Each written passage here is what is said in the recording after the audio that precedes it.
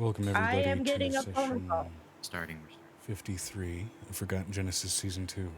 Forgive my slightly less energetic voice. About 2 hours ago I took some Excedrin. It is fighting to kick in properly. I'm resistant to painkillers as it is. So, right now I'm kind of in a weird state. That said, again, welcome to Session 53. Things and stuff. God. And now my left eye is twitching, and I can barely see through it. Having a day. Oh, good. My fucking foot fell asleep immediately. Didn't even do anything with it. It fell asleep. I mean, usually you'd think that's why it falls asleep, but no, usually I have it like sitting up cross-legged on one leg and then it decides to fall asleep that way. No, it fell asleep in the middle of some movement, so that's... I'm having a day. Alright, let's go ahead and get that roleplay question rolled. And let me close the stream preview, since everything seems to be functioning, maybe not as expected, but functioning acceptably. So, let's see here.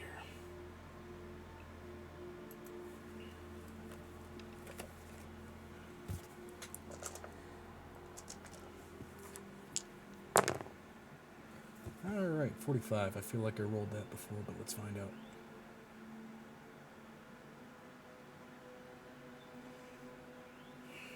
Yep.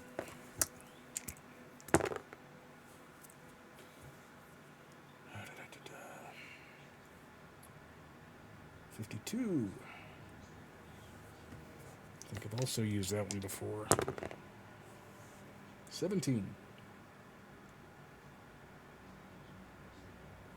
I've definitely used that one before. We're getting up there in the ones I've already used. Collection. Yeah, I mean, like, started using this list I had the cards a while ago.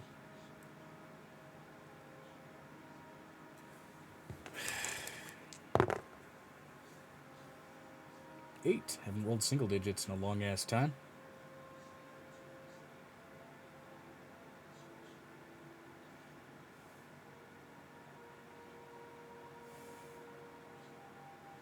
Okay.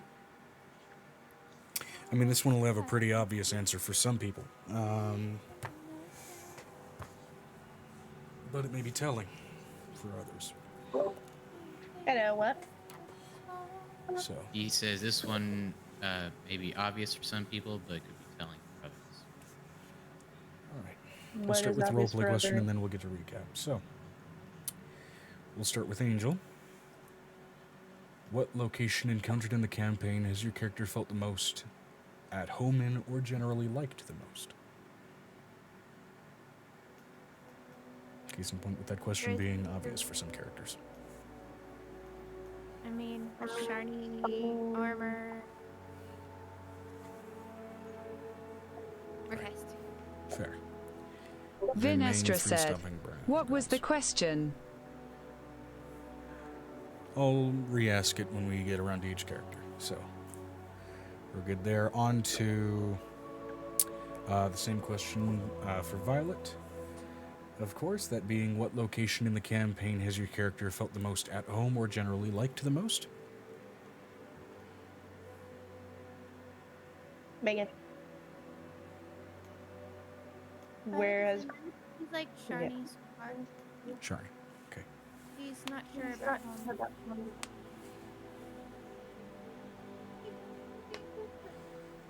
All right. Same question over for Avery. What location encountered in the campaign has your character felt the most, quote, at home, or in general liked the most? Next to Aiko's side. Oh, it's cute. Okay. Love that. Mobile location. Find a location. Well, Well, I semi-mobile. mean, We're working on Ada was that. gonna say that in Nicodemus, it's next to Nicodemus, but that's, you know. We thought physical place, not person, but... In your case, it's less next to and more around. I didn't say with. I said next to or at her side, which is a location. Yeah. Granted, that location moves around a lot. Yeah, I mean, he's right. Not gonna lie. I mean, your house also moves.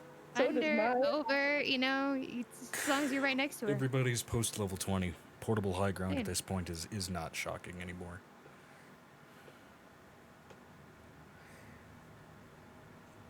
Okay, Pipers would be at home in her big old tree. That can also be a mobile location, because she can move it. Yep. Because it's also an ent. Yes. For Bruce. And for Bruce, it's with Teresa and all of the children that he has essentially become big nanny for. Wheresoever they happen to be. Fair enough. Excuse me. Same Because question. Avery hasn't. I struggled at first because Avery hasn't been to a physical location that has felt welcoming or at home in this campaign. Yeah. We started the campaign by me literally falling out of the sky. And since we went to the abyss and then to a freezing winter place full of politics. But should any politics still exist even in a fantasy setting? Oh yes, but you would prefer them be less prominent in it. Reasonable assessment either way. Alright. On to Xanon, same question. Where has your character felt most welcome or at home generally? Armor. Ormer. Okay. And of course then finally on to Venestra and Amira in the off chance that the answer is different for Amira.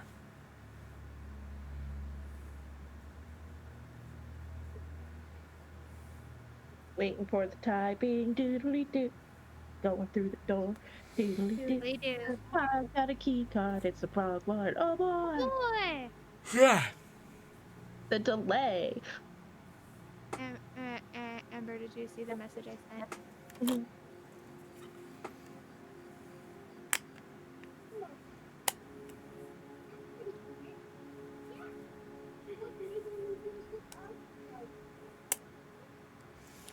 Vinestra said, V and Amira both haven't really had any place yet. I guess either their personal pocket dimension or the Dow's dimension huff. Huff? I mean, though text-to-speech. Even the vineyard It's hasn't just necessarily completely left fulfilled out that the role? T. I'll let it I be think it fair. was misspelled at first, that's why. Then she Oh. fixed it. Okay. Well, then again, we've also heard the TTS have a stroke on occasion, even just with completed words. And So. common names like Megan. Megan. You know it's Apparently weird you that's not have to capitalize that or else you're Megan. Megan, Guys, Megan. Guess what? No. Guess what? That's false. No? When you go to France, they literally will call you Megan. Megan. We're trying to get it to break again. No, don't you get it? It only breaks when we don't want it to. Machines are Like convenient. write out like a whole tongue twister, but sprinkle the word Megan in there somewhere. Also, I think the longer the text entry is, the more likely it is to break. At least that's what. Yeah, that's what I've noticed. Supercalifragilistic. Well, this is some BS. Say the right version of Megan we want. There it is. There it is. There it goes. The timing. I'm ready. Gave Let's you, go. it gave you what you wanted the exact moment you bitched about it. All right. We're ready. Yeah, we're ready. I'm ready. You ready? So, everybody gets a die for their roleplay question now for the recaps, especially given, again, as the aforementioned pain and everything causing memory issues as it's prone to do. Recap in that other chat for me. Fair enough. Okay. So if we're gonna go in order, basically, a Ceramorph went and woke up Avery in the middle of the night. Angel had the last of her births. May have been the episode You're before a that for the women. child. But it was literally a technically baby child. Yeah. His name is Adam. You say it was a goo monster or something like that, right? No. He's literally an illithid. It's a mind flare. He's a stereomorph. An illithid that can phase through walls. It's a thing.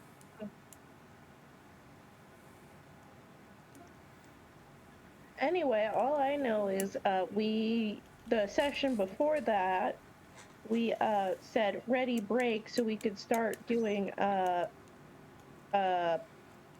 therapy sessions and shit. Yep. Yeah, it was last session. And then we had a conversation. It got super tense, and yeah, that's all I remember. And Piper is apparently we being helped on Xanon. hold. And we helped Xanon remember things. And Ravik remember things. That too. And now I'm gonna go get chicken noodle soup. Well, it's not my turn to give a recap. I don't think Avery did anything. He did. He helped the Ceramorph. It was really important what he did, actually. And then the start to lead into the training stuff. But you were also, I believe. What did I do? I was too disturbed by the fact that it just suddenly entered my room. Live. Hold on. Yeah. Hold on. I believe in session you were away from your seat a few times last week. Vinestra said, Avery did dress up for bar work. Right, we were all gonna go to bar work. Yeah, I was then Be a bouncer. being trained, I believe, or they started the shift. I don't remember. For some bouncer work. I also found out Alana is a celestial. Yep. By virtue of being a celestial host after a death and resurrection early on in her life.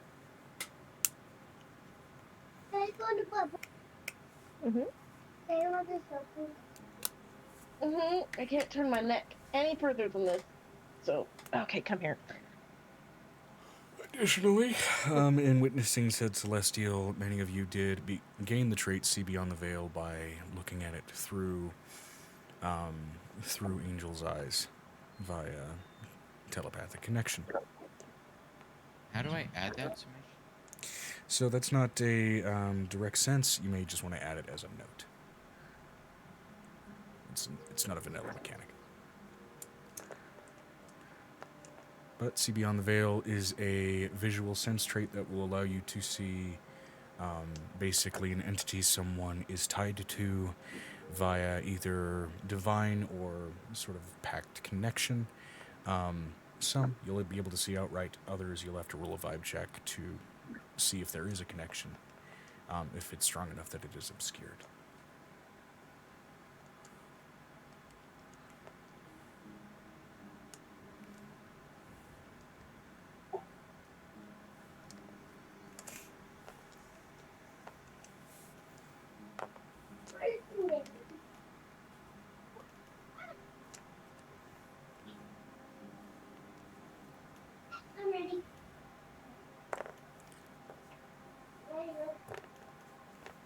Okay, otherwise everybody gets their inspiration die for their recap. That'll include Megan.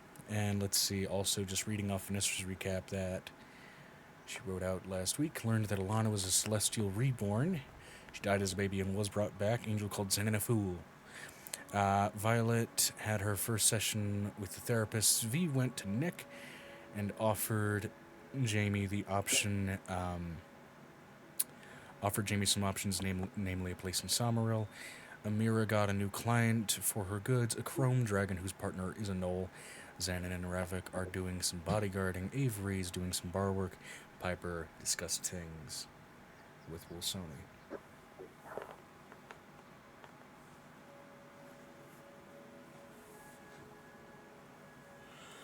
Okay, all apt, and everybody gets their inspiration day.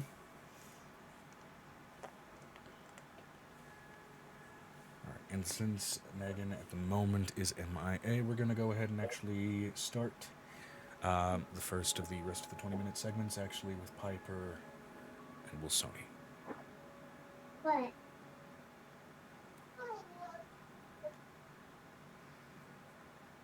You Really know, like timing me with the what first. immediately from the small child. Don't worry about it. Worry about it. I don't like going first. I don't like it. I don't like it. I can go first if she doesn't want to. Yeah. Oh, you can. You're the line leader, deal with. And also, Megan's back now. Vinestra said, might I suggest Avery first as And the he blur wasn't filter here is last taking week? Megan's head off. There it is. She has a head again. Alright. Megan's here, so we don't. That sounded really bad, my guy. Has a head again? And I'm gonna be honest. I can dip pretty dirty money, and I don't really see the any immediate dirty connection with that specific I race. think that it cut you off, and there Oh. was it almost sounded like a slur. Dude. Here, why are you testing the thing? Where are we at? We're playing D&D. Headless is a slur. They prefer to be called cranially deprived. Joe. All right. So since you are now here anyway, we'll go ahead and start with Violet's therapy session. Which also... brain.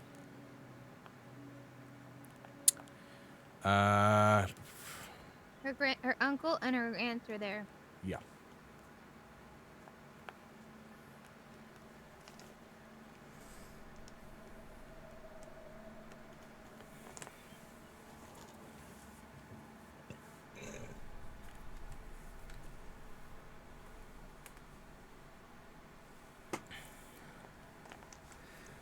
That's interesting.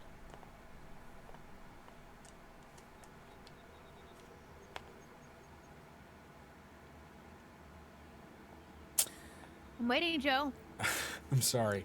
A shower thought went into my head, which I feel like is appropriate to go into on BRB, probably not live. But anyway. Write it down and get to it later. Yeah, I'll write it down because Please. otherwise I'll forget. Later.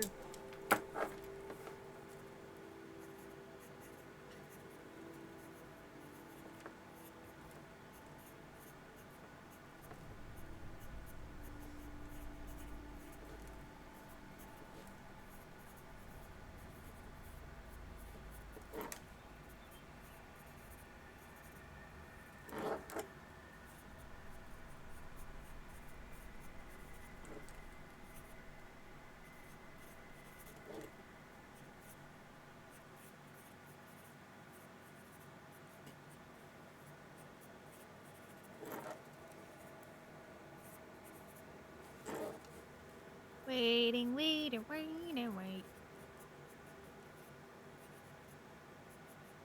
The immediate murder professionals. The immediate murder professionals. Yeah, you know what I'm talking about. I know what you're talking about. I can't remember the entire jingle, but Immediate murder Hi. awesome. professionals. Sorry, Dusty was showing me. And something or your wife will even let you keep.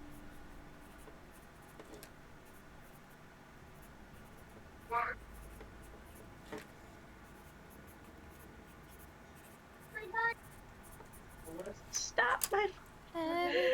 Will be Gotta When I realize try to what I write did things quickly, it's still more legible than Dr. Scratch, but it's close. Hey, Joe. Hello. Hello. Hello. Hola. ¿Cómo estás? We ready? Cities. We ready? And now I'm ready for- immediately ready? reminded of the Emily Mulligan sketch where it's an Australian Spanish teacher. ¿Cómo estás? Soy me gusta. No me gusta. Stop. Stop. Stop. Stop. Stop. Stop. Stop. Focus, you Here moron! today, I'm trying. Focus, you moron! Pain will do this. Also, I have combined one of MR gummies with a little bit of the painkiller, so mildly loopy. I'm gonna try and focus. Ow! It's not stopping all pain Violet. signals, apparently. Christ on a shit stick. Or with... Violet therapy. Yes. Yep. Right, so trying to slip into the accent for... What was the NPC's Piper's name again? uncle.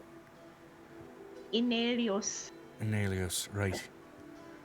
So we're kind of dipping into here. There we go. And he's... Alright. Memory, okay. Hey, you need me to talk like Piper so you know how he talks? I mean, we're getting there. We're there. Sorta. Okay, now's the 20-minute segment. Sorry. I had to pick my brain up off the floor. You're there. This is how I remember him. You're there. Fair enough. Right, so... Given the questions and subjects we've covered, what should we cover next?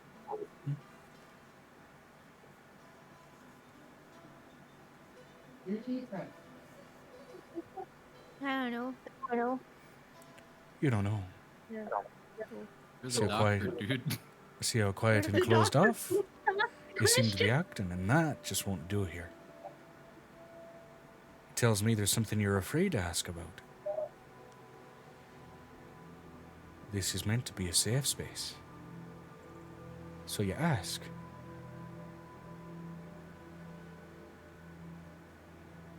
Question I ask is it fair? Ask it anyway.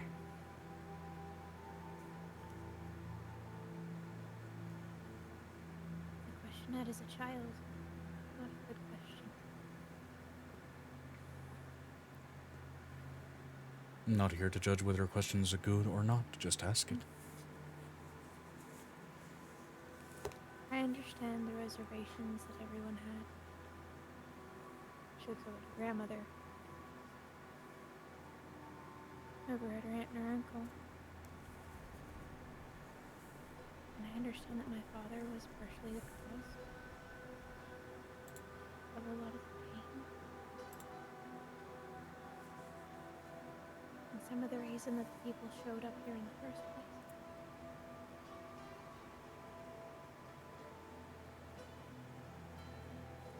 But I was really young. Why did I have to suffer for what I did?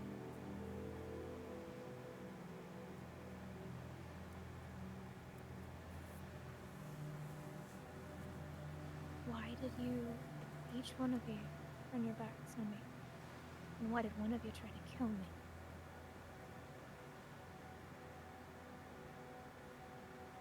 Not an unfair question. If you left that unspoken, it was gonna boil and fester in you. Question for 400 years. Megan, we can't hear you. The town turned their back on me. And you did too. I only had ink and myself.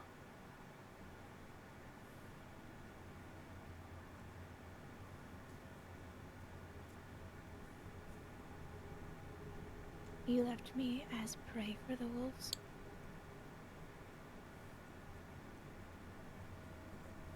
She looks over at their uncle.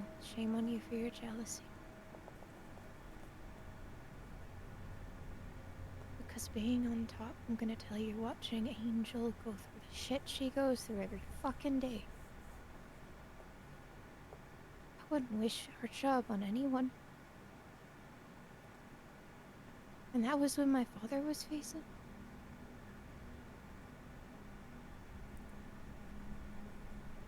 And me and my mother couldn't even be around him.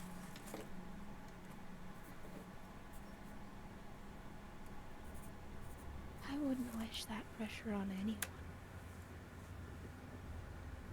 And even though I may take it on myself eventually in this home, in this place, I'll take it like my father did in Stride. But I won't steal things that cause problems in the home. I'll build a home.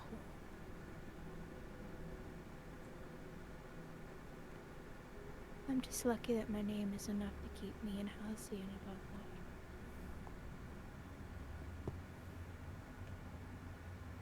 Fine. But my Is that question everything? still stands.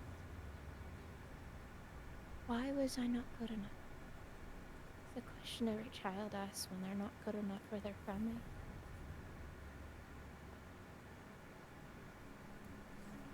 Angel's children never ask that question. They never have to.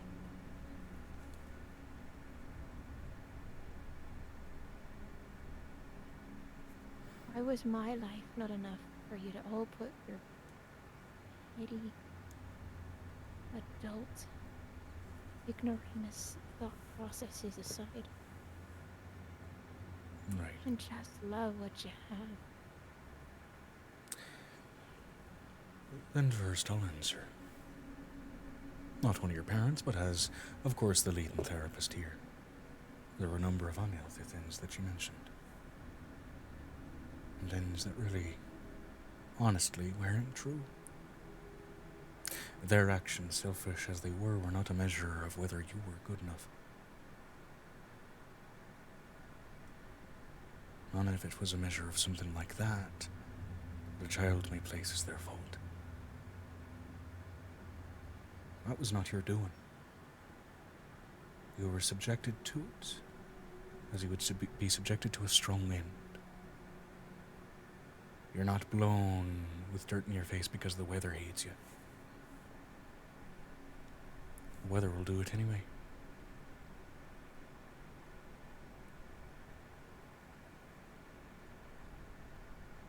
When you live your life as a dog for 400 years, you begin to think that being kicked is normal, but not having enough is normal. In no world is it. Now, not having enough, that is true of many people. But just because something's normal and something's frequent, does not in any case make it okay. And what isn't okay? I hate people.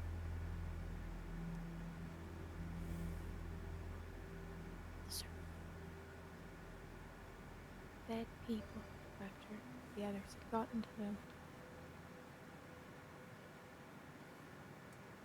Demons. Beings that had been put into their service for a long time. That were dead. I hate whatever I could find. So now, even now, I still have cravings that are unnatural. And maybe a different kind of therapy to try and handle that. I don't plan on handling it. Which in and of itself may call for therapy. As she pulls up her little bag of cracklins and start eating it. Planned on handling it. Anyway. Her piece been said. Now, on a similar vein, I'd like to go around the couch here and ask the rest of you to voice pieces that you might or may. Whether they be remorseful, whether they be thoughts for how you're feeling, whether they be attempted justifications for your prior actions. I ask that, especially in the vein of that last one, it not be met with argument before it is fully stated. We did find out last week both the aunt and the uncle were psychopaths. Mm-hmm. Clinical psychopaths.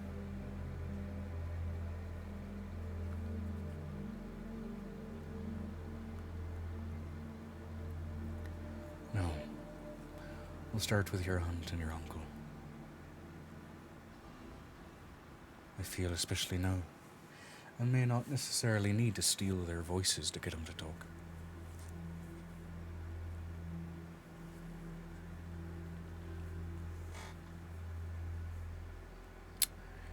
Your uncle speaks up first.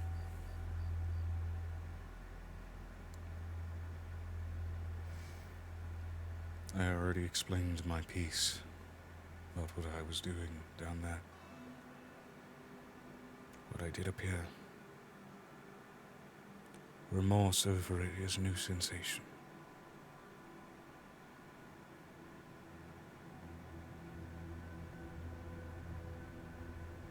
I'm trying to reconcile it. And it's remorse because I know I deserve to feel poorly about my choices. Guilty about them.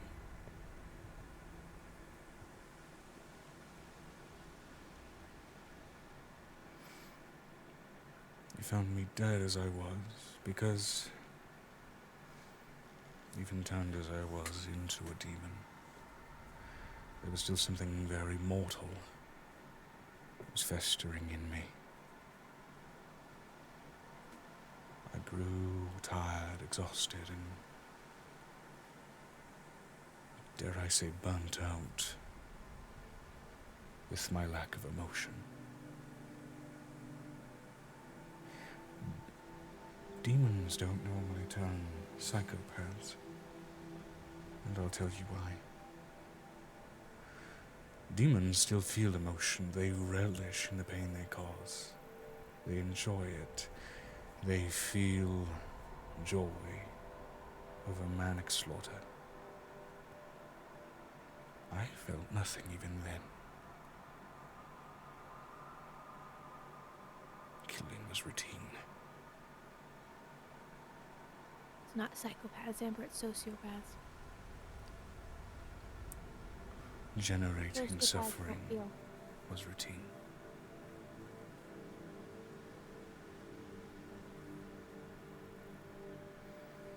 It is sociopathy, right? He has psychopathy. Psychopathy? Had psychopathy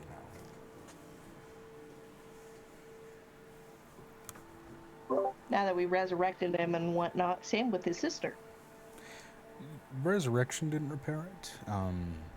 Anelios casted some fey shit.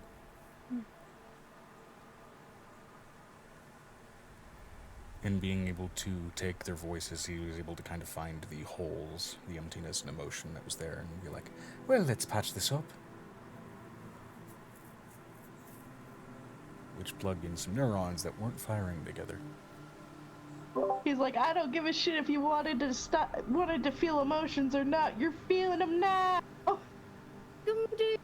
Welcome to your birthday. Happy birthday.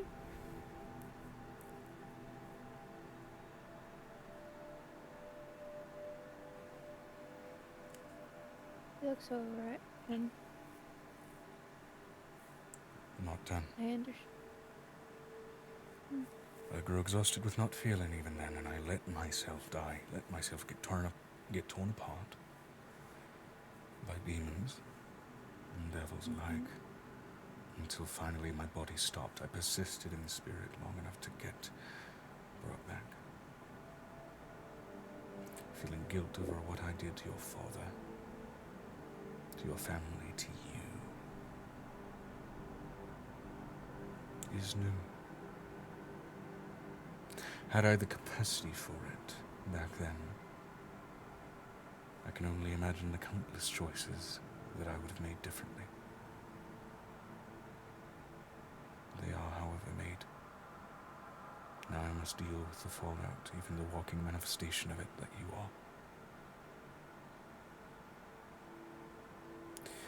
are. I know that part of my repentance, as it must be answering to everyone in town,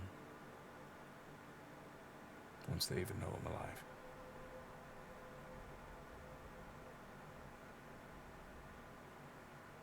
So, moving forward, if there is something you would ask of me, Violet, if there is something you would ask of me, Mother, then ask it. Because there is a lot of business I didn't even know was available to me that needs finishing.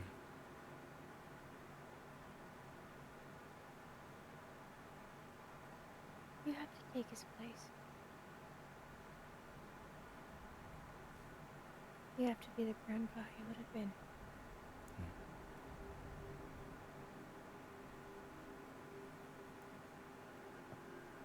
Because I don't have long. I just had to have a surgery where my entire body cut open and runes got pulled out of my body.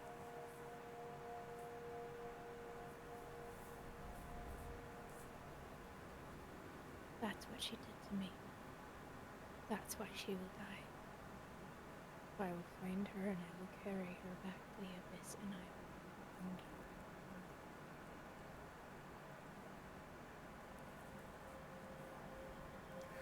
Next, Because let's that go ends. over. Oh, sorry, I'll let you finish. Then we're going to go over your auntie next. Let you be the grandfather that you could. They're happy. I got to see them. From afar. When we went to Geysers.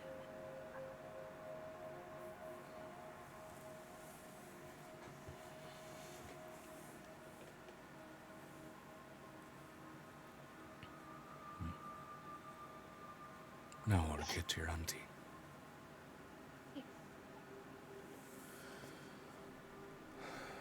I don't have a speech to offer.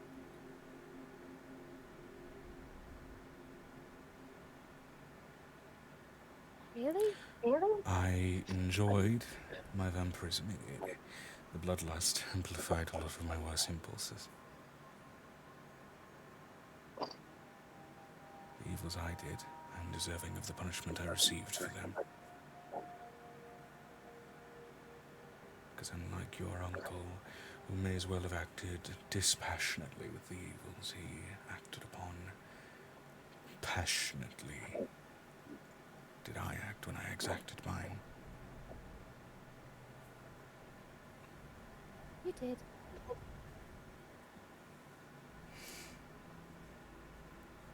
I killed, I gutted, I fucked. I created chaos and painted roads, streets, towns, buildings red and black, with a god's damned smile upon my face.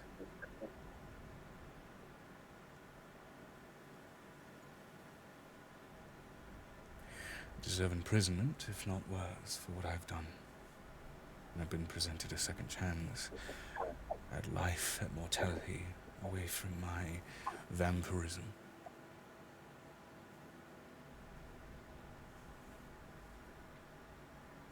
And with much of my sadism stripped from me.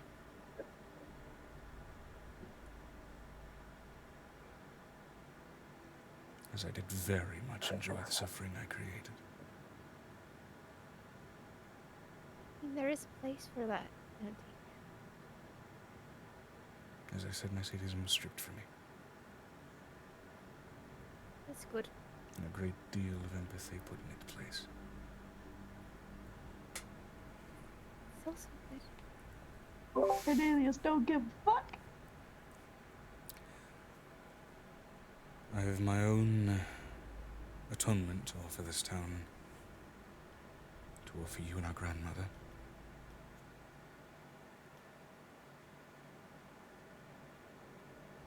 So similar to my brother here. Just ask.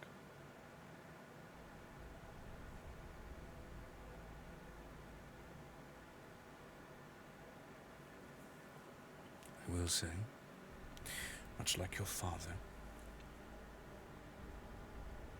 I am well versed in more politically oriented speech.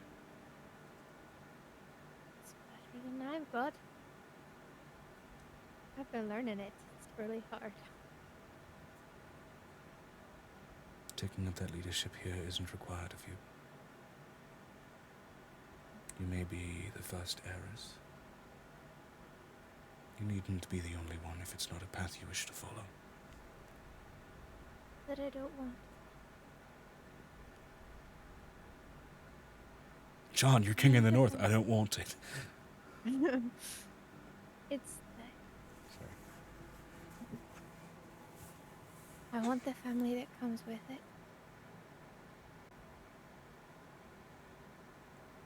I've lived with one. And I want that too. I will say I don't have any children.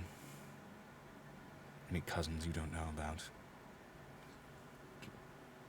I made sure of that at the time. She looks over it. Like, her pocket, and she pulls out probably one of her last vials of holy water that she has that's angels.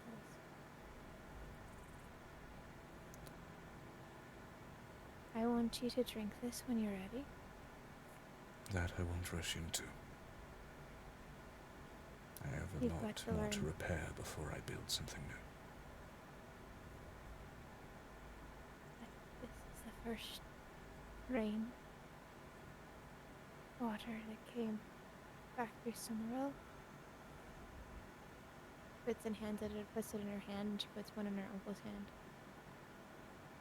Uncle, you need this one more right now, but Auntie's not ready. Men sometimes need something to build. To find the empathy builds more so they don't fall apart. I learned that with my parents.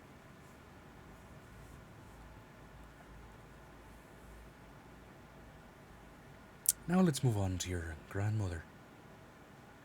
We'll get to it. Looks over at grandmother.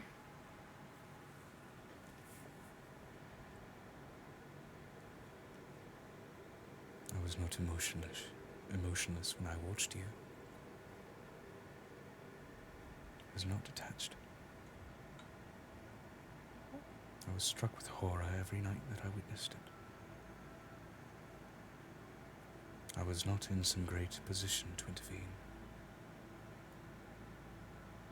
I offer no excuse. I had the funding, yes.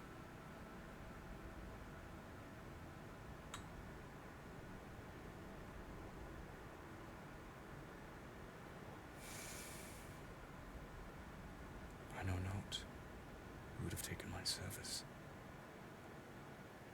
my request for it.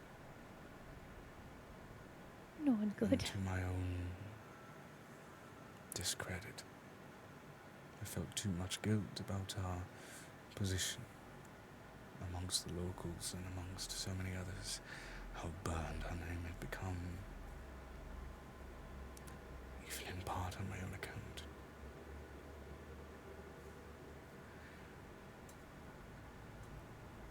And I was afraid to ask for help, even when you were right there and needed it. And the in part on my own account is, of course, me defending with every fibre of my being every member of our family that was doing ill and wrong, because I couldn't bring myself to believe it.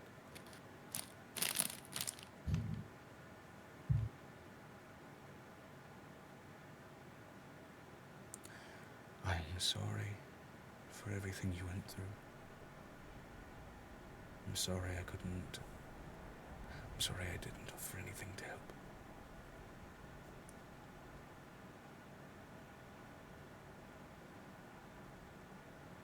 I only wish to make up for that time. And I know you are adventuring now, building up your skills more powerful than most nearly anybody on this ring, with the exception of the friends around you.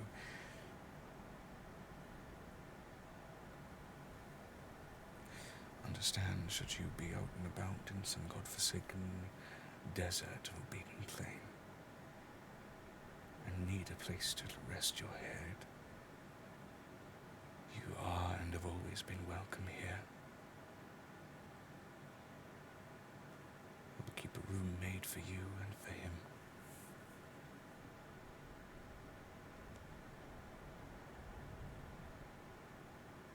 It's in her hand. She walks up to her grandmother. She puts her hand on her belly and for them. You can see a little bit of giddy, almost childish excitement that you swear visibly, mentally reads, "Ooh, I'm going to be a grandmother." But then there's, it mixes with that sort of bittersweet, remorseful smile. Time. Love oodles of time. What I absorbed. We love oodles of time. What you've become will have oodles of time. I will do what I can, alongside my two children, to repair our reputation. I will defend you with everything I have, just as I did them. They're more than old enough to defend themselves now. And I don't care how big of a dog you can turn into, or how many scales you can grow. I will roar louder than you in defense of our name.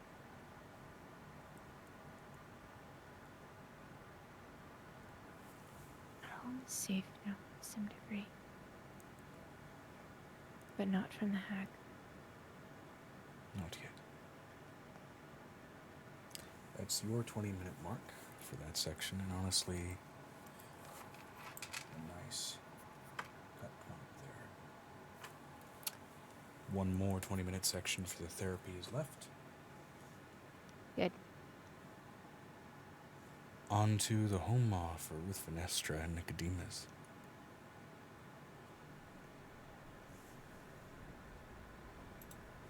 Angel's still on the call, isn't she?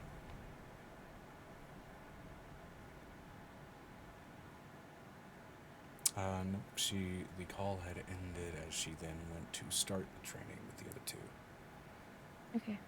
By that point in the night, I believe everybody was getting tired. Not everybody was present, and we jumped over to, after those 20 minutes were up, Piper and the Wolves or anything. But yeah. Either way. I'm gonna send you a message.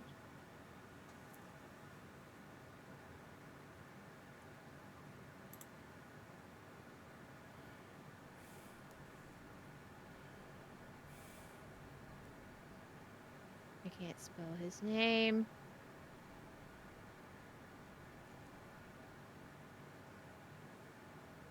I think that's how you spell it. I think my brain is fried.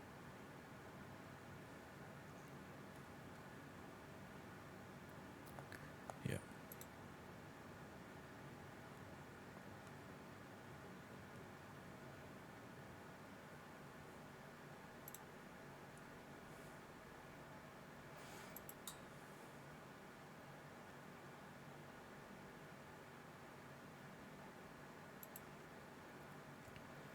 All right. So, there's Yeah. Nick, Venestra, Amira, and as the names I am reminded of, Thorin and Iomir. Eomir. Eomir. Eomir. That's how you say it. I don't know how you say it. That's how you say it. Thorin and looked it up, but- Eomir and, well, Jamie. So the three meet Akron. Macaron. Arkan. They are Arkan. Arkan.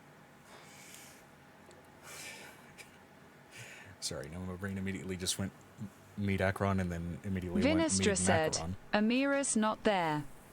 Mira's not there. Right. I think she's helping doing bar stuff. Yes.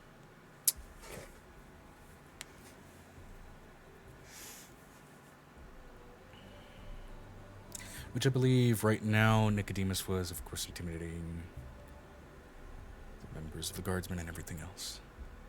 Well, Speaking of considering which, he still has, they only get respect to a that 2-week captain break. of the guard. No. Couple of things that I really have to ask you about, especially since someone in that lovely little quartet that you and my daughter were starting to form was trying to poison my daughter. How come you and the rest of the guard have not been at your proper stations in the last month? There's supposed to be guardsmen outside of our bedroom door, positioned at various spots throughout the castle. Hell, there was someone among your immediate circle that was trying to poison Jamie, and you took no suspicion nor notice. Forgive me if I find that a little bit fucking suspicious. And Nick is very much taking that sort of fatherly movement to kind of get himself between the rest and him. Very much both physically and verbally cornering this man. Where's Navarre? Which, as a note, Navarre doesn't physically manifest himself here, but you can, Venestra can see the shadow of this adamantine dragon kind of growing out of and alongside Nicodemus, and further adding to sort of that visual cornering of this drow man. Your inattentiveness is not worthy of your station. Is it a station that you need keep? Or is there something else that we need to fix?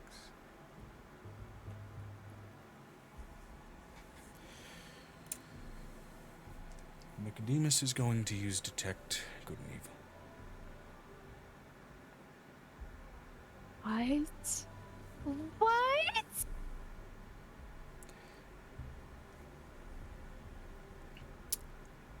Given his tie Only to one of the you, three. It's only three.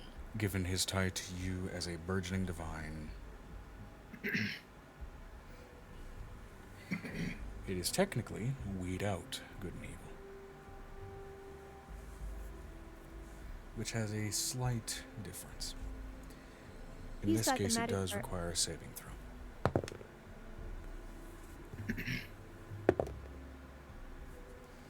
Okay.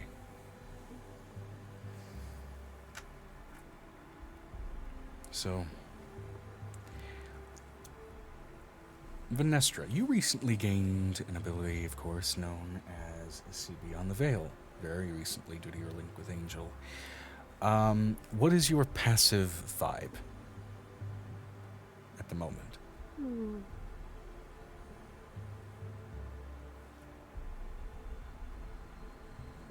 Passive vibe will dictate Venestra the said level at which you 12. are able to passively see one of these entities.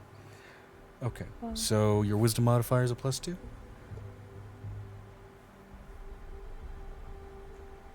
Yes. Okay, 12.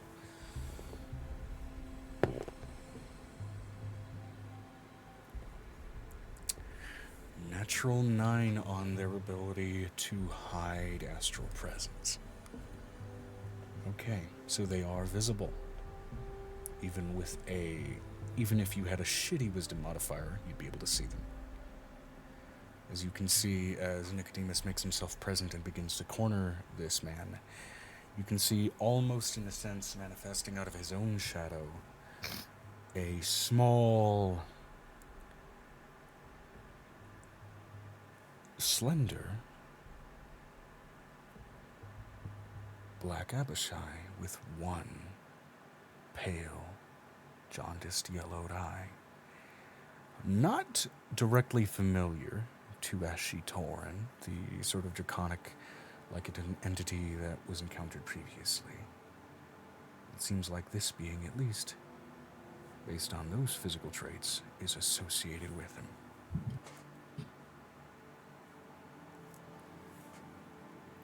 And pull it from him. He has the sight of the word. We have two of them now. I have one and he has one.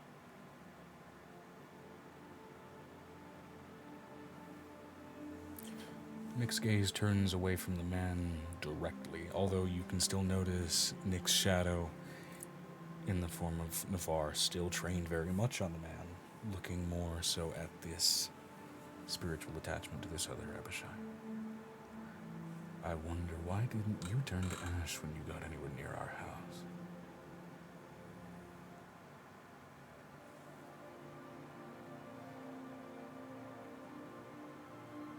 creature begins to mouth words in response.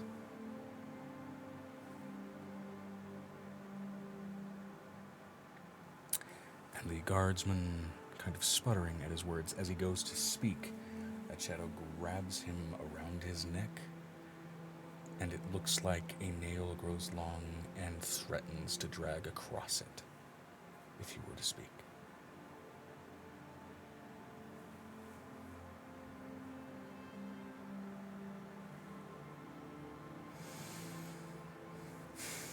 Venestra, do you have old person?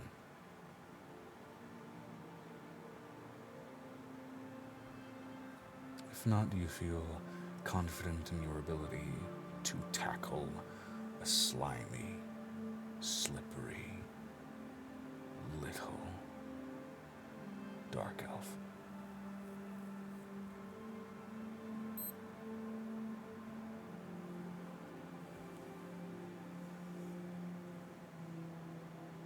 Vinestra said, "No, I do not, and I very much could, if you'd explain why."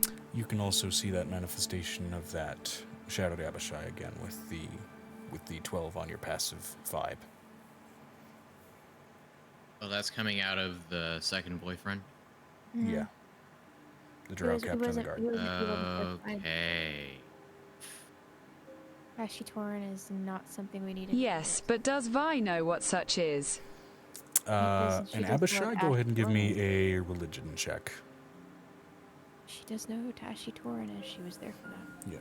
You do know who Ashitorin is, and you've seen that entity. You were present for that. That is true.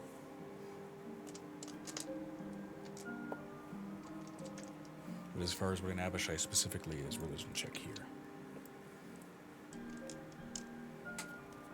Is Ashy Torn that BBG from the past that we went back and fucked over? Nope. Nope.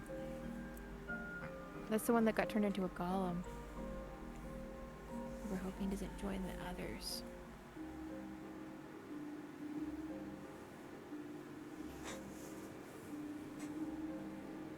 He's a devil who's turned demon because he decided to separate himself from the group and then basically become something else. Not turned demon.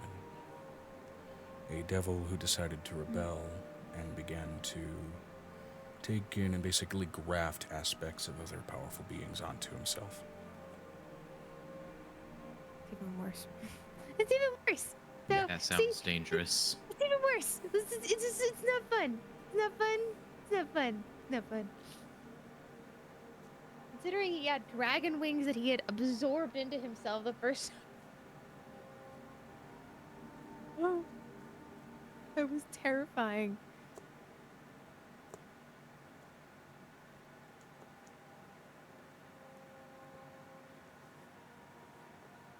Waiting for Vinestra. Vinestra said, "Loading roll 20, but base 15. Base 15, okay. Do you have some physical dice? Or was that what the base 15 was? No, I mean I rolled 15. Okay, gotcha.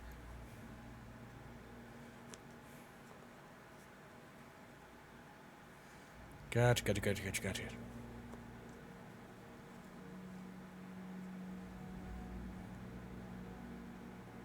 So it's 16.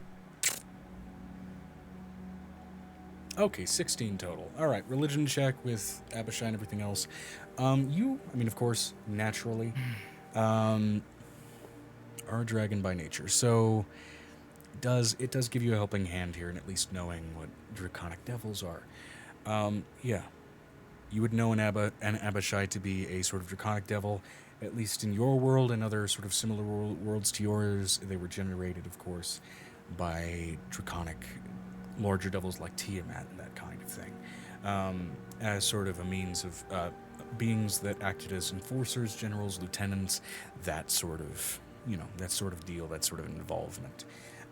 You've been around here long enough with that 16 to know, in contrast, that while Vistris, the closest kind of echo to Tiamat that you've seen, at least in this pantheon, exists, she does not strictly have... she's not considered a devil and she does not generate the Abishai. They are, as a matter of fact, a more widespread type of demon that seem to serve in various levels of militaristic positioning, pretty much all of the sort of major kings and lords of hell. And so their generation likely just a natural byproduct of creation here. Or if they do have a Tiamat-like origin of some form or fashion, they seem to have at the very least splintered off of that and away from it.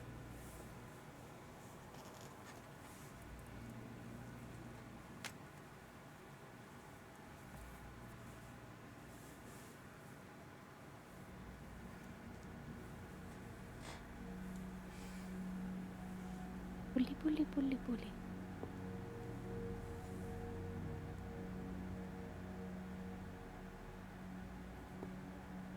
Vinestra said, 8, thanks. V would then get ready to tackle. All right. Then let's do it now before this idiot gets wise. As Nick goes and grabs for the throat of this being, go ahead and roll me a contended athletics check with the guardsman. He's most likely going to fail because you are fucking massive. Still, there's a chance. How does the daughter react to this? She can't see the Abishai. Can she? She can now. It was drawn out. Okay. Nick has an ability where he can see through things. I still imagine she's looking away, though, just to not have to witness another boyfriend be grounded to a fine. 17 plus 23. 40. Okay, yeah, no. While this poor bastard did roll naturally a 17, just like you, typically some of the most powerful beings of this world manage to be level 10, level 20 beings in any respect are incredibly uncommon.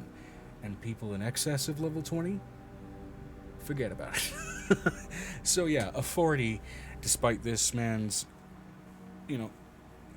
honestly, and you can feel it, reasonably impressive athleticism in his form, you are just so overpowering in your physique and size that it's still very much like just holding down a chihuahua. A very pissed, very vicious chihuahua that eats steroids, but a chihuahua nonetheless. As you can feel even under the armor, there is a sleeper build to this slender drowish bastard. He probably hasn't been training in a while.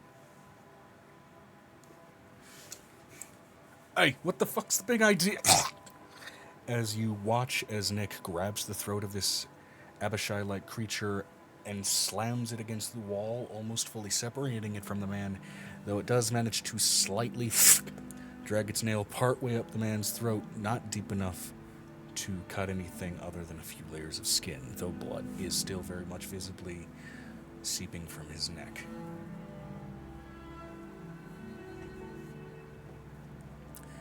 I think you mentioned it earlier, Vinestra. You have a soul cage, right? I'm typically very, and I mean very quick to just rip little bastards like this apart, as it is squirming against his grip and he is just pushing it further up the wall. But I think I have some questions to ask.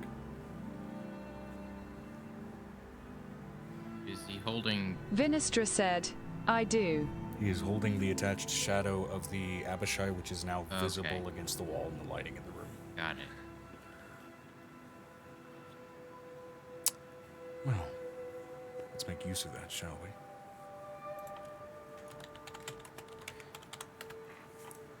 So, a component of Soul Cage, of course, is a physical cage in which this entity will get pulled into. So, I will ask, for the sake of flavor and all that fun stuff, what does the cage that you are going to pull this devil into look like?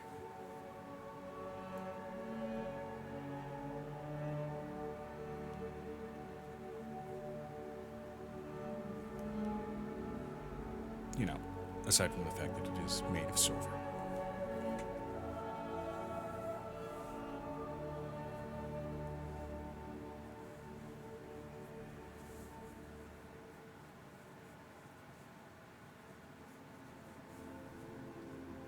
Vinestra said, an ornate lantern-like shape that has a style from Vi's homeland. Fair enough. So would it be reasonable to say it almost looks like a fantasy cyberpunk design for like a lantern or a cage?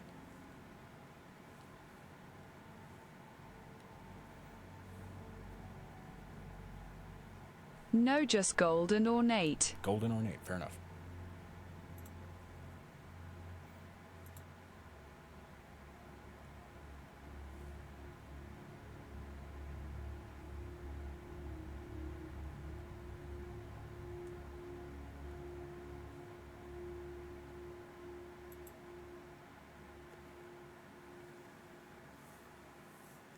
All right, and soon enough, this blackened flow of soul-like energy gets sucked into and pulled into that cage, hovering and swirling manically before it condenses down into a miniaturized, almost tiny form of this little slender Abishai-like creature, and it's just holding its hands against the silver and golden plated bars.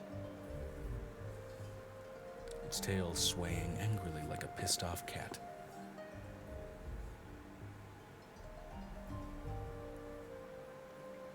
As that spirit gets pulled away, you see this guardsman momentarily collapse as light begins to leave his eyes.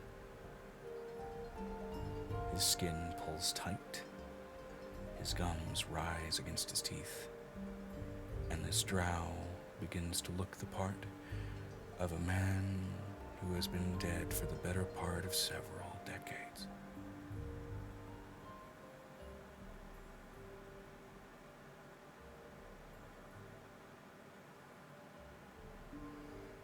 You know, I'm just realizing that I don't think he ever went inside of our house.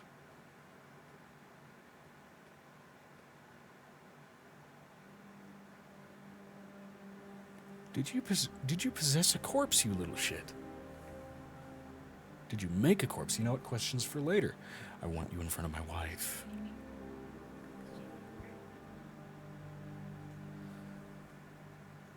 Jamie. Why did you not tell me you were dating a demon? Don't tell me this was a big fat I can fix him situation. Because there wasn't another soul in there. How the fuck did you not see that?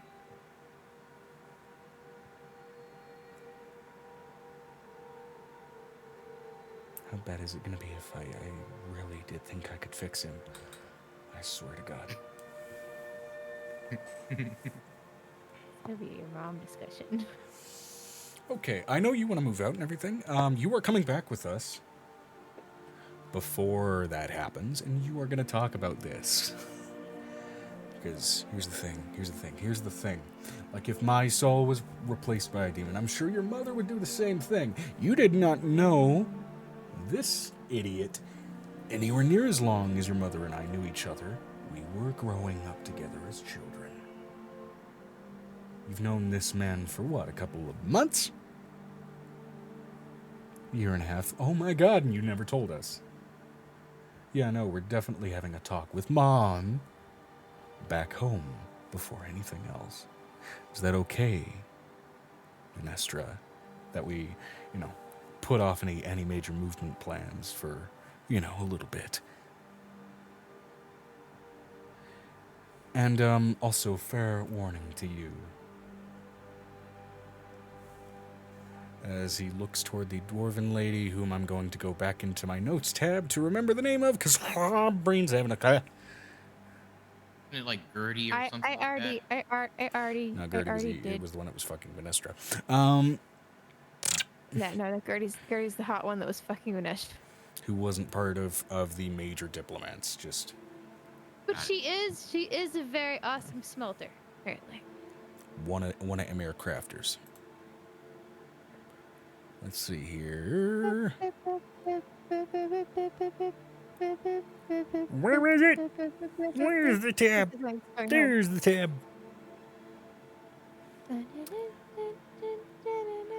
Gear big and bright chest.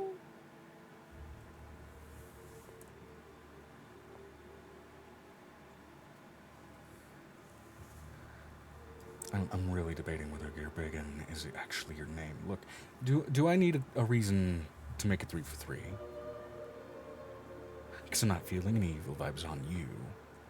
But just in case you're hiding something, I'm fine. Like, look, I'm fine. I've seen you murder 2 men with the other lady I'm trying to meet. By the way, his dick was great. Now I'm afraid it's a raisin. We might want to get that corpse back to the house. See if she can revive.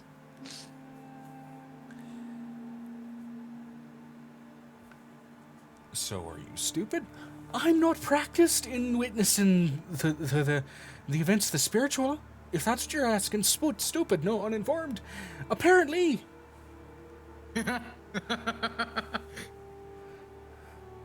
Oh, this poor bastard. This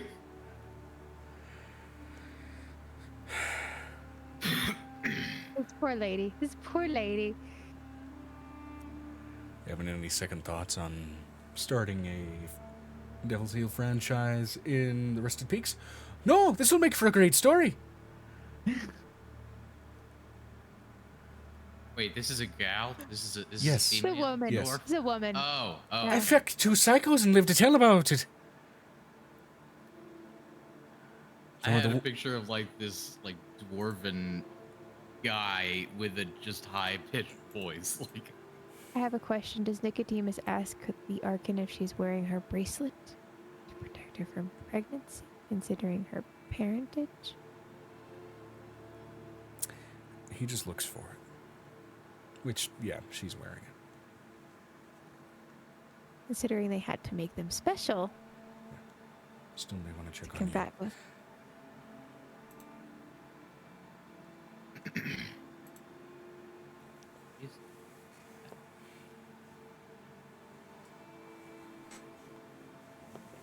Is there anything following the poor girl? She seems pretty honest. Yeah, as far as anybody using See Beyond the Veil, there's nothing Vinestra visible said, to her. suppose, though Jamie and your remaining lover, if you two want you could form a pact with me. So if you do get into any trouble I can show up. And who knows, maybe it would help why. Oh, you lot stop getting into such situations. V would go to collect the corpse to bury it.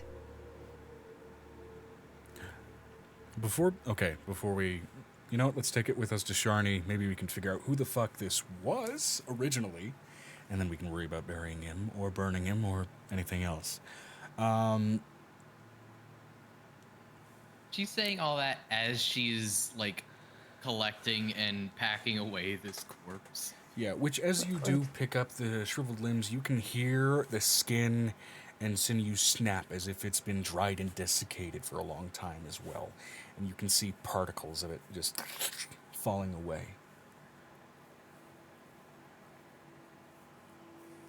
And the brothers just look at it. So, Jamie, when were you going to explain to us that you were screwing a dried corn husk?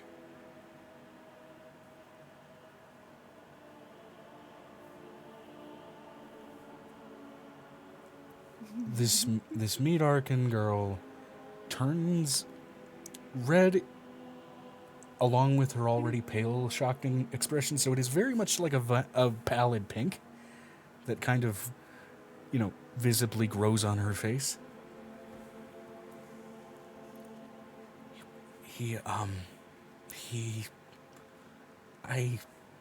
Right, so you clearly seem to be having trouble of it. I'm a dwarf, don't worry. Look, he wasn't dry, nor was he cold, nor was he, desiccated or mummy like. Matter of fact, he was quite moist, quite warm. And quite well built, I might add. No, and I only had the one night to fuck him. So this shite's new.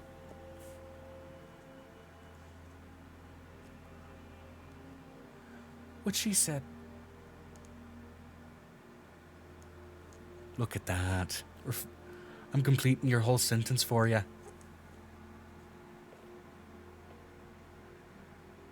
Isn't it completing each other's sentences? Well, clearly not, lass, because I've done that for you now at least 10 times in the last 24 hours. Is it bad that I should be able to read an angel this well?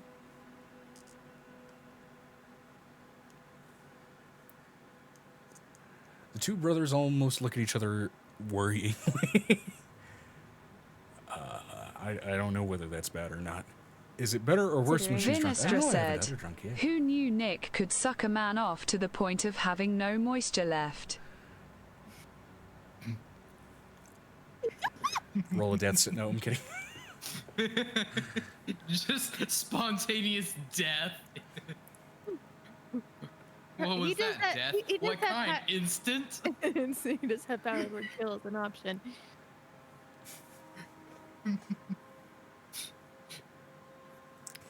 Now I'll use my finishing move, Dolphin Blow. No, I'm kidding. Stop. Stop! It's Bud and Avery's turn. Stop. Yeah. Which, yes, now we have gotten to that 20-minute mark while you guys are collecting that corpse. Hell of a thing. All right, so on to next one's down the list. We've got bar training with Angel and Avery and also Mira. Oh, there's also going to be Lilin. Lilin's going to be there because we're training And Lilin. Avery. Also Neseo. Angel, Avery, Amira, Neseo, and assorted barkeeping NPCs. Wasn't Aiko coming too? Yes. Yeah, she's gonna come watch because she was gonna try out the nerve stuff. She's looking at my nerve book, so I can't leave her alone with it because I have like looking fully at the work sex book. All of the angles as she's looking at all of the books and just like it drops into 3 pages like a centerfold. Wow. And unfortunately, because of your mental connection with Aiko, you are just getting a play-by-play of the plans that she's coming up with as she's coming up with them. And Angel's just like, God, this workday is gonna be so difficult. Yeah. And it just turns into a rapid-fire, almost flip-book montage the moment Angel flips to a page that has anything to do with ropes.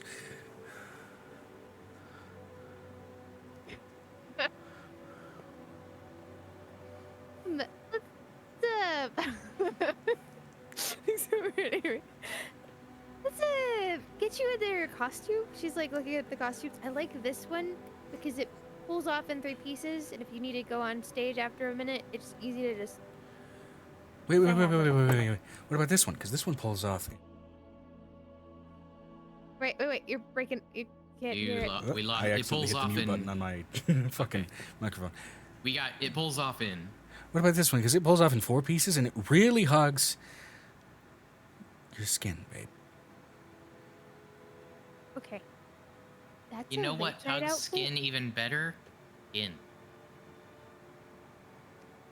If you're being wait staff, I don't think you're allowed to be naked. I don't think this is that kind of establishment. No. But this is basically like almost naked, and it's in the list of socially acceptable options.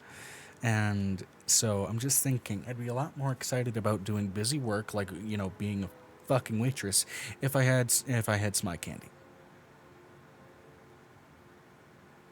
Okay, so let me put it to you this way. She looks over. She goes, Ember. Ember. Okay. This burning summer form, so lava cast form disaster eladrin walks out from the kitchen and walks out from behind the bar. And he's very. What's up? He seems incredibly well built. He seems, Yeah, but he's wearing the outfit.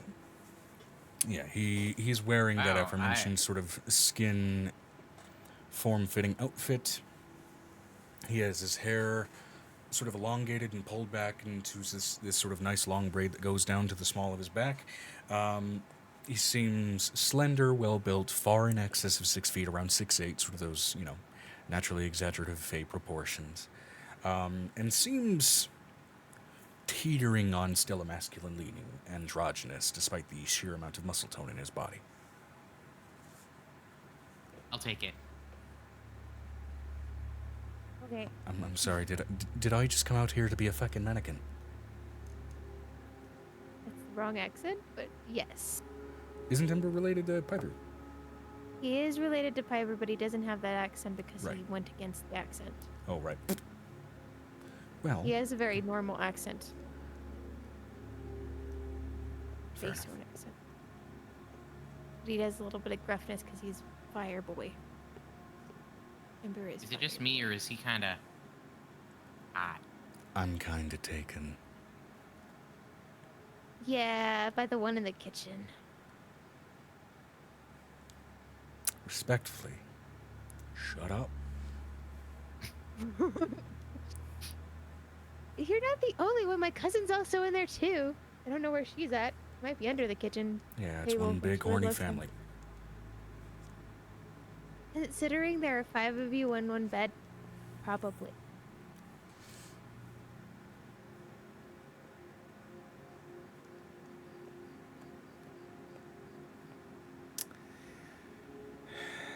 If it gets spicy enough, we've basically formed a pentagram by the end of the night. I gathered that. I'm just waiting for the night we all accidentally summon a succubus. Just from the pile of our bodies.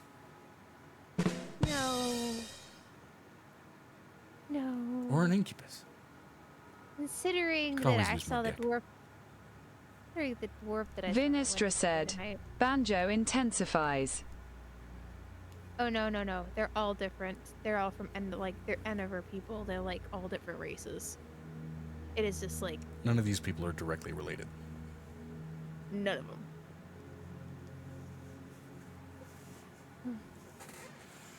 She looks over at. You know what, Frisia, you're wearing the other costume. Show me the other one. Frisia's Lilith's. Okay. Frisia walks in. Winter, I believe he's currently winter form in his Eladrin state. In Eladrin state, definitely a bit of a gruffer build, has allowed himself to grow out some facial hair. Wow, nice beard. Threw that in real fast. Yeah, and given that he's in his winter form, it does, even though it's admittedly kind of short and has that sort of like Spanish flair and shaping to it, it is snow white enough that if he had a few extra pounds and not necessarily from working out, he could arguably be Face Santa. That's a choice. But on his frame as it is, it very much strikes you, especially in the current outfit, like waiter who moonlights as a lumberjack. Not Mall Santa. No. And at least as far as currently like, the physical he's build, hot again, Santa. it's Santa if he went on Weight Watchers, because it's slender as shit and there's a lot of muscle tone still visible there. Again, It's Santa like, if there oh, were. he's hot. Santa on one of the action Christmas movies. Yeah. Santa on yeah, pretty Ho much. Ho Ho Zempic. No. He'd be like the one in that one Guardians movie where he's like super kind of like built. Ho ho ho O'Reilly. Yeah, kind of like that. Auto parts. There's an Auto parts moment. Anyways, O'Reilly radio parts. It's been hundreds of years. You would not know the amount of amputations that my reindeer have had to deal with landing on fucked up roofs. Especially with the amount of wars going on with explosives. No, I'm kidding. she looks over it, Frisia. That's a choice. Yeah. So, how can I help you? Do you all need a drink? I'm just we showing the adding to new your- guy the 2 options for Oh. costume. I'm a mannequin. It's not like that's not your job in the nighttime, Lilith, and you are always busy, so can I just give me 2 Lillian's minutes? over there. For now. I need her to help me train the newbie. I am also a waiter. I could train. Oh, Right now, yay. being waitstaff for a bunch of rambunctious dwarves, I could use a secondary person to use as a filter. I'll be honest. So which of the 2 changelings would I be training? Looking at Aiko and Avery. Avery. Avery's hand slowly goes up.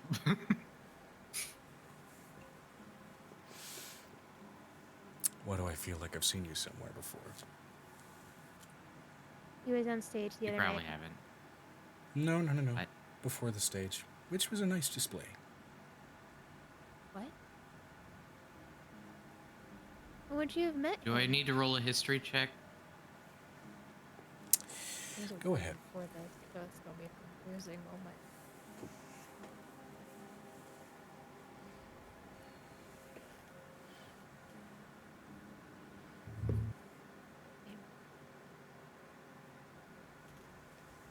Let's see. 4.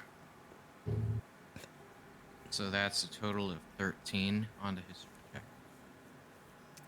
Better than 13. average.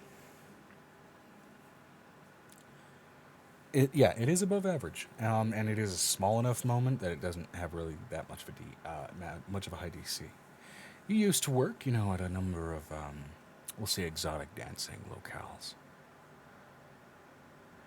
One that was over in the country of Sizath, very brief time that you spent around Wood Elves. Being admittedly somewhat close, apparently, to a gateway into the Feywild, which you felt was a good location to go to, especially given, how people tend to... Yes, I know. Given how people tended to hunt your kind, changelings, and so having an escape route, honestly, that close to a place of work, seemed like a good idea in case, somebody caught wise and you needed to skip town, like, for the last time ever. But hey, it's good. It's good to be close to an emergency, oh shit, need to fuck off place.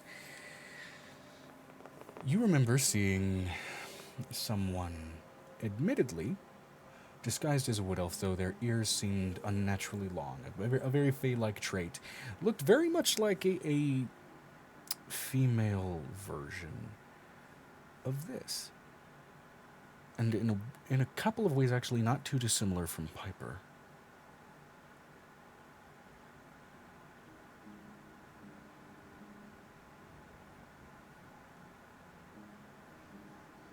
Where was this club? This was over in Sizath. It is a country to the immediate east of Sable Hearth and north of Jihu. It is the wood elf. Basically, It's a safer country to live. homeland. Yeah, it's a very Did you peaceful. used to, a lot of trees, a lot of elevation. Navigating up there was wild, but the smells were incredible. Did you used to attend entertainment establishment in Siza?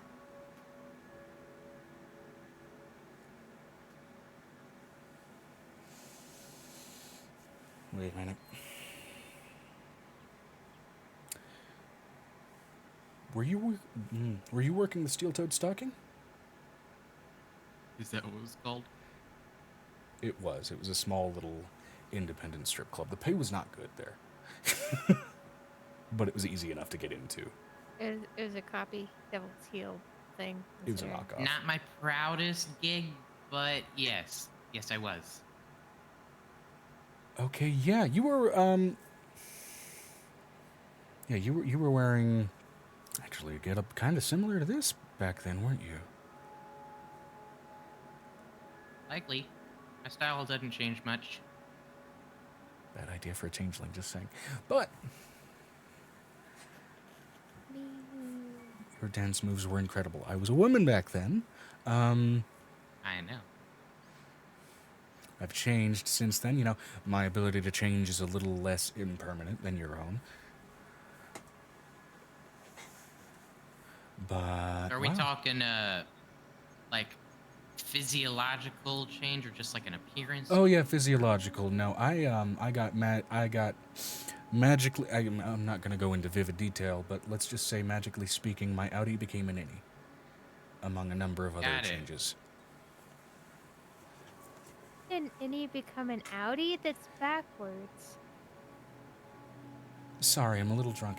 An innie became an Well, innie. it's certainly the place to get drunk. It is True. only Still, 3 in nice the to see you, small afternoon. world. And hold on. So how did you come here for work? Because your dance last night was good, but at the same time, you seem a little more. Forgive me, armed than the last time I saw you over in. So you remember? I don't know. You would have how often you attended the steel-toed stocking. But did you ever meet my partner Aiko?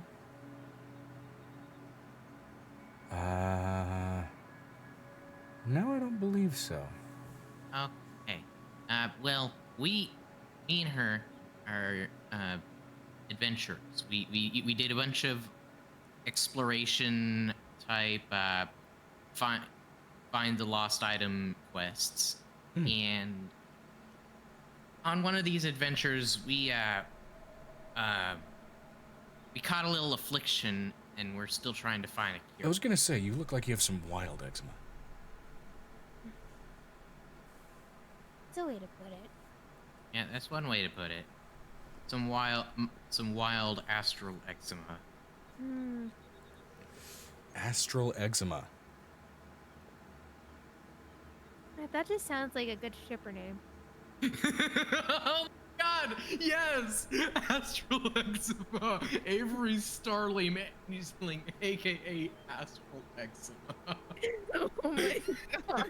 Your shipper name. That's canon now. That is so canon now. Astral eczema coming out right alongside bodacious chlamydia.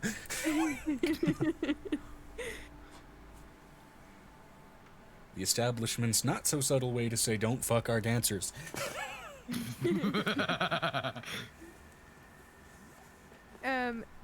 Angel looks over at Frisia. I'm going to need Lily God, to teach me how to make that's how drinks. this person knows me, is by astral eczema. You're gonna need Lil into what? I'm gonna need Lilin to teach him how to do drinks. Okay. And I am going to let you teach him how to schmooze.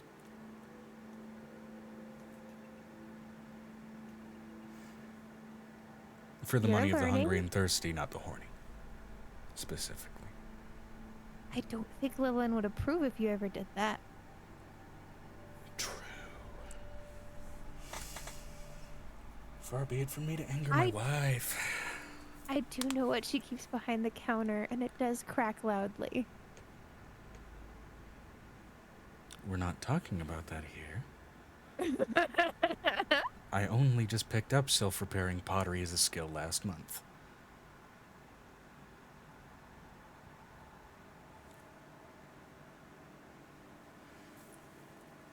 She looks over at Lilin, and she waggles her finger. Lilin just jumps over the bar and trots her way over. Well, what is it? So tall. Angel's like, my sister is so much tall. And Angel's like, Lilin's almost as tall as Vanestra. It's like one of those Oh moments of, lord.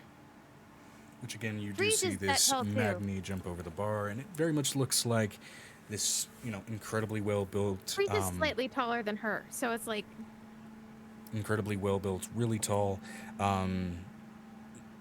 It seems very blatantly martially suited, as the way she carries herself does not seem necessarily as a strictly business-oriented person as much as it does somebody who knows how to vault over something like a bar in a fight.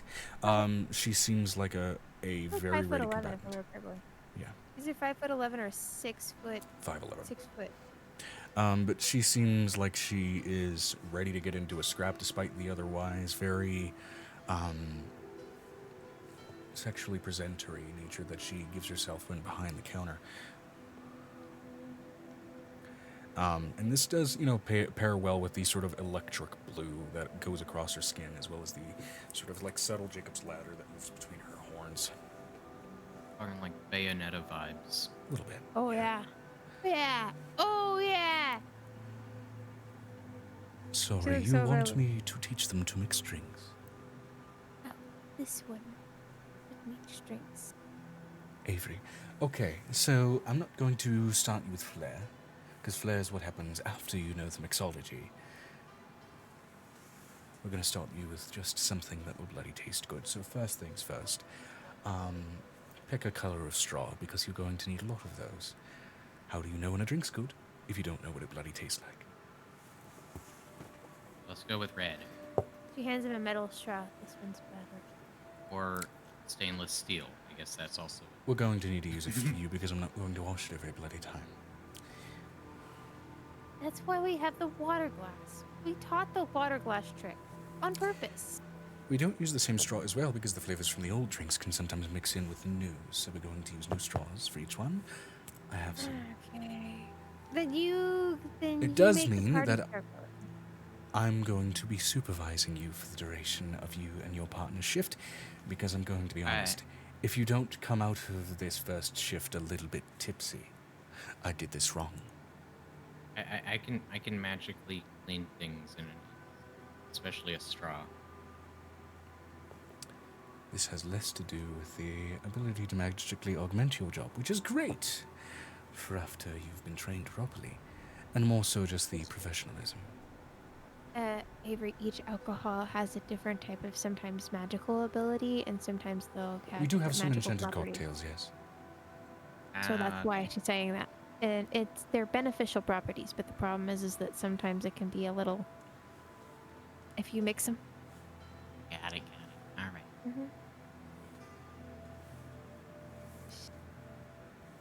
It's like she looks over at Dunarg, who's currently training Xanon. And her neck, she's like, I'm supervising from As we over briefly here. switch scenes over to, yes, Dunarg training Xanon. We're going to count this as technically its own additional 20-minute stretch because currently Ember is MIA. We are coming up on that 20-minute mark already for this section, either way. Waiting for him to get back. All right, so what do you know about guarding a place non-lethally?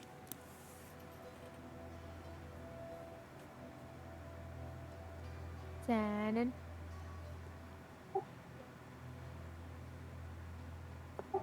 Typically, intimidation. Or Good, intimidation. lockout. Sometimes knock them out. Sometimes. Not strictly the best thing to do, as we'd like to leave more wake for when the guards show up. That way they can answer for being the dumbass.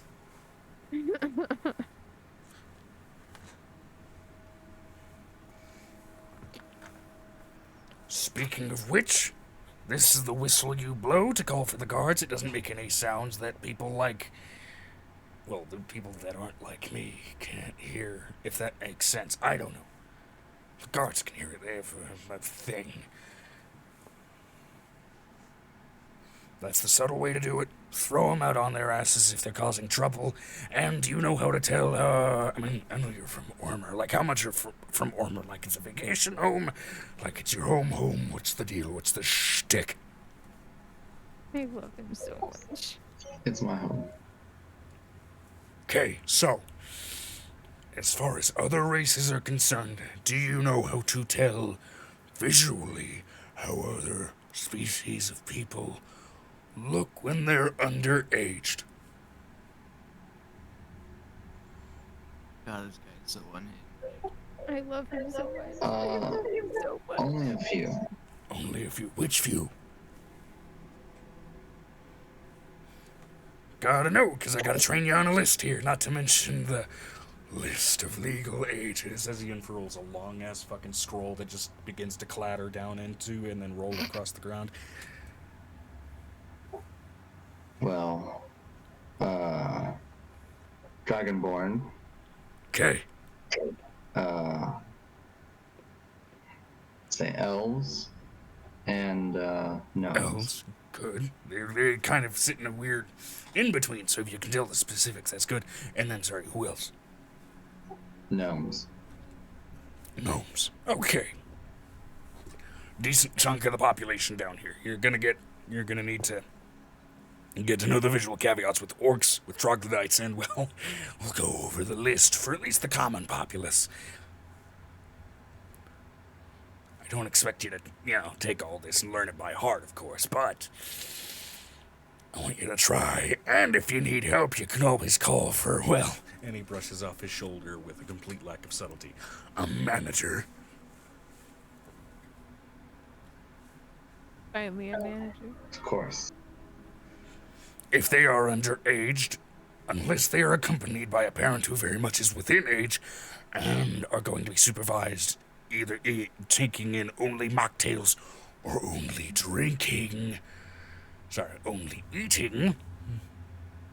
They're not allowed in.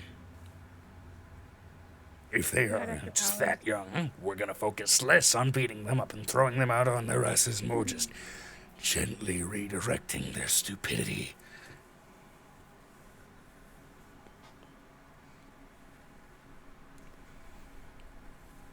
But anyway, I can do that.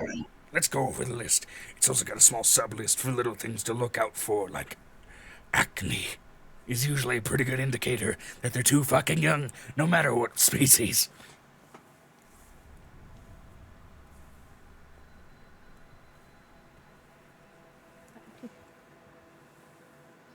Alright, so as he just fucking throws this big-ass scroll at you and is expecting quick absorption, roll me, let's say, an intelligence for reading comprehension to try and quickly skim and get a good breadth of what's on this list.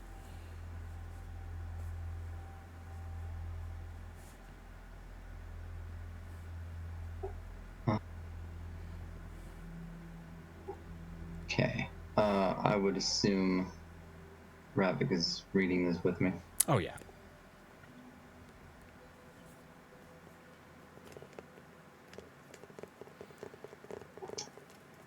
Okay, I'm gonna go with it.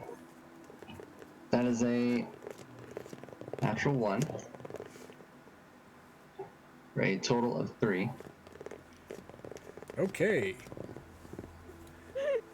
So as you start to read this, that unfortunate magical super dyslexia kicks in as you stare at it, which really may just be the overwhelming and weirdly new kind of stress of seeing a fucking boss over your shoulder who wants you to learn information a little too quickly as your brain just starts to slow the fuck down and kind of stop just looking at the list of all of these sub-notes for so many. You didn't even know that there were this many kinds of people.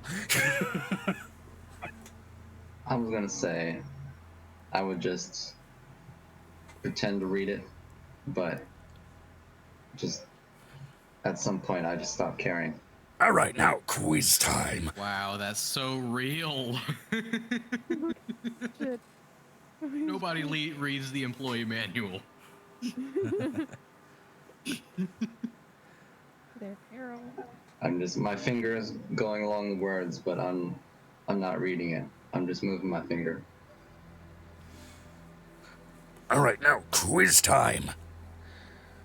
Let's say a Yuan T walks up to the bar. Yuan T are naturally kind of androgynous, flat-chested, slighted eyes, that kind of thing.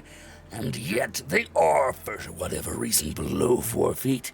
Is that enough information to judge whether or not they are underaged? Wait, what was the last part? A Yuan T naturally androgynous is below 4 feet tall. Is that enough information to go off of and judge whether or not they are underaged?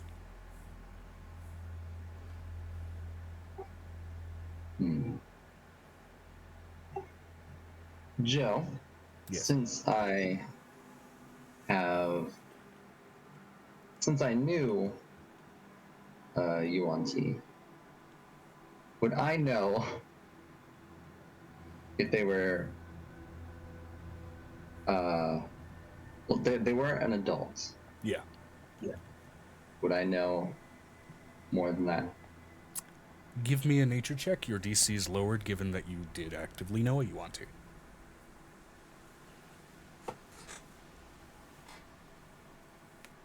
14. 14. Thanks to that acquaintance. Yuan T, especially Yuan T purebloods, do tend to get a little bit taller than like the average humanoid. Ballparking like the mid to high 6 foot range, on average, sometimes getting taller, sometimes getting shorter. Below 4 feet is not possible for when they start to reach into adulthood, with the exception of a few unfortunate mutations, in other words, birth defects for Yuan T. I was about to say, what about, like, vertically challenged? So with the exception of, the possibility of a birth defect, under 4 feet, absolutely an indication of a minor for Yuan T. Yeah, I wanted to say dwarfism, but in a fantasy saying, it kind of lost its meaning when literal dwarfs exist. Yeah, dwarf with dwarfism is Vinestra often said, mistaken for a gnome. they could be shorties look at Angel. True. That's Angel's I am a gnome. gnome. I am a gnome. However, when you get to a Gnome gnome turn. with dwarfism, you just kind of have a ball walking around. Shut up. I would say yes, unless it's a breath defect. Solid. All right, now let's make this real difficult, and let's get into halflings. Oh my god. That's where we're going to jump scenes from the bar training. In general, for the training comprehension in the interim there, go ahead and give me let's just say a flat nature check. I will do one for Ravik as well as he's quizzing you on just people. So nosy. Is it nature? Yeah. Vinestra said, to add Amira would have shifted into her cat form to laze about. Fantastic. And the next round of this, we'll be getting into some more mirror targeted stuff as well. Excuse me. 20-minute 20-minute rotation has its useful. We need to have Avery make those rolls. We need to have Avery make the rolls for Lilin. Hey Joe, are you okay? What the fuck? For nature, that is 19 for Xanon, 18 for Ravik. 19 for Xan and 18 for Ravik. Okay, great. Also, I want an either, we're going to say intelligence or dexterity check for learning the mixology and learning the drinks for you, Avery. Intelligence or dexterity to just either know by muscle memory how much a drink should weigh, or intelligence by how much it visibly fills the glass to know.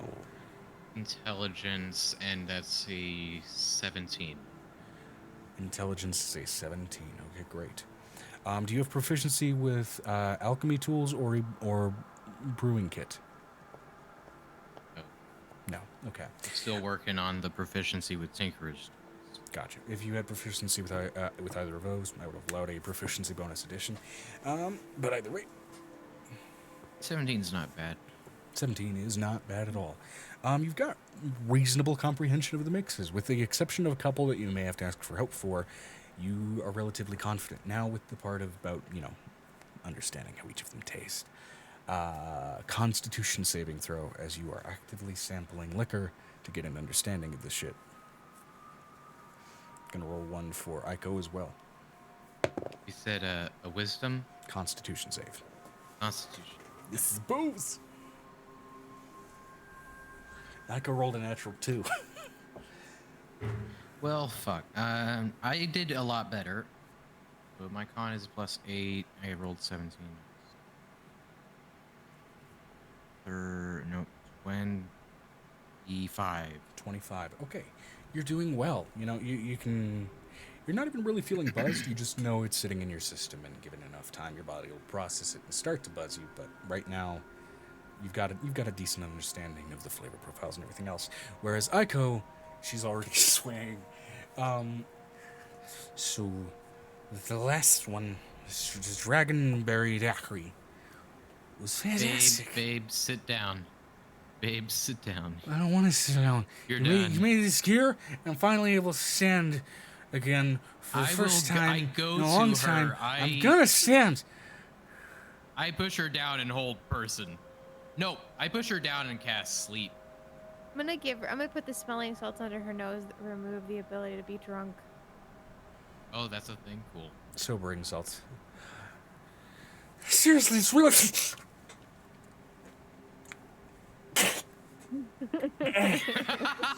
It sounds like a cat coughing.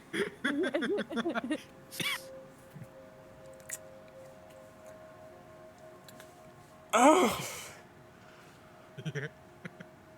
Oh, fuck. Oh, Laura on a bread loaf. Oh my god. Okay. It's supposed to smell like coffee. It's more of the after smell. In the back, it smells like coffee. In the front, it smells like a child's nightmare.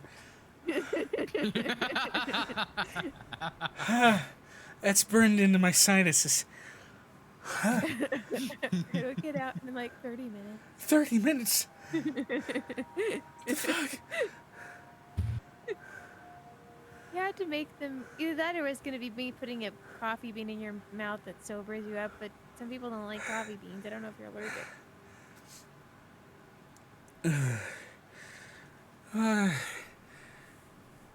Should I have mentioned that that's my first time drinking and, like... That's my first time drinking? That ever? would have been helpful. Yes, that would have been helpful. That would have given you Vinestra a small said, dose. "That's a question. Do you serve the D Riders coffee at?" Riders. Driders. Yes, we serve. Yes, we serve the Driders coffee.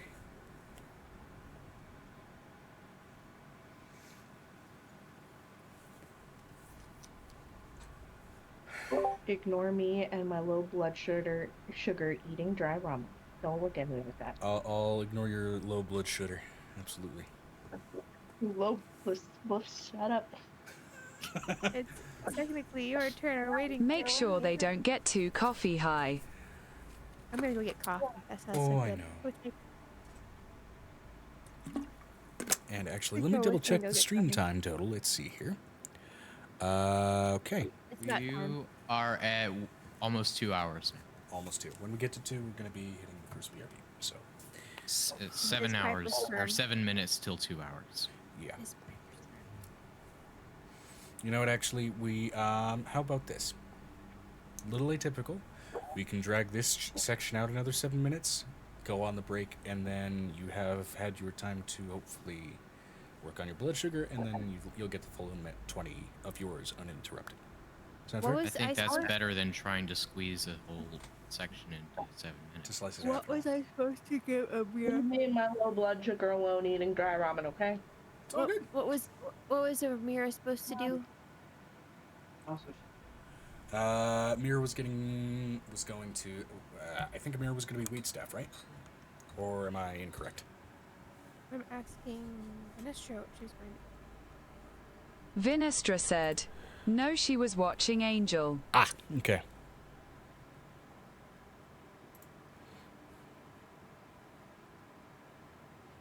Angel is going to, at this point, try to find a booth and just starts pulling out a handful of snow out of her pocket.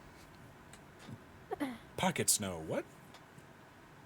I do have pocket snow. One of those things that I got. A booth with snow, hot damn. She literally pulls it out and starts casting simulacrum again. This is her 6th one. She's got to remake her new simulacrum. Okay. Simulacrum does take a while to cast. Let me see here. Because you are. People are It's, training. it's do you want to build a snowman that looks exactly like yourself? Will do. She's literally got one baby on her breast at the moment. Okay, we're gonna just breastfeed right here, Angel. Simulacrum 5A. Let me just double check the casting time normally of that duplicate. Okay, this takes 12 hours. It's gonna take them a while to work. Well, then I probably wouldn't do it right now. I'd probably get it prepared. Okay, getting started Put with it in it. the So pocket, you're no laying pocket. out the components and just starting to get out pockets and pockets of pocket snow. Just getting it ready. I'm putting it inside the. Actually, you know what? I'm gonna take the snow, all the snow I can get out of the pocket snow, and put it in my big jug. Actually, to That's very- clarify, it requires either snow or ice sufficient enough to make a life-size copy of yourself. It does also require a little bit of hair, some fingernail clippings, or some other piece of your body. Yes, as a I currently component. have 6 of them running around. Yeah. And then some powdered ruby worth about 1,500 gold sprinkled over the duplicate. Mm-hmm. But it will last until it either dies or dispels, and it will have access to every other spell you have as a one-time use, aside from, of course, that one casting of Simulacrum.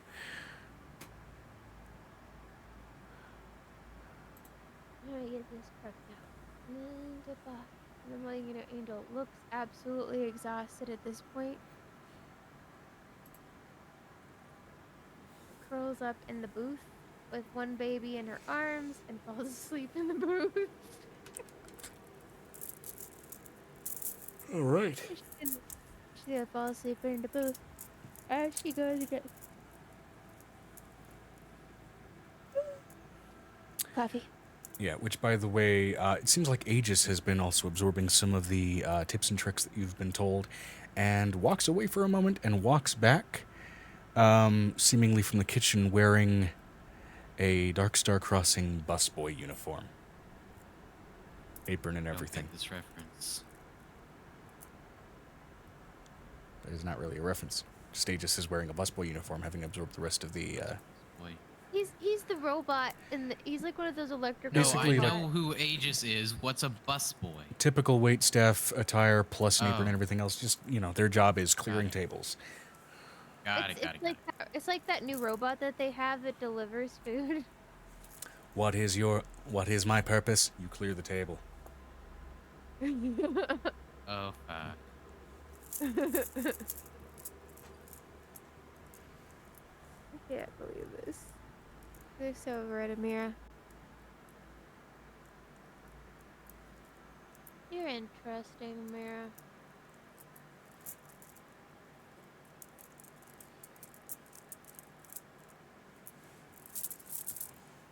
And let me see. As it is naturally the session, I do have to make one of these rolls.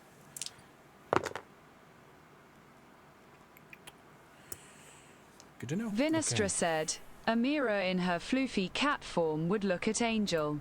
Thanks. See, why am I I imagining would. that black cat from like Sabrina and the Teenage Witch? Yeah, Just that's going, what I was "Thanks!" thinking. No, I imagine Gigi from Kiki's Delivery Service. Ooh. Looks over and she whistles into the air, expecting one of the animals that she's got basically to show up. She doesn't know if it's gonna be Soma, if it's gonna be Leon, if it's gonna be Archimedes. Oh yeah, no, Soma does show up. That Tressum with wings. What is it? Hi, Soma. What do you need? Please don't tell me you have another set of kittens on the way. What do you need? I'm asking the question, is there another set of kittens on the way with you and Mochi or not? Is that what you called me here for? I did, actually. Which answer prevents me from getting Question. fixed? I'm not going to get you fixed if you make more Tressum. It's just horrible. Considering there's a shortness of you in the world, she pets him. That would be a horrible thing to do. Right, so it might have something to do with whatever the hell was going on between you and Nick, but in the last, and I say this with express concern, in the last 8 hours, we've had about 4 litters of roughly 8 each. That explains things. I need to know if Leon has found a partner. Because if he's found a partner, we might have problems. No, Okay. no. That old fecker, no. Considering he's not really a guinea pig. That'd be weird.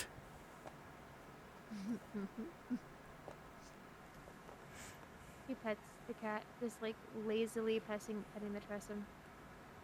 And on that note, now we are going on. BRB is over. Which means... I dropped a die. Start with Piper.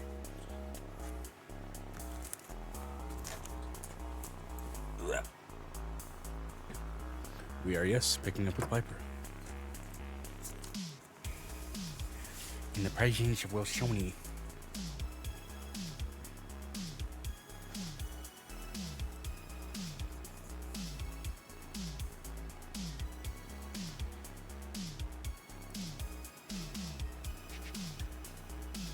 So a Piper.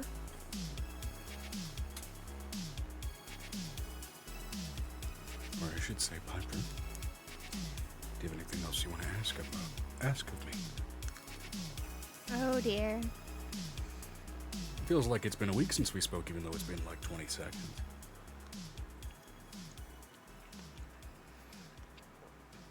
Look like I don't know if she can hear us.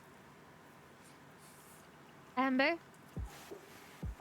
Amber, it's your turn. What? It's your turn. Pay attention. Your turn.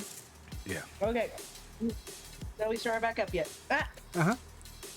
Yeah. Ah! Back. So, Piper, it feels like it's been a week since we spoke, even though it's been like 20 seconds. Oh, what do you mean?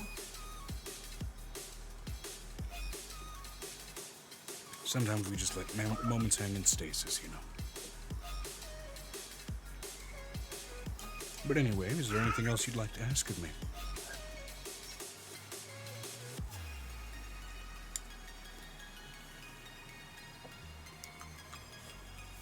Oh. Okay, what? Is there anything else Was you'd like there to any- ask of me? Oh, yes. So she pulls out a clipboard from somewhere in her dream space ether with a Love list. this. Ooh, joy. Let's do this.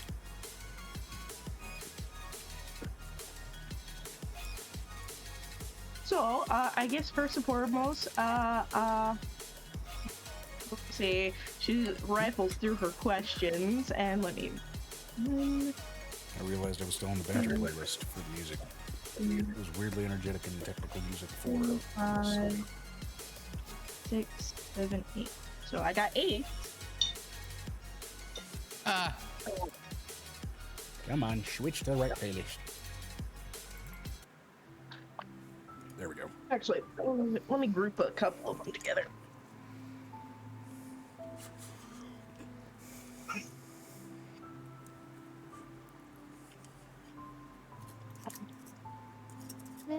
So, does the Abishai have anything to do with these, corrupted? Hold on, I gotta grab a baby.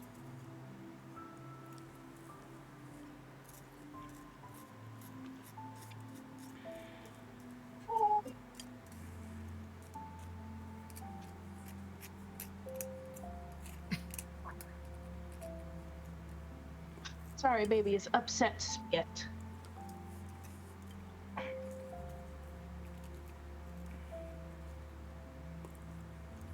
Alright, back.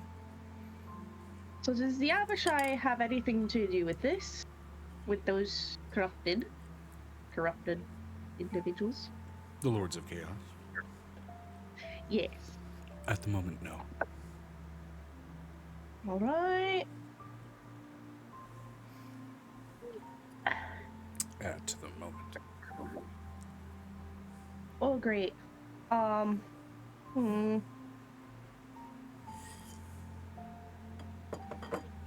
Okay, how do we fight them? How? Yes. Well, Even a scavenger hunt clue quest would be fine. it is essentially that. As these are beings, of course, comprised mostly of a series of ancient thoughts of chaos, and of course also physically comprised of stray chunks, bits, and pieces of planes. There are scattering ideas, dreams, errant thoughts and whispers that have entered into the minds of many people throughout history. So there may be scatterings of information all throughout Zaria and the planes connected. They are, after all, planar threats. So go to the places that they seem to be made of, and you may find answers. Alright. May have to have you repeat that to player later because my brain kind of... To Clocked sum out it there up, at the end. simply go to the places they seem to be made of, and you may find answers. Okay, cool. Thank you. Yeah. which again, Okay, good, find because my whispers, brain looked rumors, at her and just research. clocked out. He does say may find answers because that's all dependent on the rolls. If you don't roll like shit, I can't help you. I didn't message you, Joe. All right. She just check marks that one and writes the answer underneath. All right. How did the runes get on Violet? Without Violet being aware? I will answer that question for you, Brick, when it gets back around to you. Right. Can you at least tell me, by full heal, do you mean full heal? HP. Damn it. That's all I wanted to know. Anyway, back to you, Piper. So how did the runes get on Violet, considering she was not aware of those existing? Also, how'd the runes get in all of us? And why us? Why you? It also got into some people you know. Yes. Do you want the cosmic and approachable answer to that question, or the one that might break your brain and fuck with your sanity? I like to keep my sanity intact today. Maybe later. It seems the threads of destiny coalesced, and those that had runes present in their body naturally felt inclined to find each other. As far as how they got into your bodies, different for each of you. V8 demons, after all. Okay, that makes sense. And the hag had a great deal of spite to kind of, well, plant the first seed of the garden that grew inside of her at that point. Okay, great point. Okay, Alright, and these are just about the party members that I don't really know as well, just because I would like some additional information.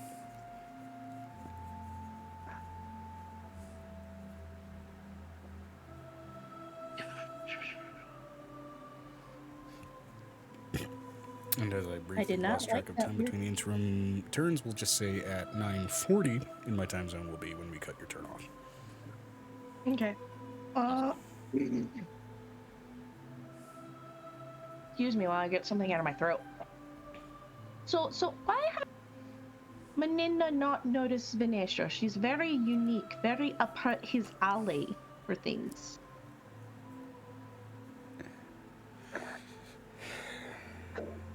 Why has Meninda not noticed a lot of things as of late?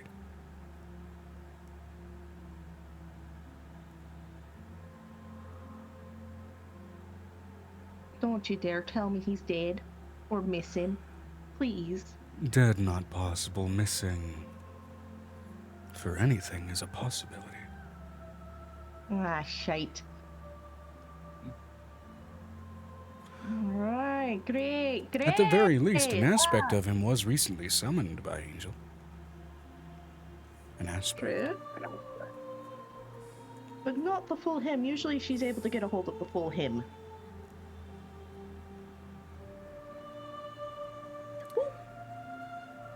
Stop it! The Grey Don't do Thief that. is well known for how much he, well, obsesses over all that which is of and bound to the area, particularly that which is unique and native to this place.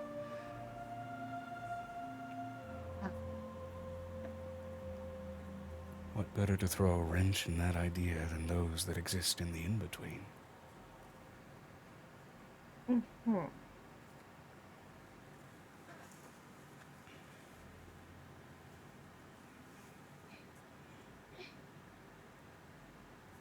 Alright.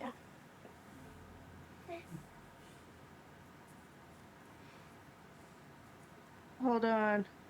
Let me reboot my brain. My brain has to reboot because somebody tried to take a suicide dive off the couch. Stop that. But Mom, I'm just keeping you on your toes. No! You make my brain turn off. That she is.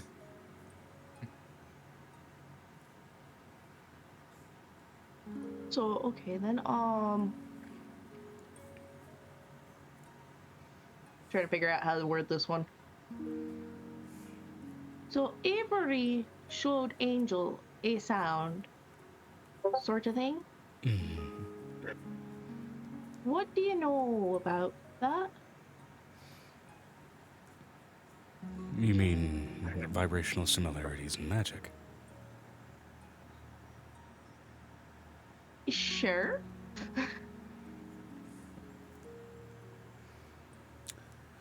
May I help you?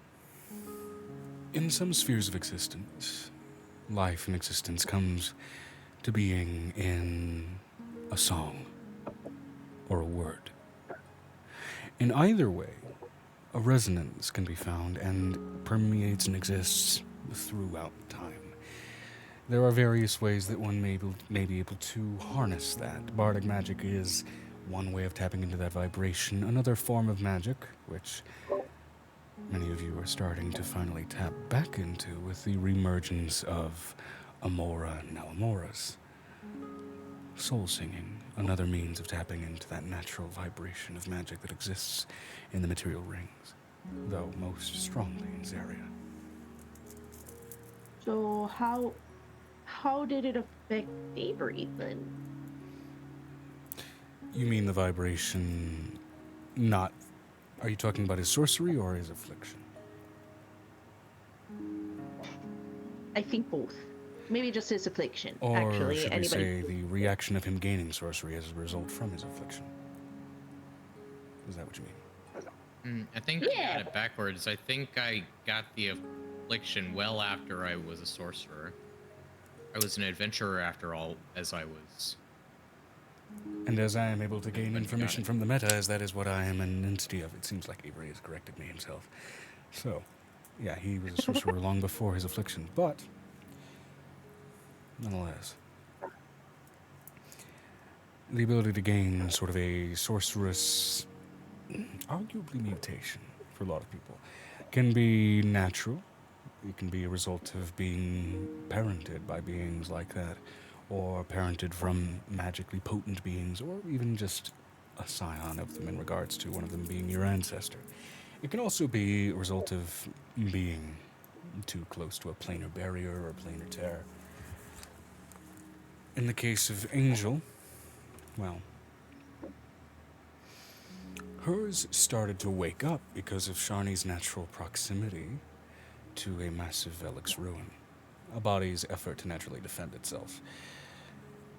That's when it started to wake up and show its first signs. It really manifested due to events you already know about. But, in the case of Avery, if that's what you're really asking about for why his manifested, well, His affliction, that is. without going into, it began to interplay with his affliction as, again, an effort of the body to defend itself. What of this mess can I make useful? Sort of a physiological correction. Like the brain adapting to losing an eye. All right. Okay,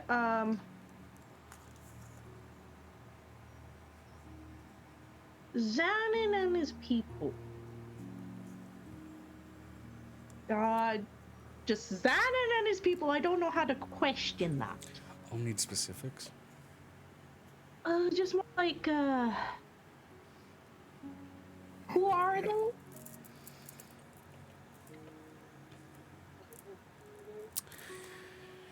Who? Kind of broad for a people, honestly. To put it bluntly, they are one of many feudalistic societies in Ormer.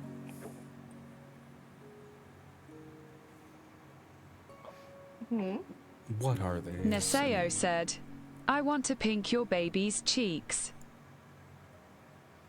I'm assuming you meant to type pinch. Oh, there it is, the correction. It's fascinating watching spelling correction happen just in real live. time. Yeah. Through the fucking pop-up on the text chat.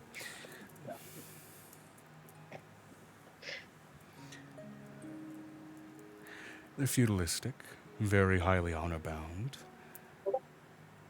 Not all of them, despite being honor-bound, are necessarily the best people of nature, but that could be true of any group of people large enough. Some of them are incredibly benevolent. Some aren't. Their patriarch is a full-on bronze dragon, which naturally are benevolent beings.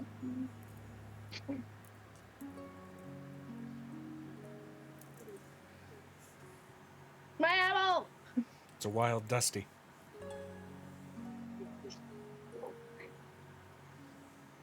Alright, and,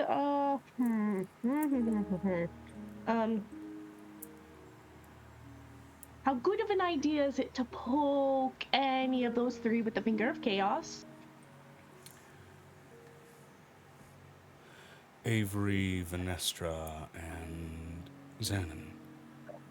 Yes, I've already poked, everybody but Angel in terms of people other than those three.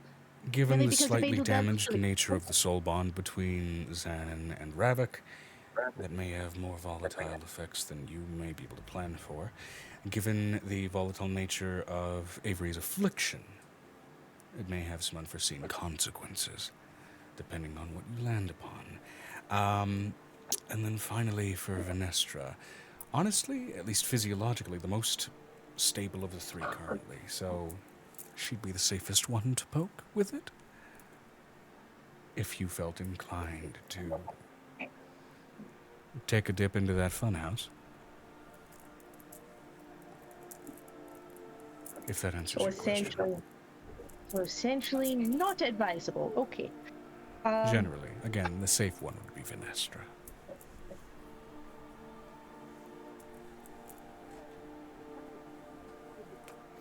Amira, I'm not so sure.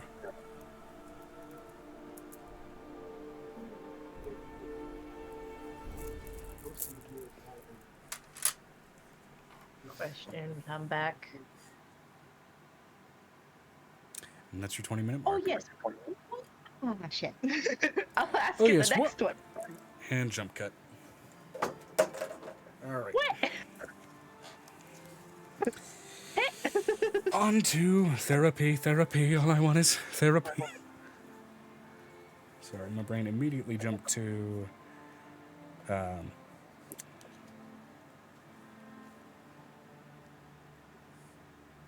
Violet. I lost the name of the band that I was reciting. It's not Drowning Pool. I was singing It's- Carol of the Aperture. Carol of the Aperture. That's what I was singing. Mary, Mary, Mary, Mary, Science. Mary, Mary, Mary, Mary, Science. Oh no. Oh god. Whole leg fell asleep the moment I was thinking about scooting my chair closer. Oh, why? Why? It's the one that's on the floor to help with that. Oh, from my toe to my ass. Oh, the whole leg's fucked. Okay. Shit. I see this morning trying to get up because his arm fell asleep. What? And he can't stand up to walk it off. Fuck. He lost feelings. System of a Down, that's the band. Okay. Of course I remember that the moment my brain decides to screw me. I mean, the systems in your brain are down. Or your leg. One of them's never quite turned on. I'll bring her in tomorrow, hopefully. Well, Okay. it's kind of on. Otherwise I wouldn't be able to speak properly. All this happening Scratch while that. I've got It's not on. crab rave in this in the background. I'm letting you know in the background I have making science. Making science. Making My science. God, yes.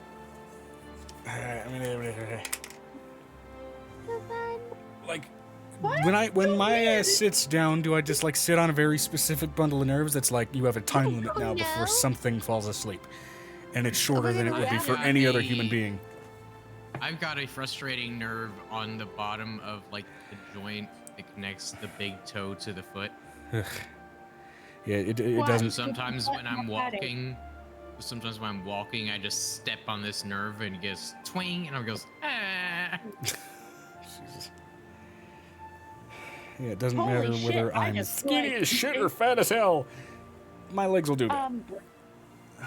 It just means you have no butt, so squat. King science. I got no ass. Exactly. Apparently, that Oh, you're no. constantly. You want to know how I know? When I had no ass, my legs fell asleep all the time. Now they only fall asleep whenever I'm sitting rocking the chair. Good to know I gotta do squats.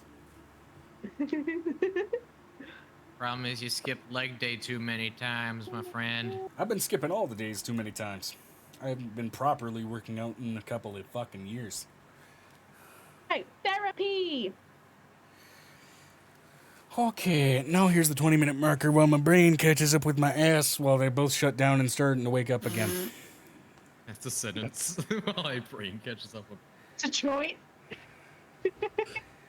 Then we'll listen to Detach the Unfortunately, taking in air helps my brain work better. Taking in air does not do the same thing for the other thing.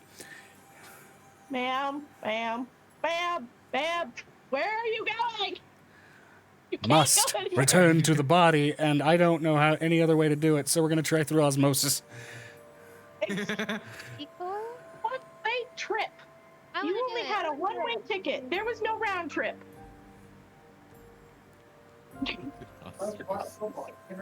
Jesus, what the fuck? She apparently does this all the time when she sees football on the TV. She's trying to catch it. Now she's like, "Go Raiders!" No, it'd be go Chiefs. Go Bronco. No, okay. Anyway, Go sports Oh, ball. no. Did you say foosball? I said sports ball. sport ball. Anyway, on topic. Therapy.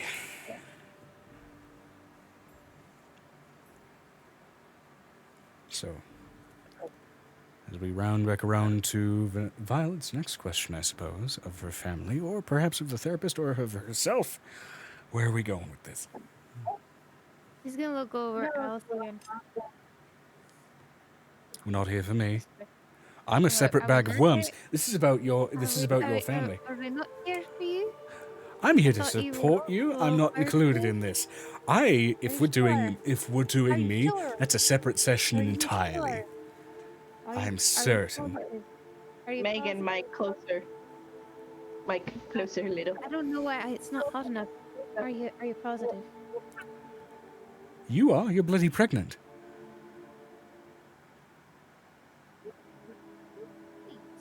Sir, that's not the point, sir. I'm here as moral support for you in case things flew off the handle. We're Are not you talking sure? about my shit. Not here. Well, we probably This is should. about you and your family. Are you sure? Me and my family is a completely separate can of bullshit. Considering that your family was full of a bunch of weird people, yes. You've They're no even weirder idea. than mine. Really? Would you care to elaborate? No, not yet. What does Anelios have to say? Oh my god, he's a nosy bastard. And Elios is looking for popcorn.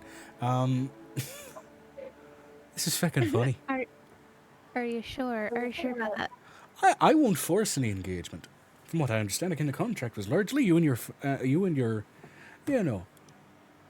your immediate relatives. In his face, and she gives him the biggest puppy dog face. Are you sure you don't need to tell me something? Not here. Are you Please. sure? I won't. Are you I won't positive? force a session out of someone who's not yet ready to engage in it. No, she's not talking to Ignace. She's not talking to. She's talking to Halson. He gets up with like the biggest puppy dog face ever. He goes, "You sure you don't need to tell me something? Are you positive? I am bloody Are certain. you positive? Are you sure? I promise you, I'm bloody positive. You may roll a persuasion check Positive if you for want. what? You may roll a persuasion check if you want. Given Halcyon's resistance in this moment, your DC is very high.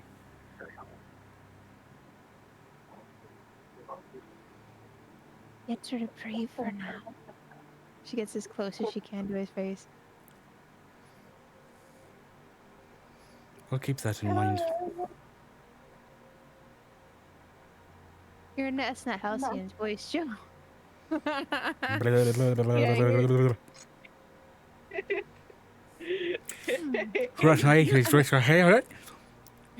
that in mind.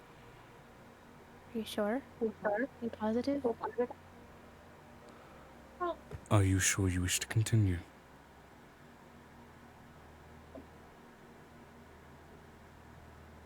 No. Poke the Just looks over bear, at him. by all means. I'm willing to try to talk about this in a different environment. This one is not the one I will choose. Pokes his nose. Turns around and looks at her family.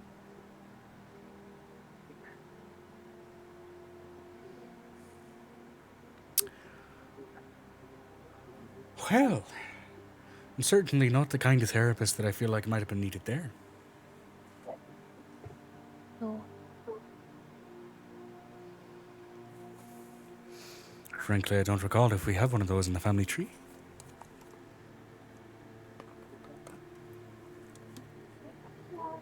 You do now. Not to mention that kind name is would Amy. require a lot of different lighting.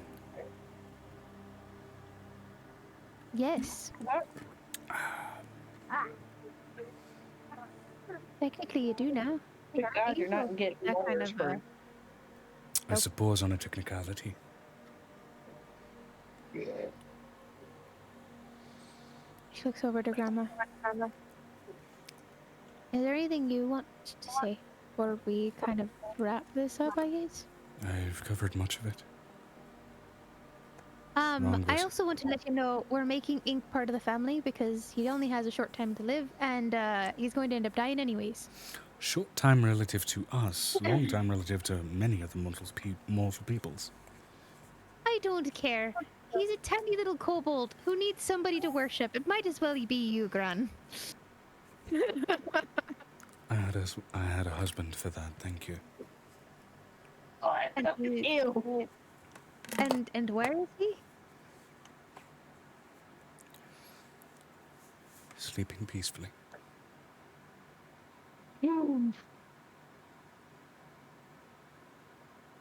Why did you not just soulbind yourselves like most people did? Even with money, it wasn't exactly a common resource to get that kind of bond made. Was he a good person? Incredible. I know you never really knew him as a child, and even relative to my aged form. Not even your aunt, uncle, or father knew him.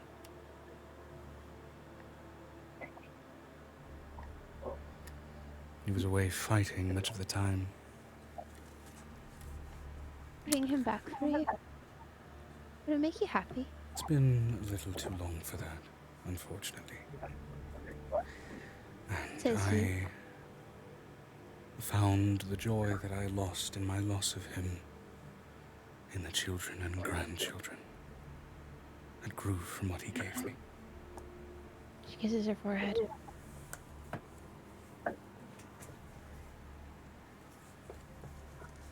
I've made my peace with his I departure. haven't. I haven't. I haven't even met him. Your father's departure is a different story. You've never met him. But I promise you, in the time that he's been looking down on us and on you, even through your troubling times in the abyss, he smiled and lent a helping hand where he could. Grandpa led the helping hand, is what you're saying me. Through his death. Through Haldesix. Haldesix wasn't who he worshipped. Then who do you worship?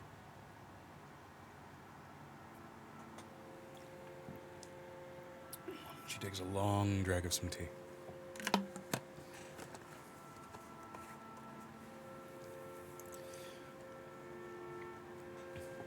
You've all been quite learned. You saw the size of the library.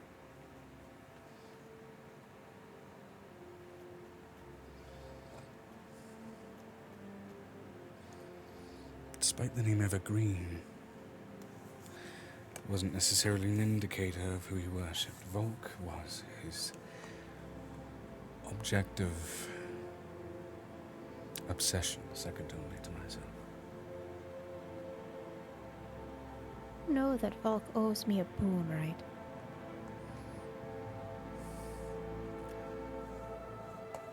At least 3 boons now. Resurrections after 200 years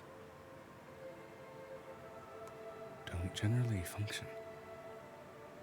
And it requires a willing soul. To live, Gran.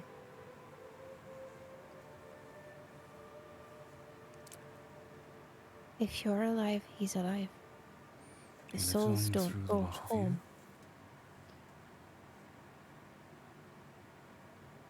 He is part of each of you, after all. He owes me a boon and I still haven't taken it. I can ask for this. I'll ask If him for it. resurrection is something That he that wants he for can sure. reach, Make it Grandpa's choice. ooh, I don't know how he'd react to seeing myself in such an advanced state. Volk's not that stupid either. He's not gonna make him come back the age he is. No. He's far learned.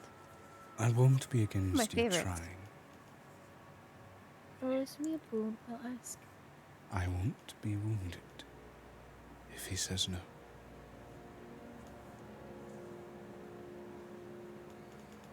I He love owes that me. man dearly. And I'm willing to wait for him. I'd like to see you with my grandchild, your grandchild, sitting in front of a fire, with I guess Gran right next to you. I've been alone for too long. This house does not need to be empty anymore. Alone without my children here, which has, in large part, been remedied. Large part. Still missing You a rare deserve- couple. They live under a tree, and they're happy where they're at. I won't disturb their afterlife. I saw them playing in the field. Gran, I could share that memory with you. Then maybe the child you will have will help fill the void that they left. I think you deserve both. If that be what you want him to try. Of course! He owes me a boon. Plan on calling for it. He asked me what I wanted, and I told him I didn't know what I wanted. He owes me a boon. Over an Ormer Boone sneezes.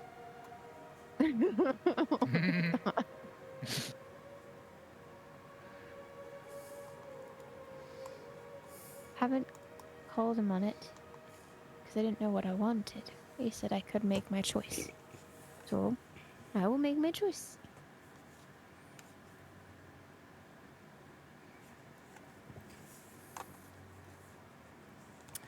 Then I won't stop you.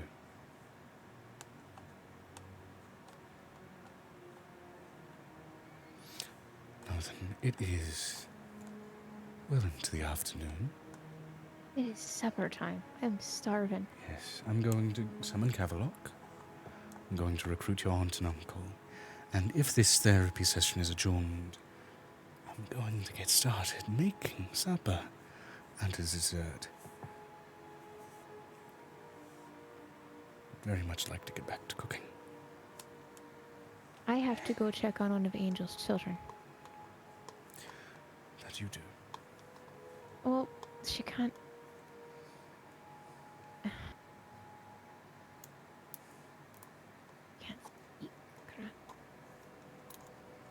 All things will be figured out, I'm sure. Yes, but this is the one I decided to watch for the day. Well, then I wish you the best of luck, and I will help you where I can. Okay. If you ask for it. As we move on past that 20-minute section, that is the end of the therapy brackets. Yay! Somebody tried to be inappropriate. The last nick and then make it section back. of Venestra and Nick and the Mead Arkans home offer segment. Are they headed back already? I just want to see what this second means. Vinestra said, and Warlock packed offer. Yeah. To which Jamie's brothers do answer this. We're already Celestials. I think if we're going to form a pact with anybody, it's going to be each other, and it's going to be weird. Go to... You know, the loogie shake hand, I wonder how that works between angels and Arkans and all that. You've already... Sorry. No offense, of course. And besides, I mean, I can see that little burgeoning bit of power in you. I think we're a little bit above that sort of scalable pay grade for you, anyway. But again, appreciate the offer. As far as staying at your place, we're going to drag Jamie home first. We're going to have a long conversation, especially about, you know, moving arrangements. And we're going to discuss between the three of us whether that's a good idea, because we are going with her. That's a package deal, right? We are a package deal. We're going to make sure all of that goes well. We're going to supervise a lot of things. Also got to figure out moving arrangements with Mom, because Jamie, no offense, moving out like that with Mom, you do need to give her an apology, because it was still a little rude.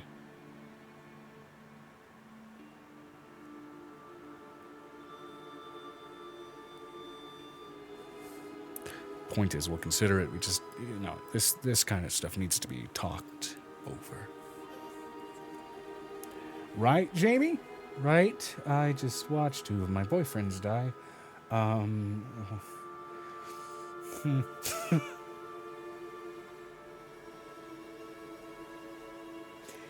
As you all do quickly enough,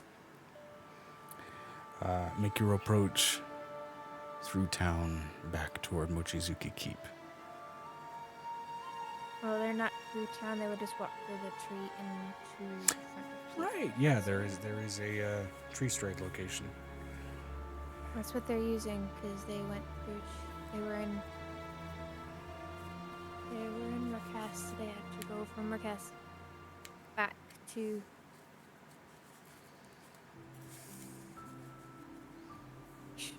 That thing should have burnt up in Mercast. No, they weren't in Mercast. They were in Sharney. Yep. With that guy's house. And I will talk to the rest of the guard and have them investigate his residence. Because if he was possessed for, I don't know how long, might as well look into if there's anything of note in the house. And if this unfortunate fucking raisin might, instead of being buried, go into one of Ezekrin's stews. I don't know.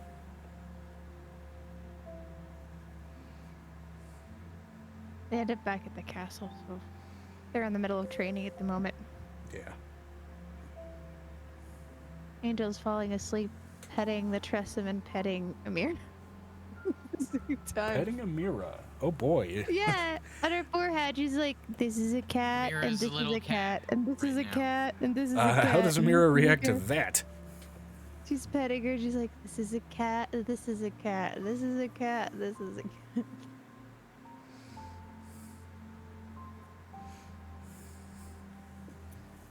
Vinestra said, Big Cat and Amira would put her paw on top of Angel's hand. Right. Yeah. As cats do, they go. So you Not can't. enough. I've had enough. Yes. I'm letting See, you know. why am I Soma has imagining not it's had just enough. the ears going back and then doing the full, like, paw punch thing? No, no, it's literally Angel's is petting. Like, I'm letting you know, Soma will let her hold him for hours. Because she preens his feathers at the same time. Yes, we're doing this. You haven't been preened in almost 3 months. Give me a minute. Got feathers all sticking out in the wrong direction. Is that cat thing there... What's your name? Sorry. It's a Wrong mirror. voice for... He's that got a character. voice like this. He's got a voice like this. Right. Do you happen to be... female? Do you have a vagina?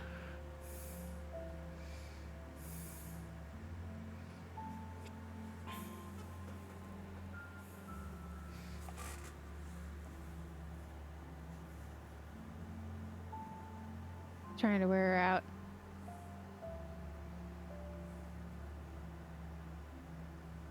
Do the pretend do the horse thing where you bounce your knees up and down and you make them go doodly doo doodly doo. Waiting for Amira to respond. Vinestra said, Amira's going to look at him annoyed. Yes. Oh my god, the Texas speech even caught the sass! I feel like I touched Yeah. a nerve. I could touch more, if you're into that. I'm just saying. No, she pinches his ear. You are married. She pinches the top of his ear. I must talk. I would love to tell Mochi what you just said. I would love to tell the Tressum, which lives with you, which claws the crap out of me when you piss her off. She What you might be just said into to it. me. It's a threesome. No, it is not a Tressum. We don't have Tressums in this household with cats. I mean, okay, maybe there's a caveat though, because this one doesn't have wings. She basically gives him the noise like she's, I will bite you. Fucking Perry the platypus over here. Don't. A platypus. I will A put you bird in- platypus. Perry I the will bird put you- platypus. I will clean you with soap and water if you decide to do that. No. Anything but clean. I will make The you gentle, smell. feline, shampoo dry wash. I will make you smell like somebody else has licked you clean, and you will get it from her, and it will be the best day of my week. Vinestra said, that's a hate crime there, Angel. I don't hate See? my pet. Even the hot black I do- categories. Let me put it to you this way. I do hate the fact that he flirts with the other felines. Do you want to get fixed? This is how you get fixed. No. I like my wee bullies. Hmm? I like my junk. And keep your junk where it's supposed to go. She preens out like some baby molted feathers. As you watch in the midst of this, very human-like, his two front paws just go like right between his cross, trying to protect the family jewels. She's printing his two long wings that are up here like this, and she's like, get the little freaking bolt thingies off. Did Vinestra and Nick come back as well? Yeah, that's what she's Yeah. like. He walks into her preening feathers and the Preening feathers and a tressum flirting with Amira, clearly failing me. looks over at Nicodemus. Hey. Hi. Hi. I think we need to teach this cat something about honor and not sleeping around. Yeah, I'm already on it. He drags his finger along your amulet. Hey, Mochi. He's being dumb again.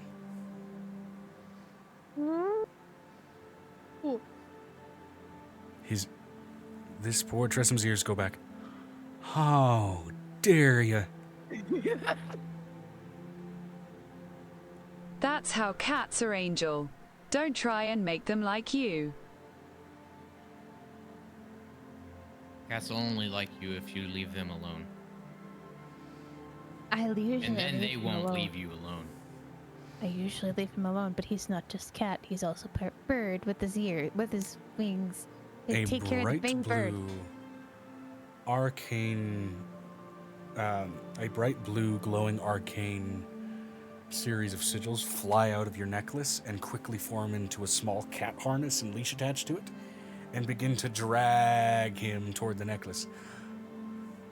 But seriously, she's hot. He's like, hey, just come look at her. Just come.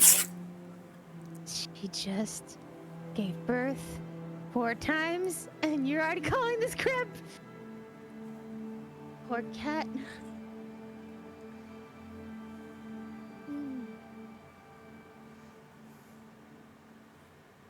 Looks over Nicodemus. They had 4 sets of kittens, all 8 sets of kittens. 8%. 4 sets. 8%. Living in the necklace, right down. Letting you know. Let's, for I have this, not- conjoin the rest of home offer with bar training. So we'll say that the section gets extended, and we'll call it 35 on the clock when that comes to an end. Since everybody She looks over. there is back. She looks over Avery and checks on Avery. Avery, I need you to make me an horchata rum shot because Nicodemus can drink, but I can't. Have we learned that one already? She over. ran you through the gambit, so yeah. You've Okay. gone through the whole catalog as far as how well you remember each of them. We'll see. Go ahead and roll me again an intelligence or dexterity check. You got this. I believe in you. Vinestra said, if Avery slid Angel a glass of mirror is going to knock it off the table. Just doing that catch it like.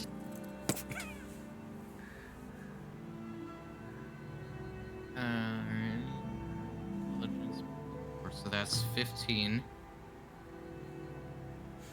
All right, 15 total. Yes, 15 total intelligence. Above average. I mean, I will say this is one of the first ones that you kind of learned and repeated just because this is the favorite of the owner. Rolled 11. I just only have a +4 intelligence. Plus But my 4 highest is being not bad. Charisma is +5. Yeah. Do I have Again, without permission much to take flourish, as this flourish from is not something you've been trained in for doing this yet. You do manage to put together, especially after sampling it with straw, with a straw poll, I should say. You did a pretty decent job. And as you go to slide it over to Angel, we'll say. Probably don't slide it if I haven't learned finesse yet. I could probably just kind of gently place Put it on the table. No finesse, just setting it down. Okay. Fair enough. In which case, then, there would be no cat knocking at this moment. Yeah. She hands it over to Nicodemus. I can't have this, but you can. And I Fair know enough. that you need it. I can see Nafar growling and shivering. Oh, wait till you find out what we fucking found. You know that guard captain? Uh-huh.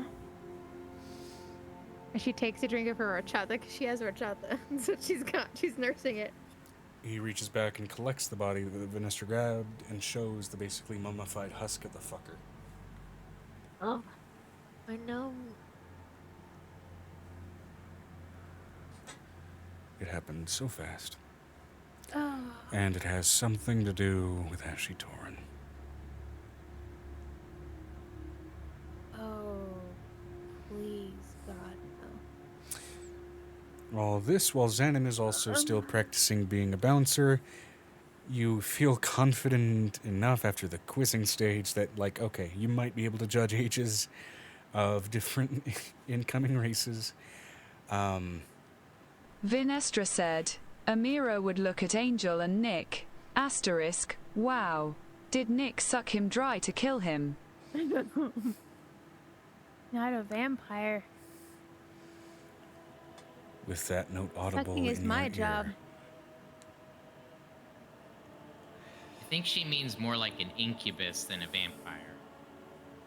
Still, sucking is my job. More succubus. Bards.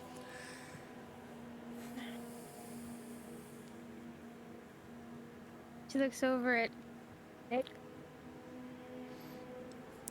What happened? Well,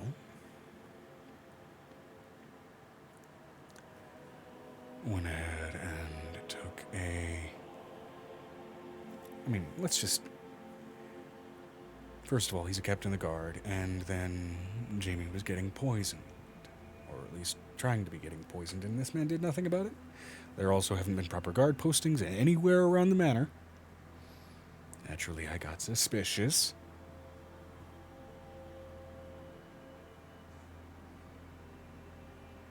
Who's gonna Possessed pull by out the... some associate or lieutenant of Ashley Torin. Don't know for how long. But given the desiccated state of this body, I'm assuming for a while, because I don't even know if the original man that wore this flesh suit was even really... I don't know.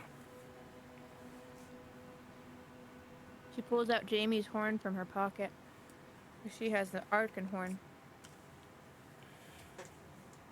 And she's gonna smell it. I'm gonna smell it for poison. Can I smell? Does it smell weird? Give me a perception check, if you would, please. Awesome.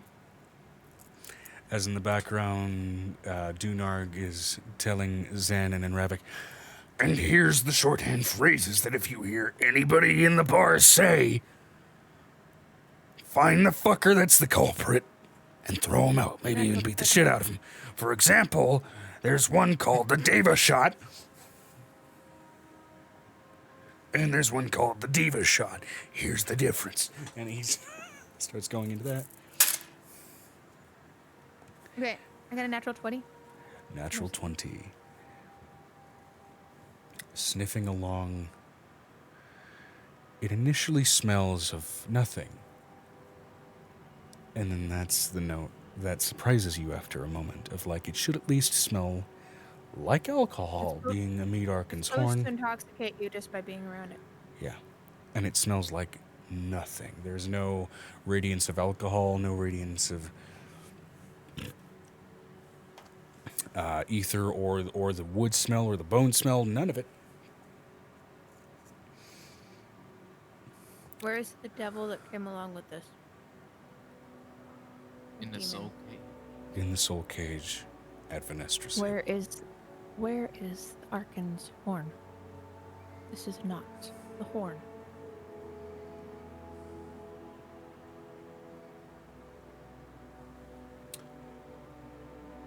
Nick will go ahead and investigate desiccated corpse.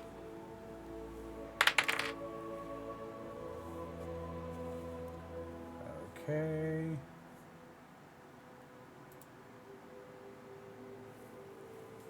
Whoop. That's cocked. Come on. Same roll. Okay, that's fine. Give him advantage. Give him on the cheek. Give him bard advantage. Give him a kiss on the cheek. Bard advantage? Give him a bardic inspiration. That's just an additional D8, D12. I think, at your level. D12 if you were full bard. I have 2 levels. We just got 2 levels. Right, okay. I have full bard levels. That's We right. do not have full sorcerer levels yet. Okay, that's a decent bit better. Plus investigation.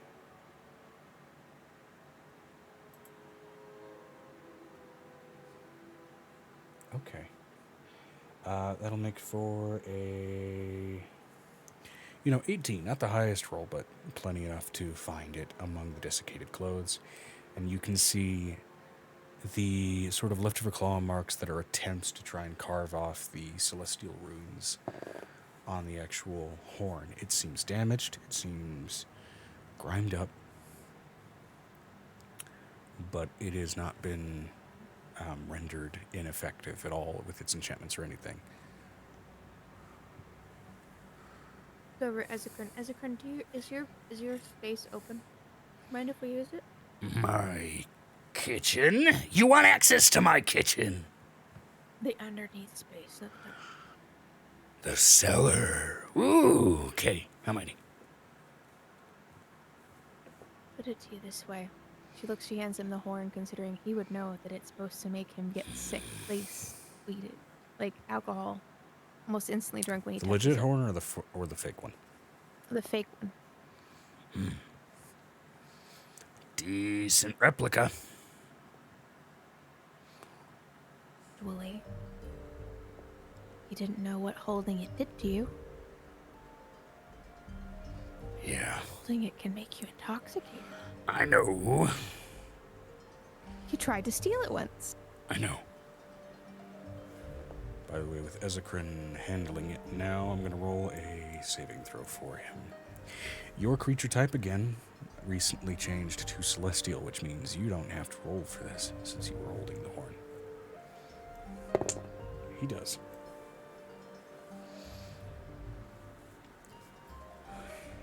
Still, it's kind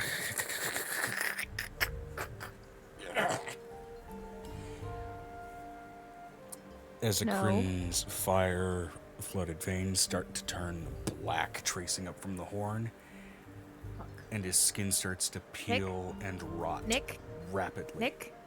Nick. Nicodemus. Nick is going to grab Ezekrin's wrist and attempt to pry out the horn.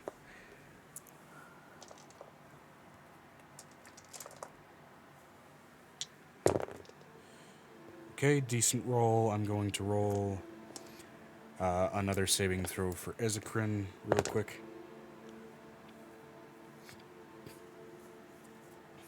And I give him a D20 to save his butt. Sure. I've got a lot of them. I'll roll it I'll again. give him. Hold on, I can give him an inspiration via forbidden knowledge.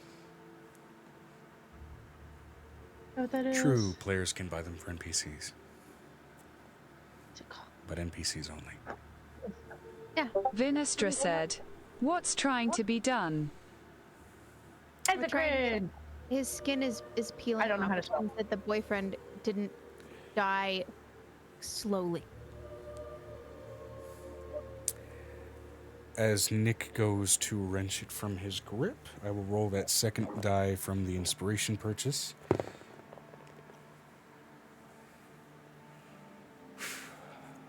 Okay.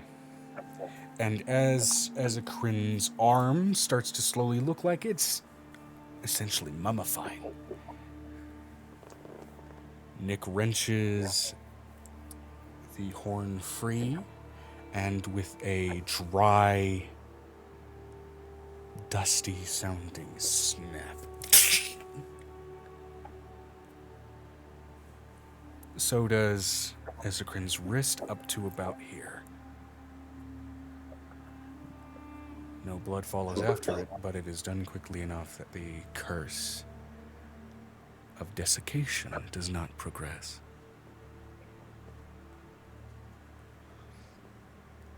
Puts it in a bag. I am going to need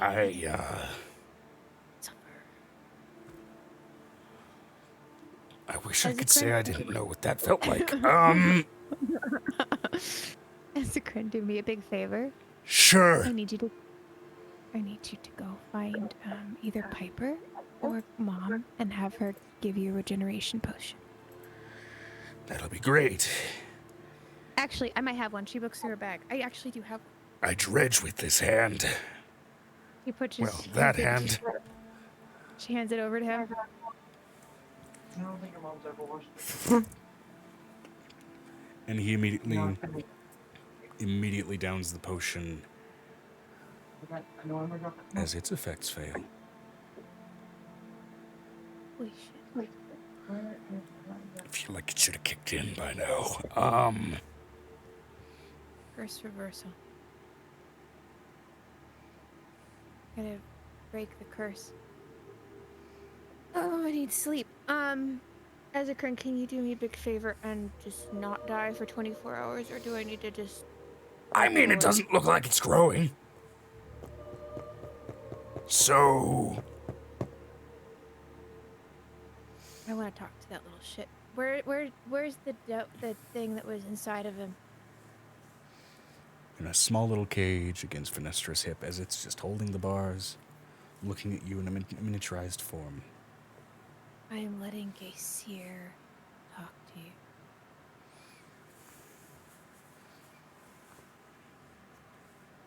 I am not going to deal with you because I am above you and I don't give a shit about him anymore.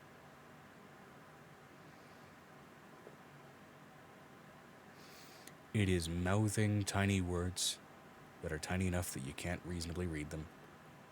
Really? 2.5 feet tall? It is maybe a couple inches tall in this form. And it is accompanied by a lot of aggressive and angry jumping, which looks comical at this proportion. She puts a little bit of celestial fire right next to him.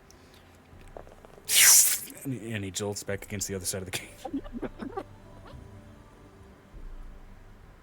Sorry, that's kind of funny. I'm not It's gonna almost like hit him. beings are It's like- significantly weaker when in their soul state.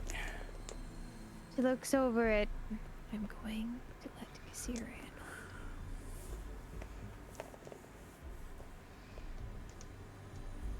it. Ezekrin, follow me. I know that you don't like Gaysir. I know he's not your favorite person, but he would be able to break this. I'm also going to need to talk to Timur. yeah. For the boyfriend. Because I don't have enough energy or magic left for the day. Fine. I've hit my limit. I was about to start making dinner and everything. I can still cook with one hand. understand. I know you can still cook with one hand. You are so adept, but I also don't need you cursing the food. Unfortunately, well, it's my non-dominant hand. Which means, in a way, it's my dominant hand, if you know what I mean. Anyway, Vinestra said, did he lose a hand? Yes. It's not that. It's just he did lose the hand, but the hand is also cursed. Gotta go beneath the house. It's a withered hand. And regeneration did not work, as there is apparently a present curse where the wound is. He touches the bottom floor where they have that reliquary area where the gods can visit. Care to try a prosthetic? if whatever this is fails, sure. We're trying to handle it, Nestra. This is something that has to be handled, considering his child got poisoned. I am not the only father figure or parent figure that has to see this. Considering she almost got herself killed not once, twice. I am not the big person to deal with this. I am not the oldest in this room. She looks over at Avery. Avery, if you want to meet the god of war, you can come with us. As far as gods go, I'm less interested in war. How about the god of peace? He's kind of like the same person sometimes, but that's because we've been through the ringer already. Yeah, what the fuck? I'm not doing anything else. Well, you did a good job for training, and you're probably going to start night shift tonight, so come on. Which means lots of tips for you. Coming. Looks over at Lilin. Lilin, I need you to go and help Ezekrin do his chopping, do his prep work, Sure. because it didn't look good. Isn't that Zanin fellow also a Geisir worshipper? Oh, that is right. Hey, Xanon, Yes. you want to meet your god?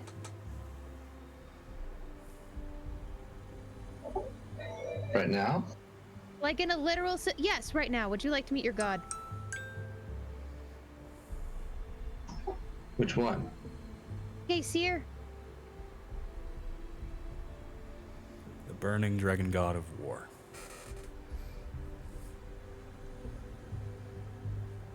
He is the Kratos. He is. I feel like this is Gaysir. That is actually Gaysir's origin story. Just decided to kill the whole path at one point. Why do you think there's room? I wouldn't know what to say. And just you can meet him at least. Sit in the room with him. Come on. Come on, Ravik. You wanna meet Gaysir? I'm gonna roll to see if that plays against his ego. It's a very small chance that it does, but in case I roll low, no, that's a natural 18. Sure. Is this for us, or what's going on? You can meet him if you want to, but right now I literally have 3 Arkans of Gaysir who need to talk to their dad. Ravik looks over to you, Xanon. This family is weird. I don't know if I mean that in a bad way or not. I'm just confused. I'll explain it to you later. We should go to bear witness. I mean, yeah. How often do you get an opportunity to witness the divine? Like every day. Looks over at Nicodemus.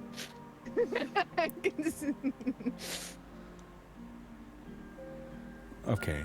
What we do is less witness the divine and more come all ye faithful, but that's another thing entirely, love. I like deck the halls. I'll take your halls later. Let's just get into this, shall we? Yes. With boughs of holly. Does anybody know what that means? It's my favorite.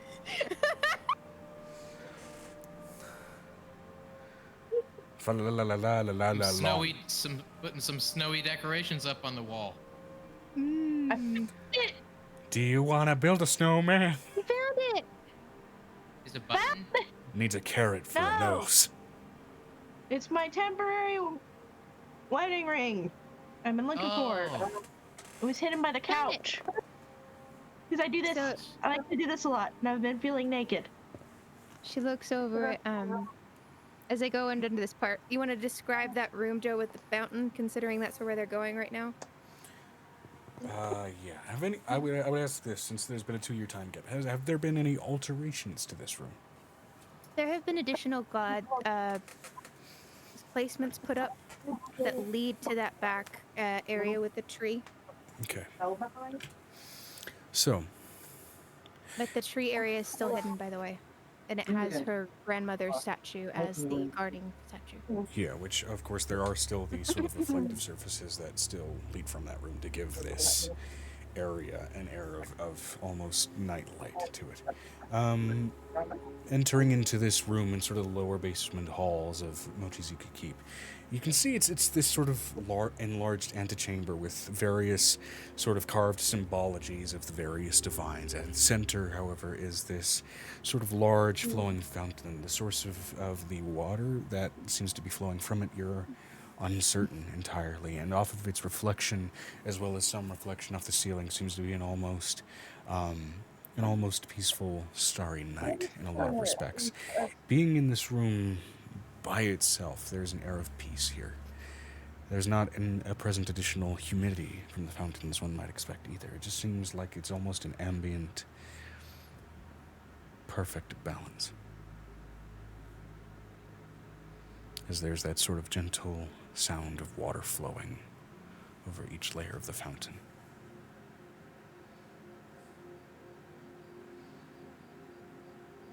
The only other sounds present here, as they seem to sort of echo and flood and fill the room, are your various settling steps, as they echo almost perfectly acoustically within the frame of the room, and your breaths as they seem to get carried off and sort of expanded into elongated breaths of life, the final breaths of death, and every other type of breath between. She's going to walk over to Gaysir's statue, because they use it kind of like a talking thing now. She's going to reach out to him and show him mentally, like, with her own ability, because she's able to kind of do. That's the one thing that she has the ability to do, which is what we discussed, is her sending images. Yeah. It's the only thing with her messed up brain that she can do. Yeah. I will still count this as a invoking the divine ability, so go ahead and give me a percentile. Okay, awesome. Has to roll with a 2. 2. 2 is plenty. In a moment, the peaceful, starry sky above in the room that you can see, even though this is a basement, and by all means there's stonework most likely above wherever these stars are being captured. You swear you feel the heat of the room raise slightly. That calming scent begin to fill with the smells of steel, wood, burning fire. Up in those stars, you swear you see arrows fly. And dragons along with them. The statue of Geysir begins to glow and catch flame. Before even the waters of the fountain start to slowly and gently spew an orange fire.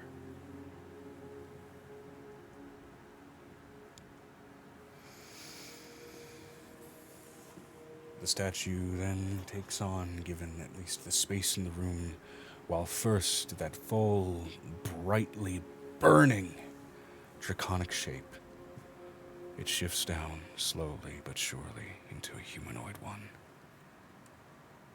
At least to be able to safely fill the room. I will go ahead and pull up the Geysir art, throw that into session art, at least the art for his human form, at least the headshot of it. How do I'm you getting spell full body Gayseer? shot Because I thing. know it's not Gayser. Gaesir. It's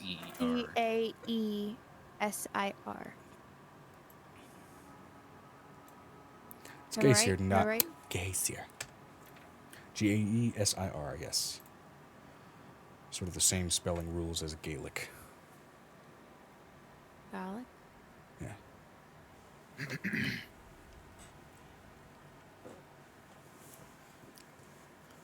Oh, he's just some guy. It's been a while. Again, you watch this burning draconic shape shift down into this humanoid, but still sort of a vibrant aura of fire careening off of him, humanoid shape. His hair flowing and flickering like fire, and his eyes burning with a brilliant, divine intensity. Vinestra said, "Not really.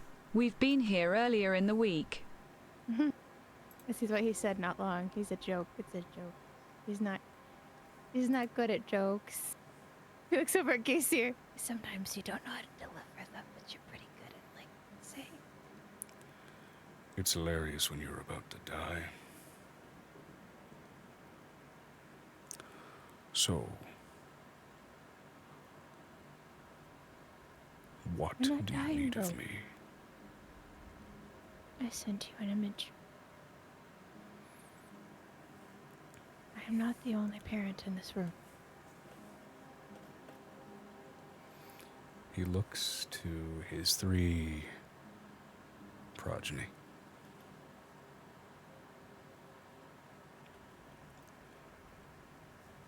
Jamie, what has possessed you, my child, to twice over make yourself a fool? Just because you bear the title of Mead Archon does not entitle you to the foolishness of a drunkard. You represent the reward after a well-fought battle, and your sharpness is lacking. Geysir. Yes, She shows him the real horn, and she shows him the fake. twice over you were attempted a poisoning.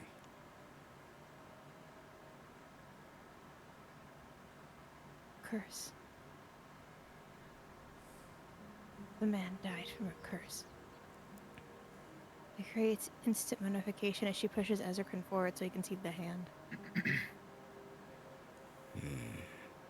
Just touched it bare moments ago.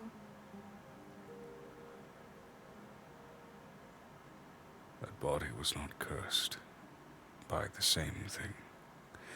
That is merely the essence of the possessor. Cursed, though, by its nature, it already is. The boy that I met had no evil intent 2 years ago.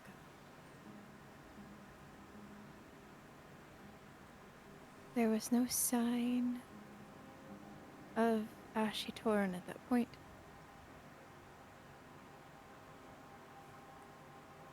This is a new development. He waves his hand over the corpse, and you watch the chest inflate and strain against its mummified husk before it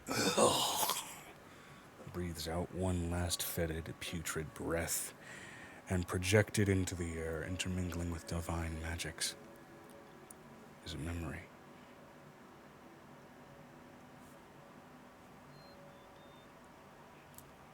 About a year and a half ago, during a common guardsman patrol, there was this boy doing his duty, as he does every night. So bound to his duty he is that he rarely was ever known to take a night off, and only started doing so at the insistence of his new divine partner. Tonight, however, as he was conscripted to go after one of the many psychotic peoples of interest down here in Sharney, he turned a corner and noticed all too late, out of his peripheral vision, the shaft of an arrow before it embedded itself in his throat. The gurgling, straining, gasping breath of a man rapidly bleeding out before the archer approaches. I found the vessel you asked for, Master. You hear that all too familiar voice. Good. I will send one of my children into him. Go, my beautiful child. Join our wretched houses. Bring her kin closer to me, so that she may grow close. And out of this cloaked figure, a shadow materializes like smoke. A small child like Abishai, one eye jaundiced. While this guard is still gasping and choking for breath, begins to slither his way into the open wound in his throat. The body convulses, strains, and as he breathes his last, you see a soul cascading and careening away from a body in fear, trying to run toward home to warn his new partner. But that is a capability of someone who lives. The road of home grows longer and stretches farther. The energy that one alive may have is left away from someone who is not but fresh spirit. And as he collapses, his energy and acknowledgement of demise overtakes him, the overpowering need to sleep. He is caught before he hits the ground. by the gentle arms of Holdesix. I will need him back.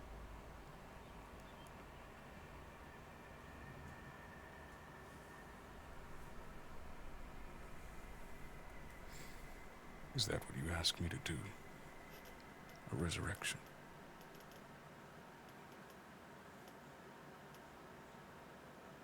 I will train him to recognize. Feel. I doubt he will forget.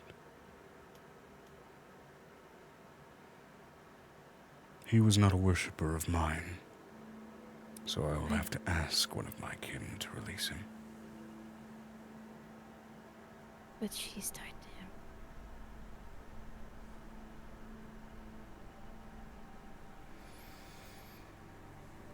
One thing I saw when I met him, I knew I would lose her.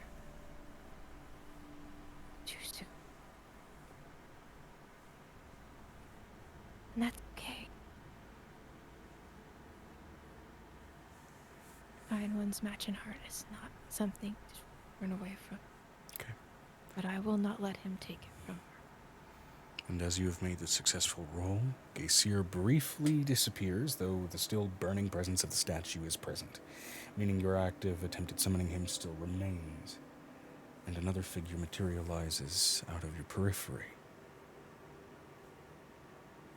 Not a god that this captain worshipped. You see the ever-common fey-like physique of the Lady of Decay, Brema. Not often that I get non-fey worshippers.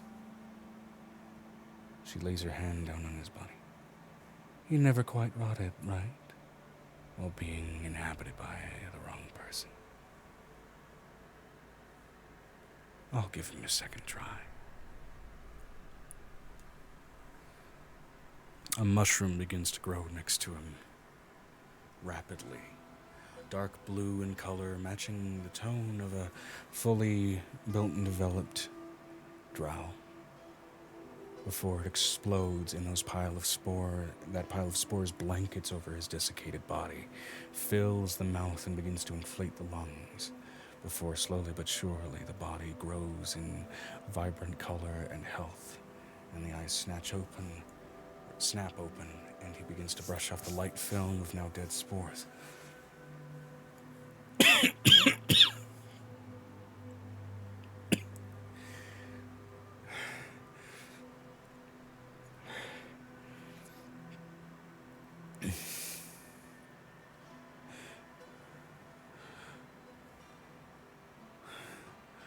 I'm sure they all would have warned you, but I think I was the only one that could see him.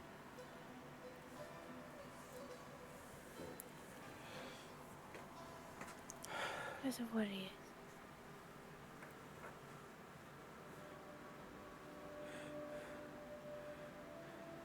I need to go find Jamie. He's right here. He immediately dives for her, grabbing a hold of her. As Gaysir reappears.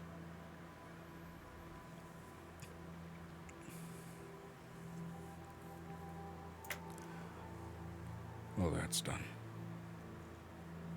You want the culprit? Yes. I want his essence so I can feed the rest of them the opposite, so if there is another, they will die. And how I resurrect them myself. I think this wretched little thing will make a brilliant toy for my many warriors. I'm not The sure if you would divine begins to reach toward that soul cage.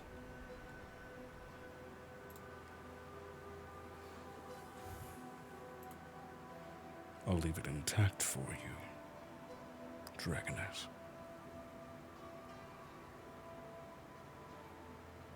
Essence.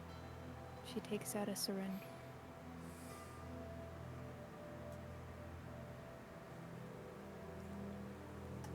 I will find out what the opposite of this thing's blood is and feed it through the children.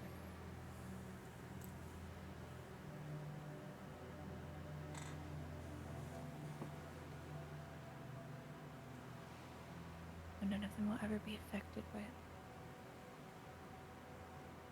I would.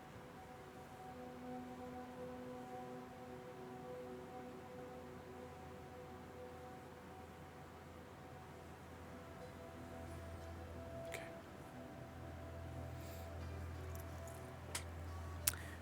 He pulls the soul free of the cage, leaving the cage intact. I have been asked for a resurrection, so a resurrection I have done. Or at least facilitated. I need you to speak to your daughter.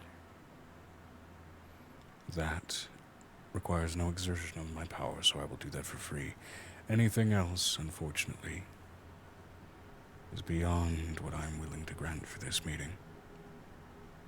Would you like to speak to one of your followers? That is up to them. Xanon, would you like to speak to Gaysir?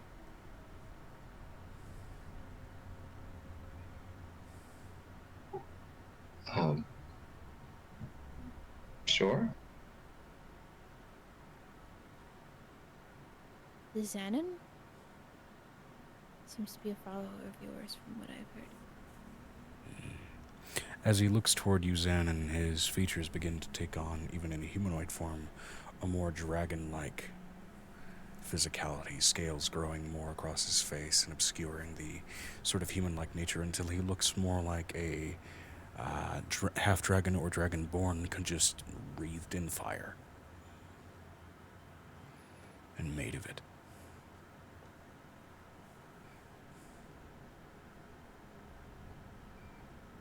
Hello, Xanon. Their soul bond is fading. Trying to figure out how to fix it. You've kept it from fraying further, that much I can see. Good.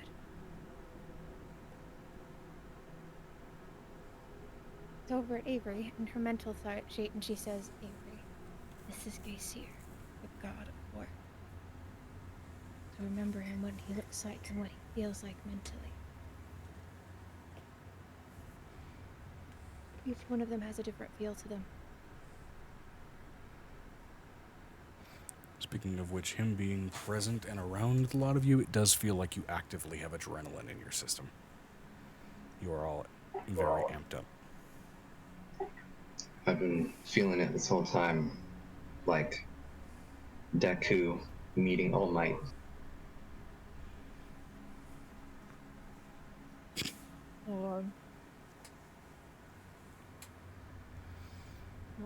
I was told you wanted to speak with me, and yet here you are gobsmacked.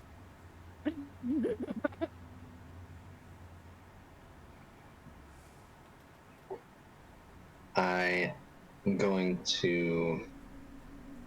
see. How far away is he currently?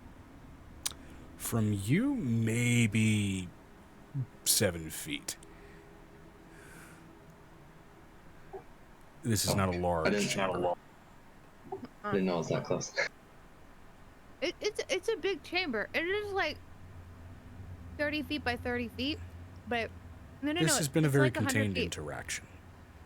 It's 100 feet, like the whole room with the Okay, biggest if you're part is further that back, then by all window. means you can be a decent No. bit farther That's back just how, from him. But that's how big the room is. yeah, Because 100 feet for like it's a pretty big room, but it's like it's not like huge. And I imagine we're all grouped together. yeah. Other than Piper and Bruce napping. Napping in Since the he's presence of a looking god, right at me. shamed. I heard more snoring. Zanon's just gonna take out his katana, and you know how like a knight will kneel the sword in the ground? Mm-hmm. Don't stab my He's grandma. gonna kneel like that There in you front go. of him and say, you've always answered my call, and I will always answer yours.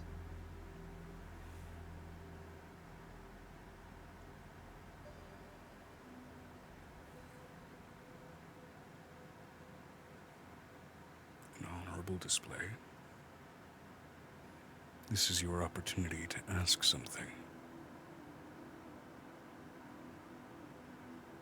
You may not get many, as after all, your devotion is not strong enough to be a paladin, nor is it to be a cleric, unless you choose that devotion here.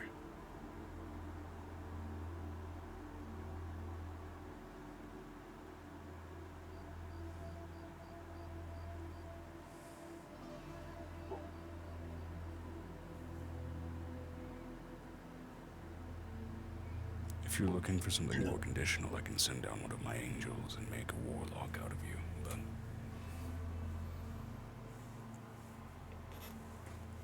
that wasn't the pretense of my being summoned here in the first place. The only thing I can think of right now is how do I get stronger? Ever the ambitious warrior.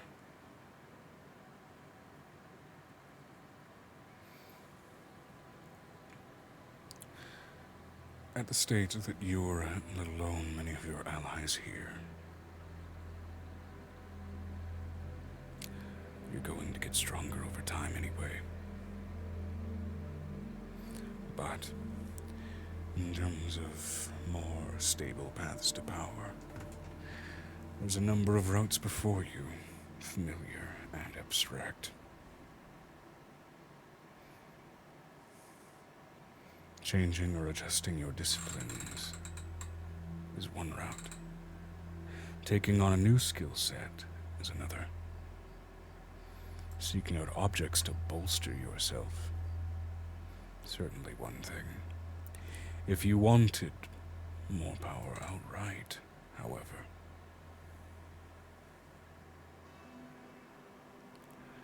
do you think your clan would frown upon you shirking your responsibilities as a tungsten knight and becoming a knight of the sacred fire? A direct blessing by a war god in that respect. I don't think they would dare frown upon.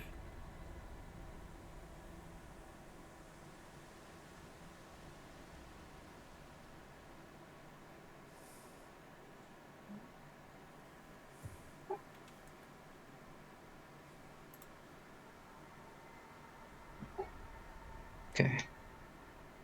Just clarification. Joe, Yeah. did he say I can become a knight for him or his order, whatever? Yeah.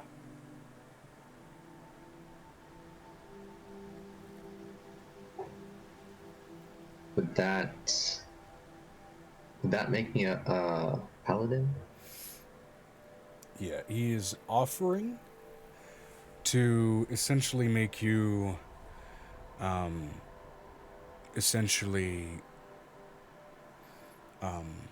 a paladin, cleric, or even potentially sort of a holy Drake Warden in his name.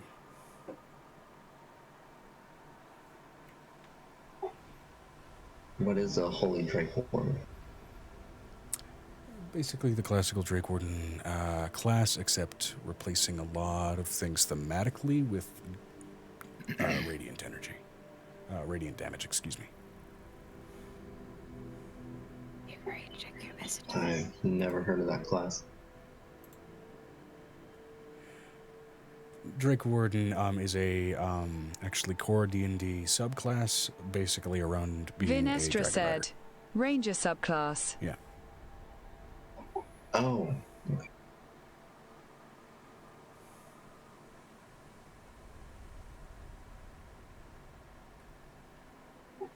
Gotcha. Oh. Now this offer, at least at the moment, is contingent on basically the Jarhead route, which is empty you out and then fill you up with something new. As it stands, that is just an offer. And it would be empty you out and fill you up with something new in regards to skill set specifically.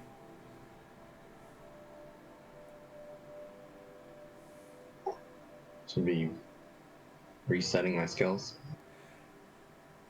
Yeah, an offer to reset your class, partially reset your class, with a couple of choices. And basically become a proper devotee. He's a god. Asking for a more devoted worshiper is not out of the realm.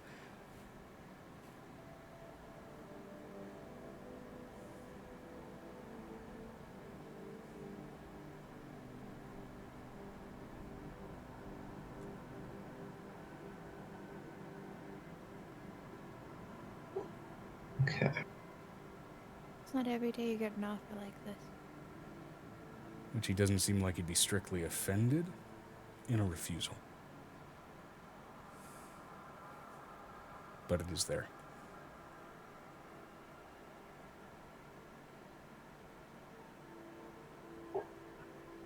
Can I have some time to think on it? Some time to think. By all means, pray on it.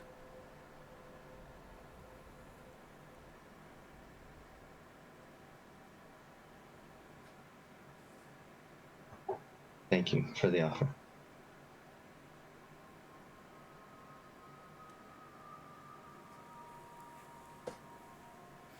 He nods at you.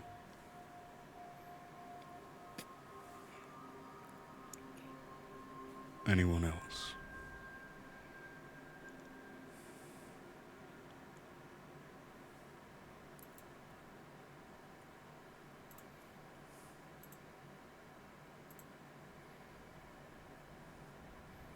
Looks over at Kaysir. This is Avery. His mind is very interesting. You can hear the vibrations like I can. And how each one of you sound different. His vision turns and, almost with the rapidity of a burning flame, shifts in your direction, Avery.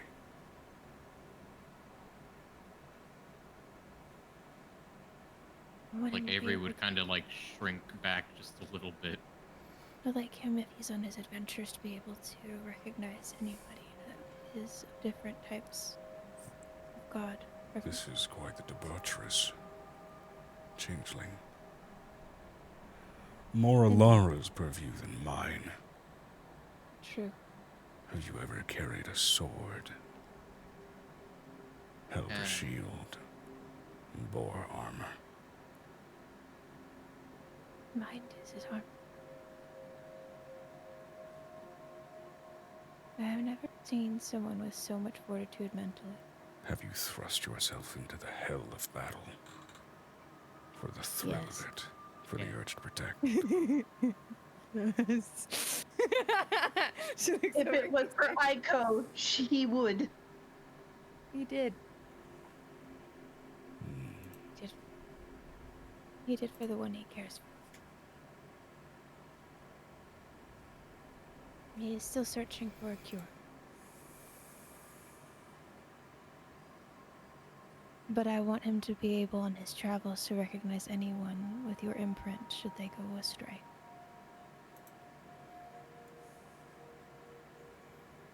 And their minds be broken.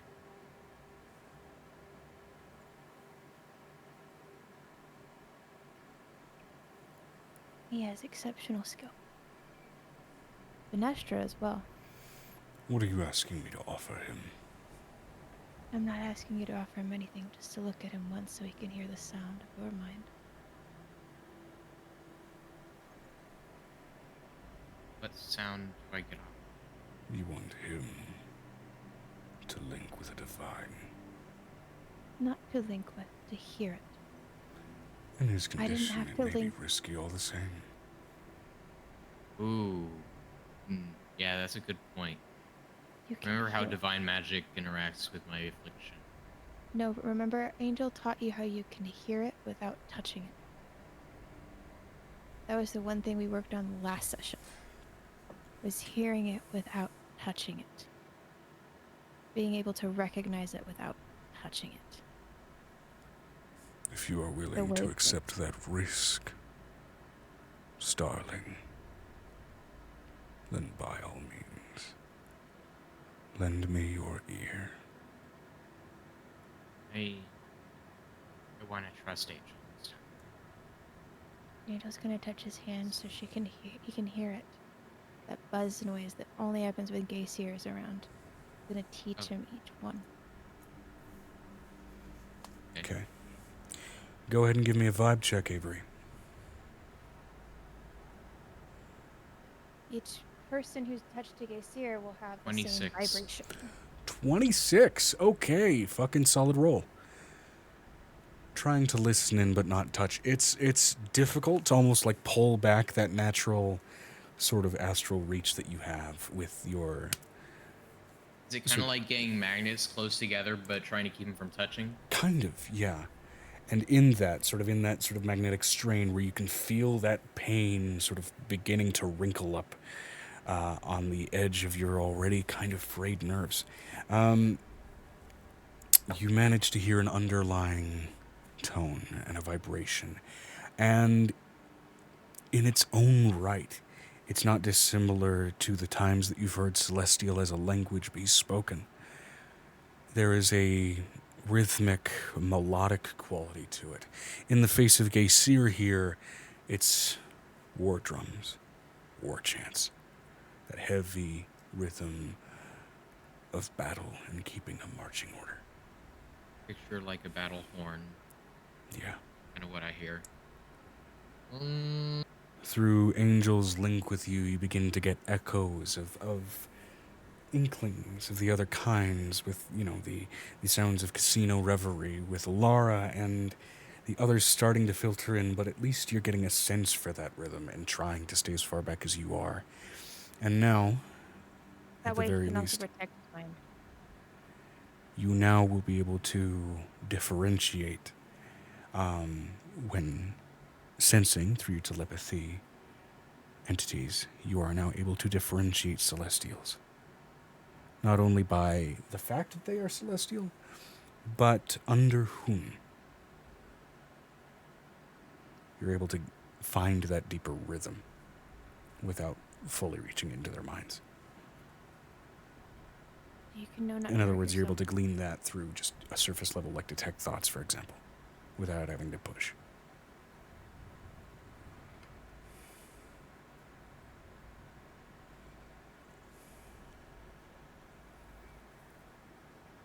So wait, is detect thoughts? I thought it was something different, like something auditory. It's like, that's how Angel can hear it. For her, it's like a buzzing noise because she had the illithid mind thing pierce her. So for her, it sounds like a buzzing. So for you, it sounds like something else. For you, it feels like something else mentally. And that's how she recognizes what you're looking for and what you feel. Does that make sense? Because she could have Yes, become but he an said it was a illithid. detect thought.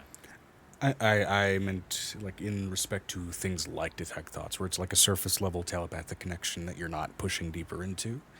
You are So you don't able hurt to recognize when it's a celestial that you've latched onto. And not only that, but a celestial under whom. Alright, I typed it in as through a surface level telepathic inspection. Yeah, which is, in other words, without having to push deeper in, you were able to glean that information. Avery learns to differentiate celestials and find who they follow through a level.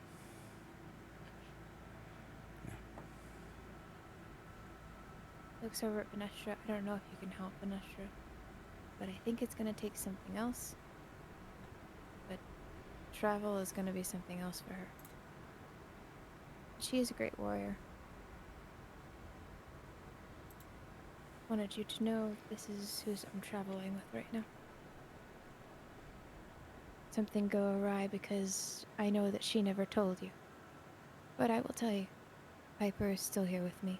Bruce is still with me. On the subject, before I go, Venestra,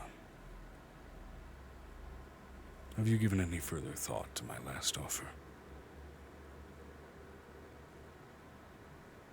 I feel like it's a resounding no. Spicy.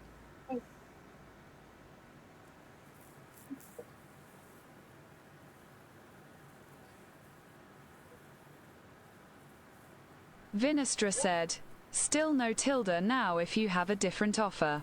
I'm open to hearing it. A different offer will have to be a discussion with my partner first.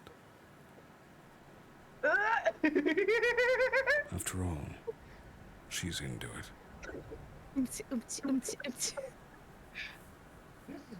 No. My time Who the fuck in... is his partner? Does Avery ask that out loud? No, that's the player asking. Fair enough. She looks over it. Too recent a development to be gleaned from a religion check, unfortunately. Got it. Okay. So I won't bother then. She looks over at Jamie. You talk to your dad. I'm Yeah. going to leave the room with them. And when you're done, come get me. I would like to get something before your siblings decide to eat my stomach raw. Minute. I just Nope. you said I can glean who a celestial follows. Could I glean from him his aura who he follows? Ooh, Okay, an that's a abstract thought. That is a bigger pry. That is an abstract way of doing it. I will say this. Roll me a vibe check, and that will dictate sort of your layers of safety in being able to glean this information. Oh God. 28. I'm still mentally linked to you, right? 28.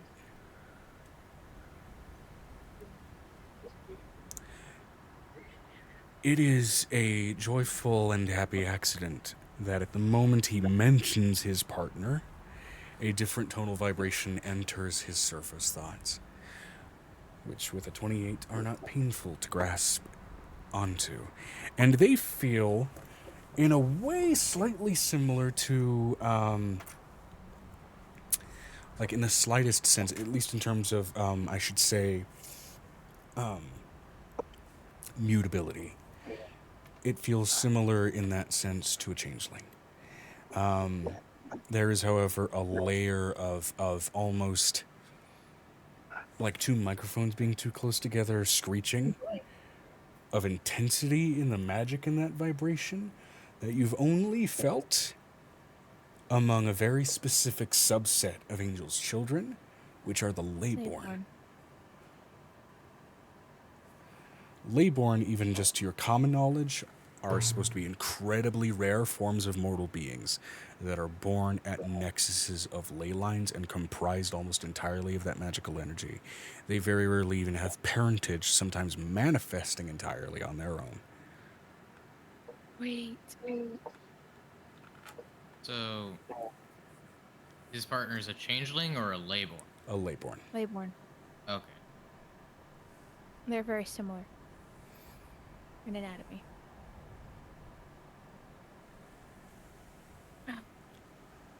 She leaves the room with everybody. Everybody out of the room.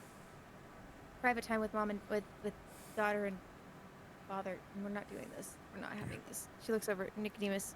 Out. They need a private time. Everybody out. Need to. Okay. I'm taking you out. We're going out. She's like, she leads everybody out. We're leaving. As you And she leave even the pushes room, you Vanessa's swear big leg. it is actively raising in temperature as you are leaving.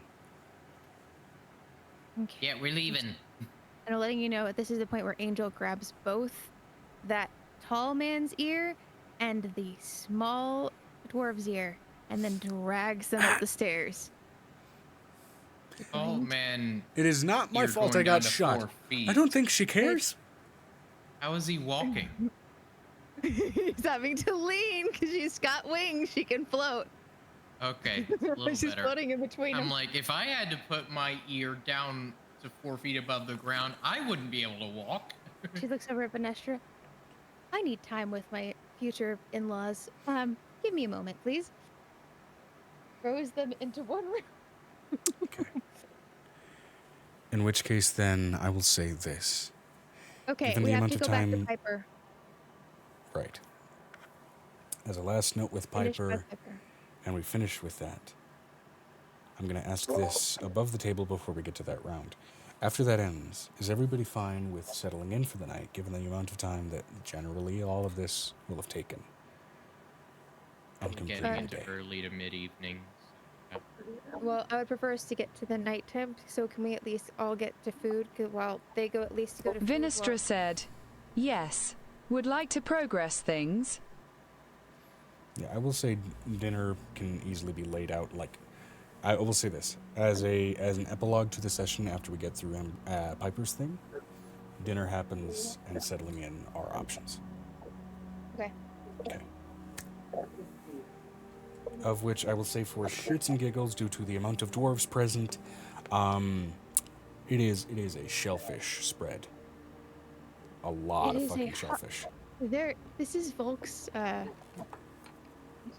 festival. You told Not us yet. it's Volk's festival. Not yet. Well, they're on the way to it.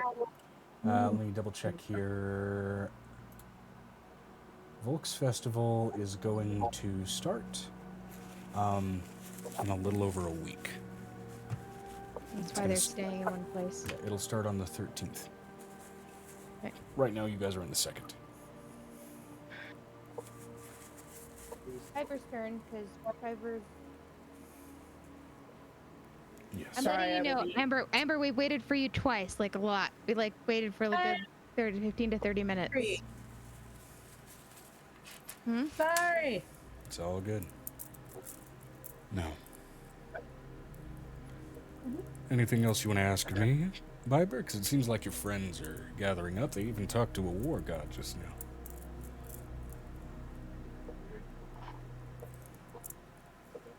Got me at the wrong time while I was trying to drink water. I know I'm a tall drink Well, of I water. guess- What else? No. No, a million times, no. Second, just a couple more questions. Looks further down into her clipboard. Okay, so why is Aiko more affected than Avery was with their affliction? Ooh, I want to know this. Why?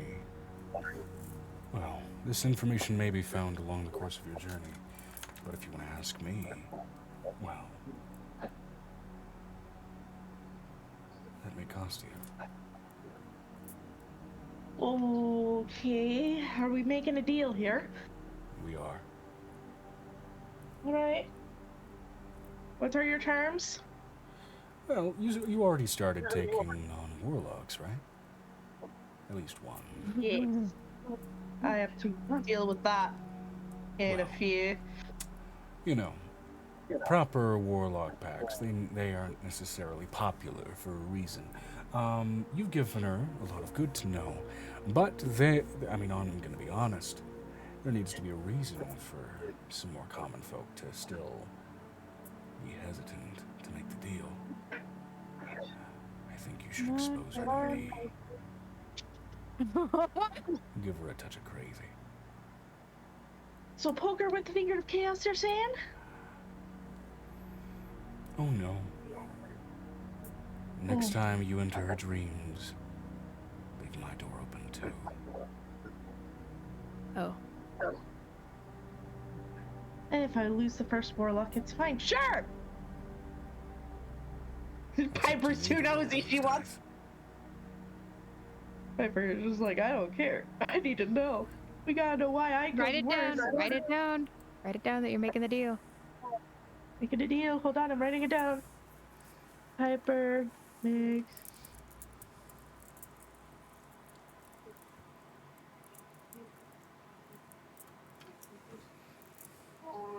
So curious about Aiko right now. Right? I hope that Piper shares this information when she meets back up with Avery. It's literally just like got a clipboard. Wasn't for shits and giggles, I promise you. Okay.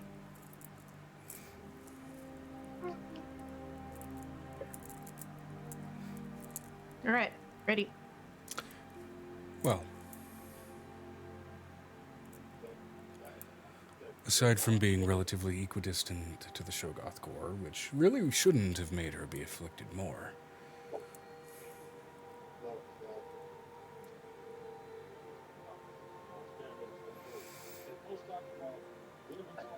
it had can twice hear as the much life background. energy to leech off of when it clung to her. What does that mean? A burgeoning life that would have been never was.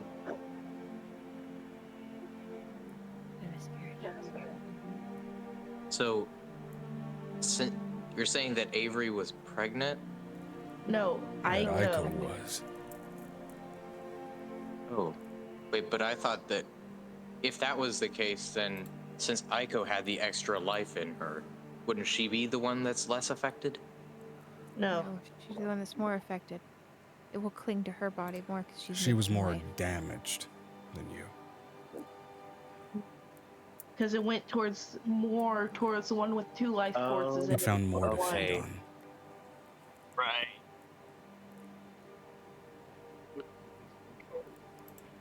Well, okay. Piper's like, Vietnam War flashbacks. Okay. All right, that's a tidbit of information. Put in the asterisk right next to it. Tell Avery later. You know, Break news quite if you didn't want to carefully. make it already personal for Avery to go after Ogatan. And because of what Ogatan did, and what Ogatan? they are, I think that's that snake thing that appeared in my dream. The room because of baddie. what they are, resurrection and temporal manipulation don't work. And won't work until they're gone.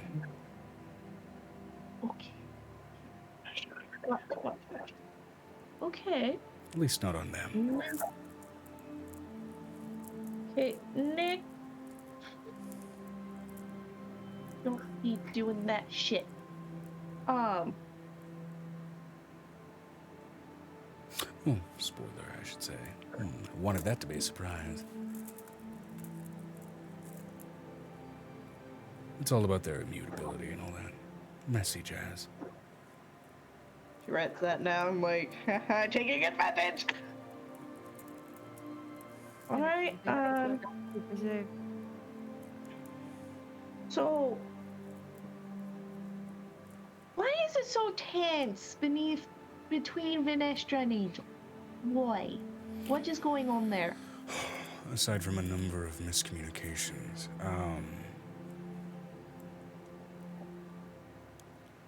that is a good question.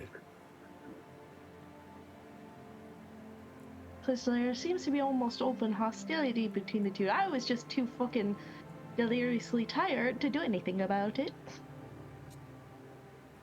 So I'm down for my own therapy session. I personally am uncertain. I'm contractually obligated to avoid going into Angel's head. And as far as Vinestra as well. Foreigners be what foreigners are. I'm unfamiliar. But it does seem needless in sourcing from a number of those miscommunications. Maybe it's simply a different way of looking at the world. I don't know.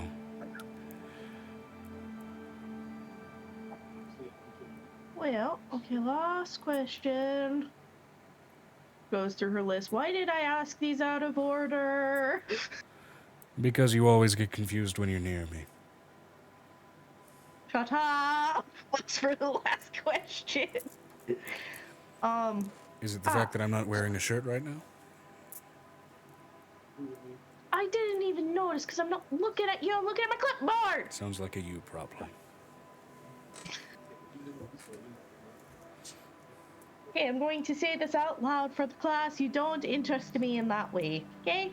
Okay. Got it? I'll Good. keep trying. Now. No. What if I took in Piccolo via osmosis? No. You better fucking not. Can't touch anything of angels anyways. That's the reason we put it on. Angels Fair enough. anyway, so you can't touch it anyway, so Hmm. you'll explode.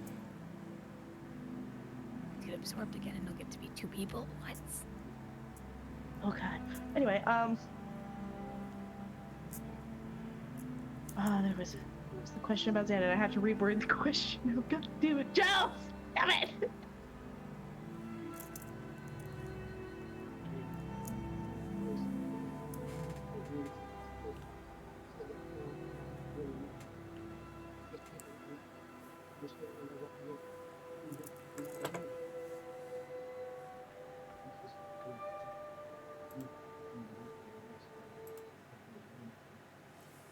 So when should we get Xanon home? I got something stuck in my throat. When? When, if, whatever. It's up to you and him.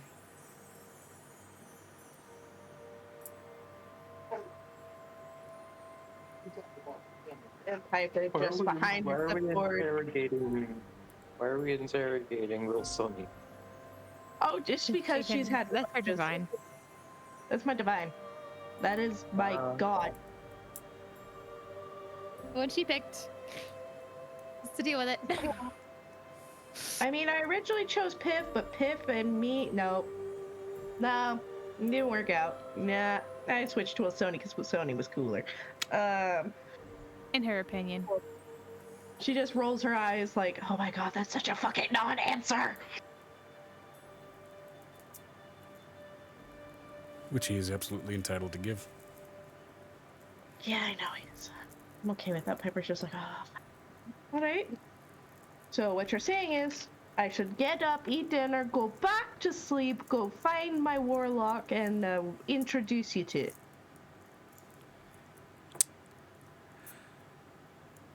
I want to show her the method to my madness. Oh my god. You did show me the method to your madness, but I can't look over to your far left too long or else my brain hurts. Seems to be a common specifically- problem. Yep. Well, guess that's it. I feel great. If your observation of tumblers. the wall fourth wall lasts for more than 4 hours, please consult a doctor. I am the doctor. Who the fuck am I supposed to go to? Her doctor, he's fuzzy and a bugbear. You know, Aha! it's not my fault you decided to go to medical school.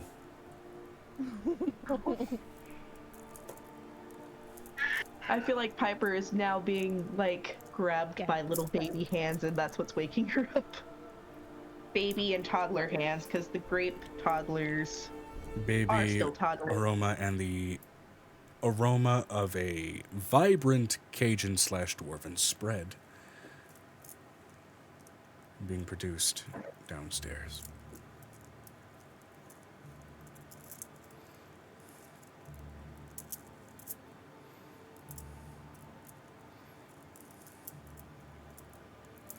Yes, I'm assigning Cajun food to dwarves. Bite me. It's either that or Southern cooking. Yeah. Honestly, Southern cooking is bland. Avery would have preferred that over Cajun.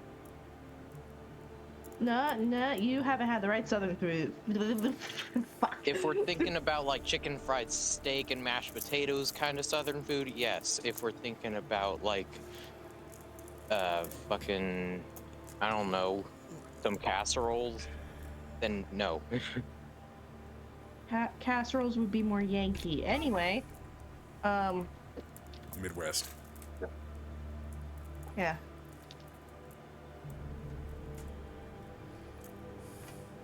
Do we all wake up now? Is it Pepper wake up now? Yeah. Yes, I wait. I'm gonna let you know it's probably Angel knocking on the door going, Piper? Piper? I have owls in my hair. Piper? Piper just There's squirrels in draped my over. pants. Just There's Piper squirrels just in her pants. draped over Piccolo like she's a freaking blanket. Well, Have- babe, babe, babe, Yes, Babe, yes, yes, babe, yes, yes, babe, yes. It's one of the babe. simulacrum. There is Piper? there Piper? is a small angel person at the door person. Oh, okay. Gets up. Is dressed. Yes. Plucks 2 owls off the head. You two know better. You are given. I cannot help you with Prestidigitate, but he can. You two are bad examples, and just walks up with them. You're bad examples for Dionysus and Bacchus. Shame on you. Come here. They look at the twins. Look up to the twins. I'm going to go. Food is ready downstairs, and you can tell at the simulacrum who's like annoyed. Slightly snowy, yeah. All right, I got some big news for a couple people. Ooh. Going to go and find my other counterpart and let her clean me off real quick, considering I also have bat poop on my forehead. Yeah. Well, one of your simulacrum clears you of guano. And pockets No, it the for sale later. simulacrum. No, the simulacrum is the one that brought the baby to the door. Oh. As a simulacrum clears another simulacrum of guano. Which, given that they are made of snow, is frozen guano at that point. So, is everybody back together downstairs now at this point? Yeah. Piper's just kind of like just looks at y'all. Just, If he has something to say, just come out and say it.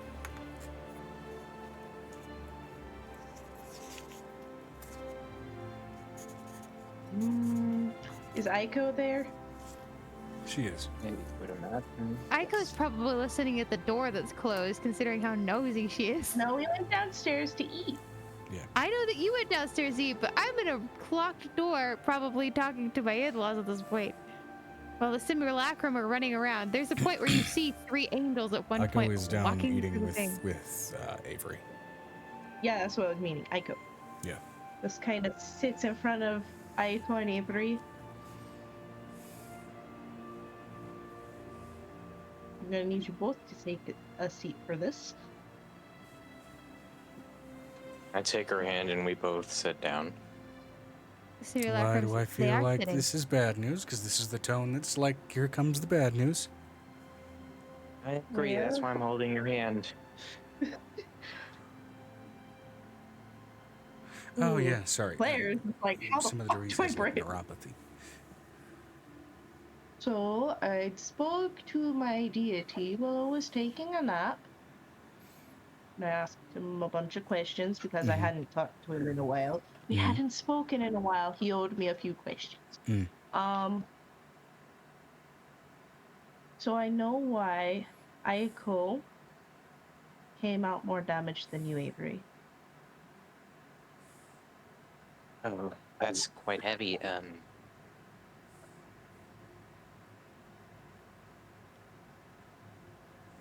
Care to share? Yes, so even though you both were equal distance from the demon core, or whatever it's called. I think we learned it was the Shigaroth core. Shogoth core. Shogoth, whatever. It's a word I cannot pronounce in this accent. It's like a showy goth. Shogoth. Okay, Shogoth core.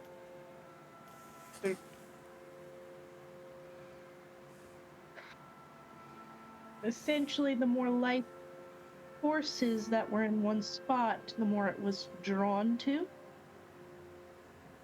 Meaning there was 2 life forces in Aiko.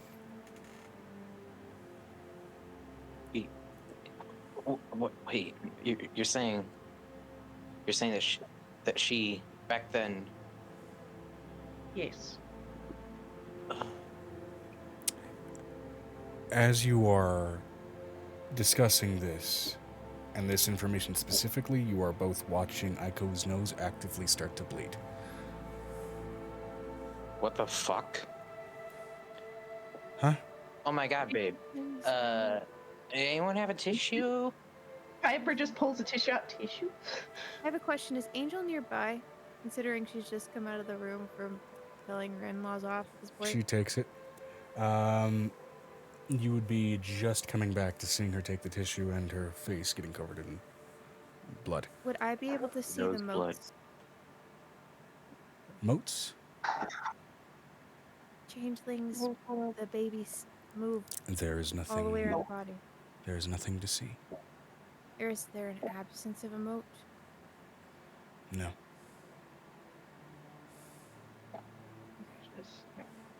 Right, lean your head I imagine forward. it was devoured by the core. Piper just like, hey, lean forward. Mm-hmm. They always tell you lean back, but that's how you drown in blood. You lean forward, let it flow so it can clot. I heard half of that.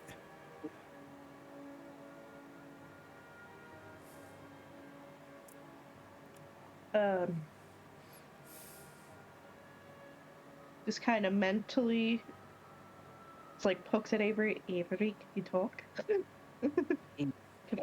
She basically said that the core was drawn to the greater life force, and that And as you talk about it, that napkin gets redder and redder. Okay, Avery. You know what? We Avery. can talk about this later. We need to figure out what that is. That's why Piper's trying to like, hey, private telepathic 101. Bro, I'm right in front of you. Oh, okay. I think any mention of it, it's like the body has trauma from it. So mentioning it is just going to cause that to keep happening. Sometimes trauma gets built up in the body in strange ways. Which, as a note, you would notice this actually immediately with your mental link with Aiko, Avery. When there was any mention of an additional life force, basically any indication of anything alluding to a baby, it's almost like Aiko went deaf while her nose started to bleed. She wasn't Did even she able to go hear it. deaf and bleed when Avery gave birth? When you did, no. Her body I would is have thought mention that would have this reminded her specifically. of it if it was. no. She did. Most likely, she wasn't aware, and but her body was, which is storing the trauma. Also, the fact that the reason why the whole thing happened to begin with was because of Ogachan, the snake demon thingy. Yeah. One thing that you do remember distinctively, especially while you guys first got exposed to the Shogoth core, while all that shit was happening to your skin and everything, both of your noses were bleeding profusely, though hers, even more so than yours, alongside the much further expanded presence of that sort of like salt flat fracturing on your skin. Got it. Is my Angel still linked with Avery? Did she just get this information walking in? It was one of those moments of like, here's all the information that you didn't want to know. Kind of like hearing like a background speaker playing a sound through a closed door. It's that sort of unnervingly, like, the song is skipping and it's silent for a few seconds. In that echo. I wanted to ask something, Avery. Yeah, what's up? How open would you be having Aiko, because she's not, and you possibly to slow down even more so this thing? if we could open up your brains and cut through the runes in your brains. I thought the runes were on our astral projections.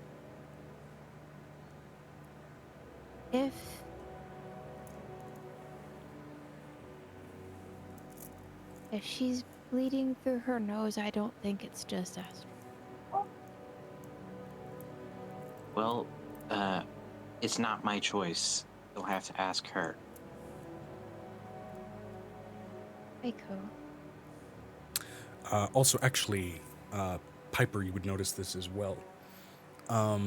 Just because of your passive medicine stat. Medical. Passive is insane. While her nose was actively bleeding, you did also notice tears kind of almost forcing their way out of her eyes, but they didn't leave the same sort of register on her skin of like saltiness that tears would.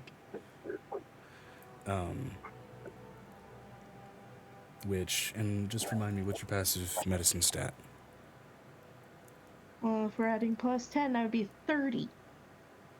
That's your passive? I know that mine's 25. Yeah. It's Okay. 10. With a passive of Mine's 30, those aren't tears. Those are brain cells.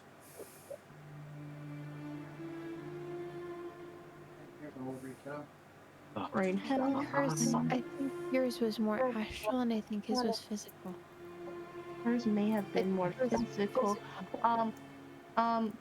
We need to go lie her down now. But you don't have the surgical precision for brain. I do. Which I know. mention of the child not happening. Yeah, there the wasn't bleeding any has mention stemmed, there and so of the has child, an though. crying. No, Angel's just watching her nose bleed. Yeah. No, we need to lay her down just in general because that is not tears falling from her eyeballs. Let's go lay her down somewhere before Yeah, which I would say has- with that passive of 30, you would notice as well that as crimson as the rag is, it is lightened and thinned. So likely not by snot if that same kind of stuff is also coming out of her Is eyes. it like a seizure? I don't know, but we should get her in a room. Piper's just gonna look at Aiko or Avery. Do you mind if I pick her up and carry her? Diving into a bit of macabre medical knowledge. I mean, I don't care. They're gonna take you back. You're in. Apparently, there's something wrong with your brain. You're leaking brain cells from your eyes? Jeez, what? And spinal. She's leaking brain cells from her eyes and her nose. Yeah, they're gonna take you back now. Take you back now. Okay. Well, In there which was case, something else I then- wanted to mention, but that can take precedence later. In which case, then, we'll just say this. We'll call this a cliffhanger for this session, then. Finish off the night at the start of next session. Okay. And move on. It'll also give some time for interactions during the dinner, I suppose. Come up with when we need to interact. Like Piper's gonna be like, okay, so It'll also give me some We're proper done. time to appropriately describe obstacles.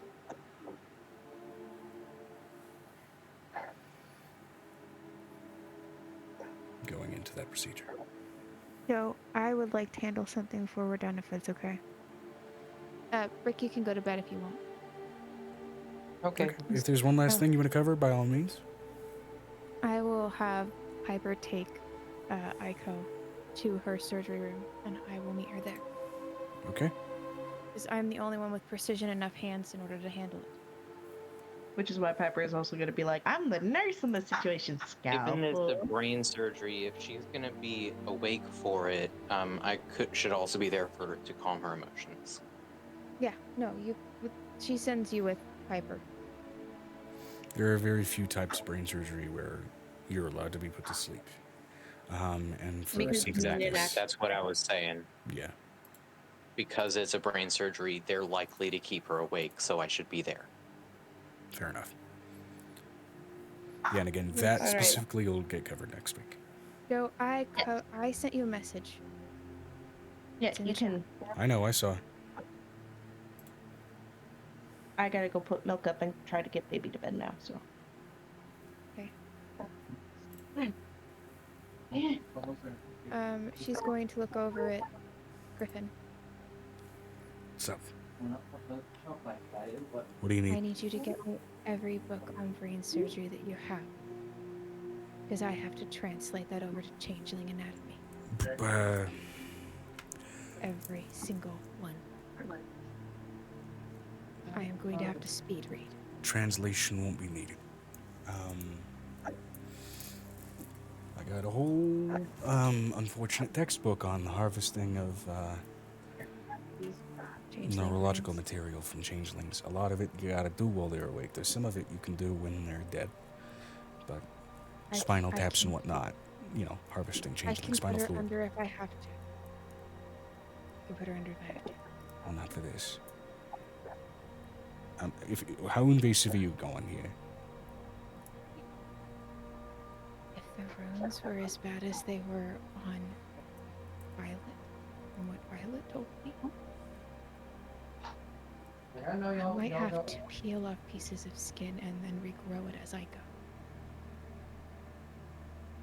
go. That's how bad the runes are. If it's something that invasive, then you're likely gonna have to keep her awake. I mean, it'll be on the brain, so I don't think she'll feel it. You do me a favor and go get me her clock. I need a second steady hand. Sure. I'll also be able to hold the nerves, should the brain resist me. Sure. Alright, so, again, the surgery event won't happen until next week, but yeah. I know. I need my enforcers right now. I need somebody to make a move. I am exhausted. I haven't had sleep in almost 3 days. I've pushed out children. I'm exhausted. Okay. You know how We're to running on. tap into one of your simulacrum, right?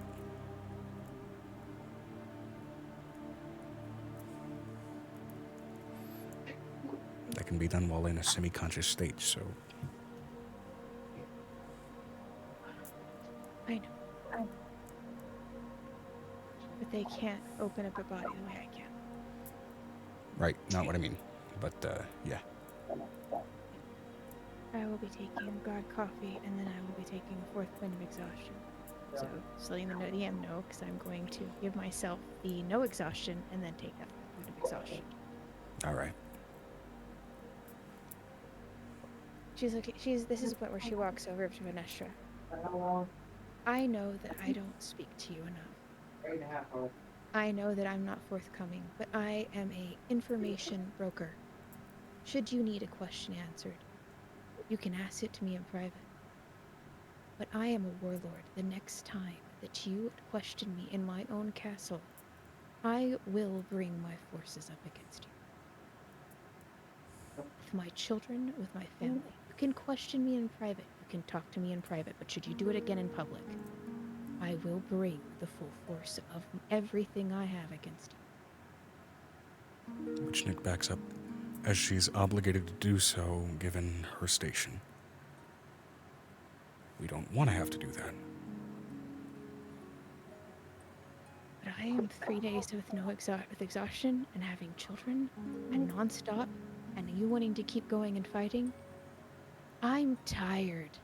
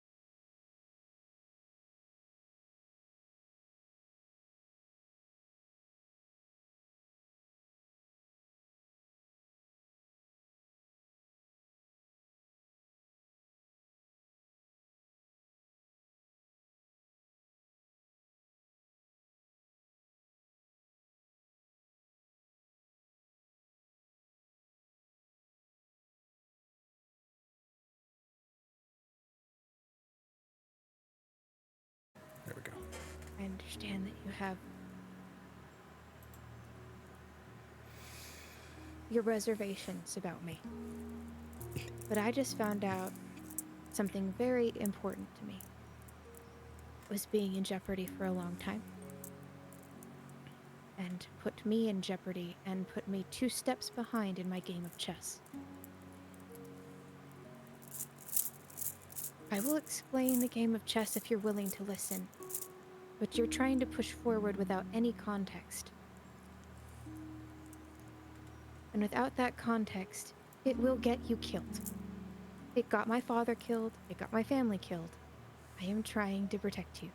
If you don't want to take that protection and you want to run head on into it, be my guest.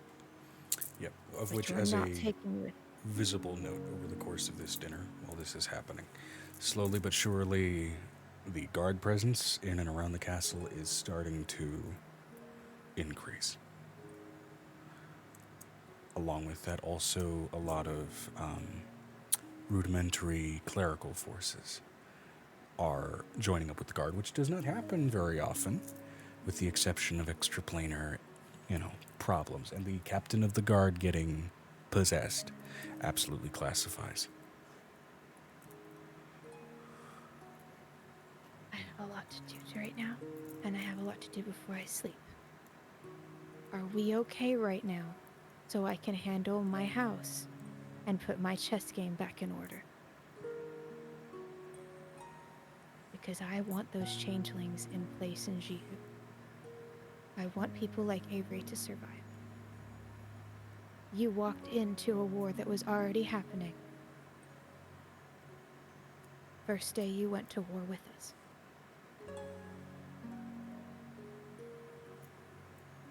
That's me being candid with you.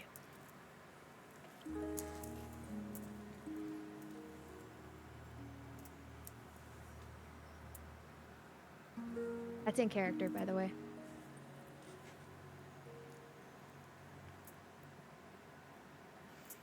Which She also, doesn't want it.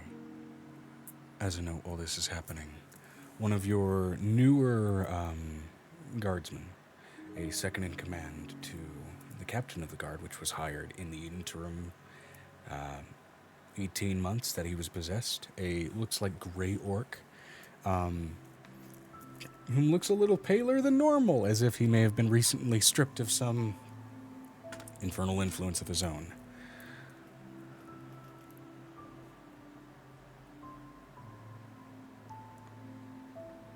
Hello, my lord. Apologize if this is an inconvenient time. No. It's Oh, recently come to my attention that I've not been myself for about 18 months. Uh-huh. Before I'm requested leave, however, I must do my due diligence. You have 2 new companions whom we do not have files on. No, we do not. 3, actually, I should say 4. Is that a girl there? 4 new companions. Yes.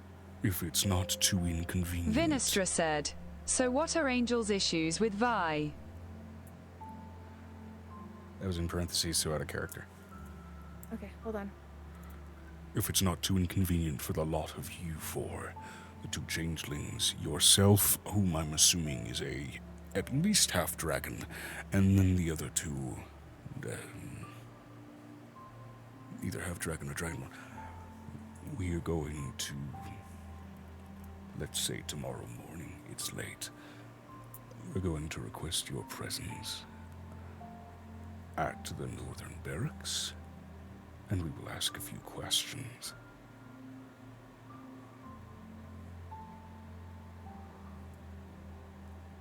I will whisper guard lead. I need you to get a message out to him as quickly as possible. What will be that message? I need to make sure that our ranks have not been poisoned.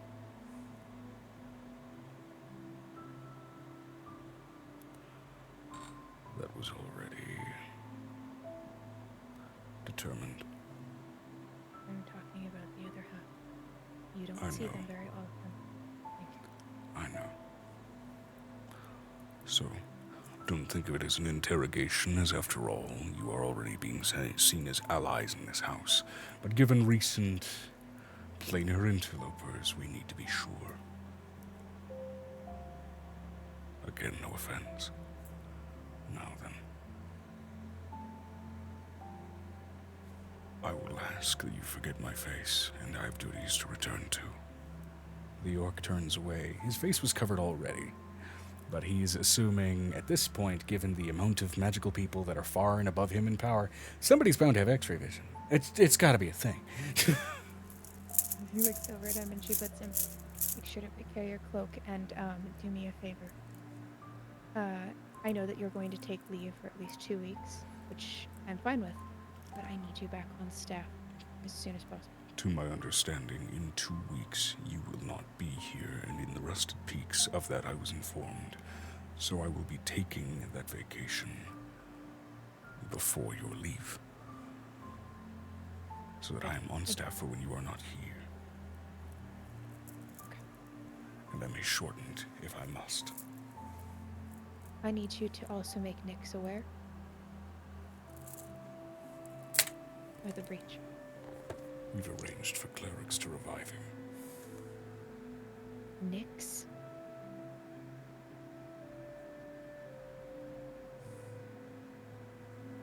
Are you serious? Yes.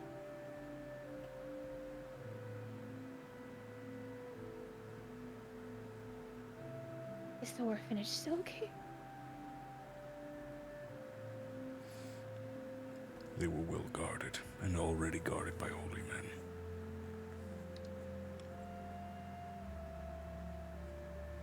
I don't think any of those things were foolish enough to even go near. Vinestra said, "Can I get a list of Angel's issues with Vi so I can figure out how to reply?" I'll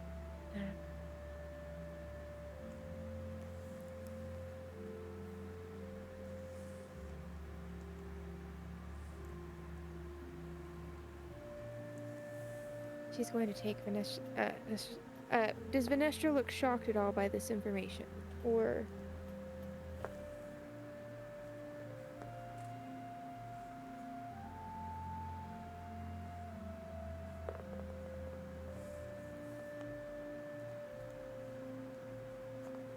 I'm going to ask the question again. Does Vinestra look I shocked can't by- figure out how to respond without know the issues, Angel said.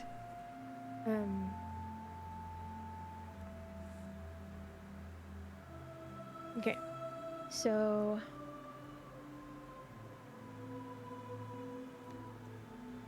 how do you want to handle this, DM? Do you want us to handle it after session? Do you want me to handle it right here? 'Cause I I'd can't- say in session, at least as far as the things that were laid out and clarified by Nicodemus.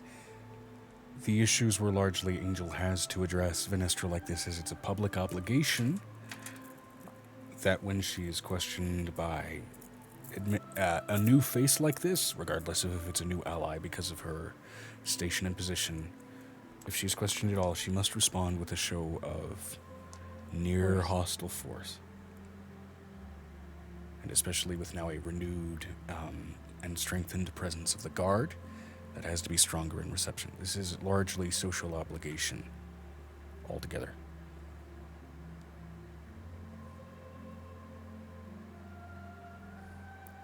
Am I missing any beats there? No. Okay.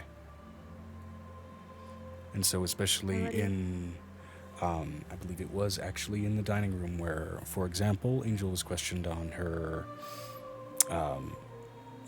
tendency to torture and things like that, which were all duties present of this rank.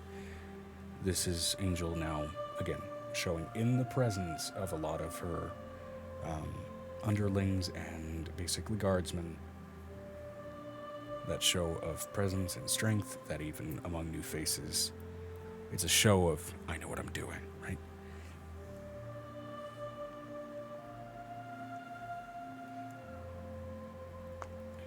I want you to start the protocol for the lockdown. And Sharni. She looks over at the man.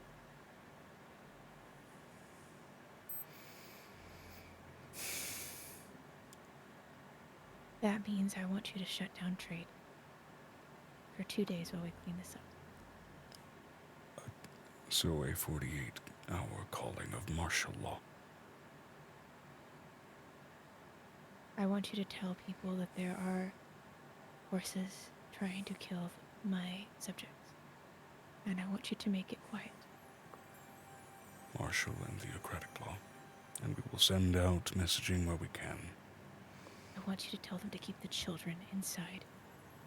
In closets, the way we hid them before. Underground. 48 hours? 48 hours.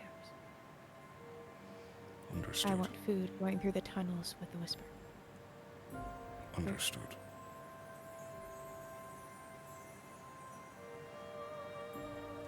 They'll hit them first. He told me they would hit them first.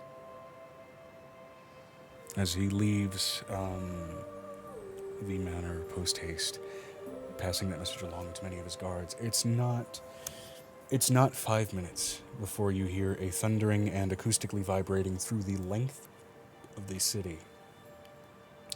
A very specific tone of deep chiton horn. This is a very sort of commonly used war horn used throughout the Underdark. It's not made of brasses, not made of bone, not made of wood. It is made of the resources found down here, and it gives off this almost insect-like longing trill, almost like a demonic wail in a way. You But can hear it through the portal. They have yeah. a portal from here to the other space. Yeah, its tone and its indication is this very almost skin-crawling, unsettling tone, just from the natural build of it, and the way it seems to echo throughout the city and ripple across it does, for those of you that have hair on your back, make you feel it stand. She looks over at Griffith. She looks over and grips, not Frasia's arm, she grips Dunarg's arm. I need you to go check on the dragon. Both. I know she's gonna get mad, but I can't afford them both dead. On it. Should I keep training the new guy for now, or should I get back to that after I check? You know what? Xanon might be able to help. With She looks over with this. Xanon, Ravik, I want to ask you to do something for me. Is this a favor? I will owe you immensely. Now you can take Venestra with if you want. But I need you to enter the Valix ruins, and I need you to check on a dragon friend for me. Alright, so we're going to the Underdark then for a bit. Want to get out of cold weather? No.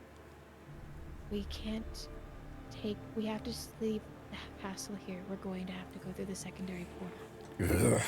Alright, do you guys want to get out of cold weather for a bit? Oh, we walk through a tree.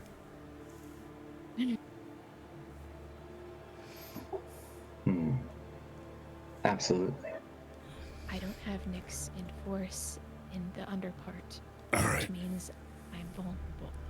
How well versed are the two of you in, subtlety? Asking the two martial frontliners. Salty. Is in what? Like operating with discretion. Oh, you want me to be stealthy? Yeah.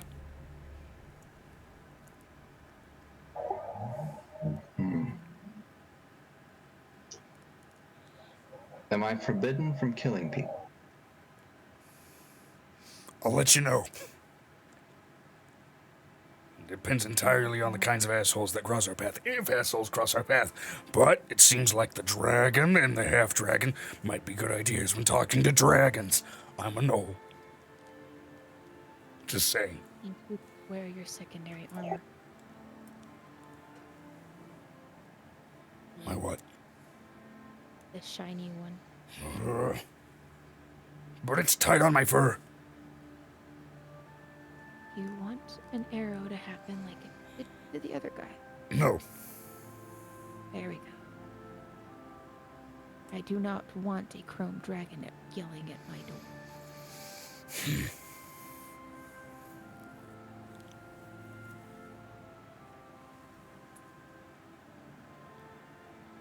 Xanon, I have a dragon, a chrome dragon who lives on the outside of the city, who is married to Dunark. And I have a dragon that lives in the inner part of the city protecting the seat of the crown of this world. That is made of adamantine. And there's like a bubble that appears around you at this point when she's explaining this between you and Benestra. Which, even just a cursory understanding of magic, you can understand just even from the dampened sounds outside, this isn't an effort to keep this information private within this immediate circle.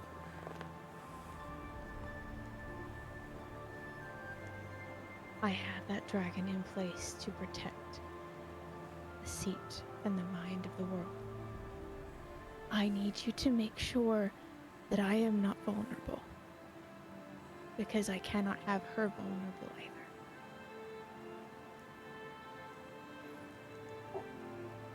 So we make our way there. Make sure your friend is alive, not in danger. She looks over at Rabbit. I need you to inspect her mind. Make sure it's not been twisted.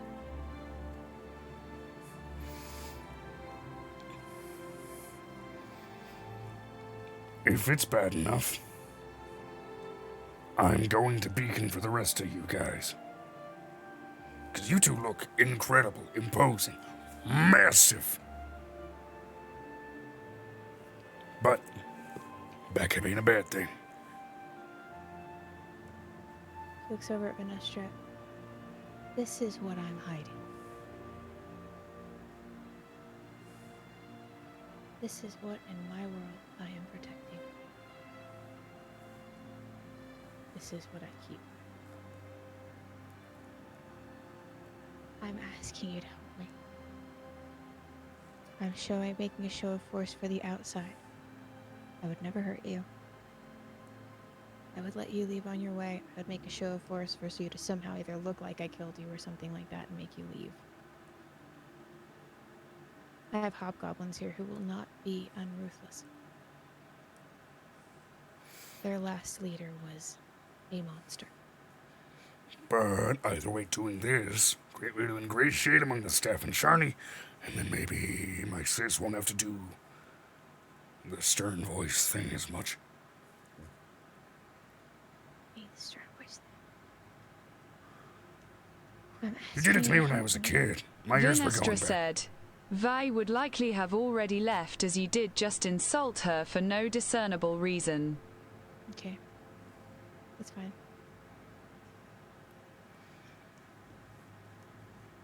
All right. Well, She looks over at Xanon and Ravik. Can you help Danar, please?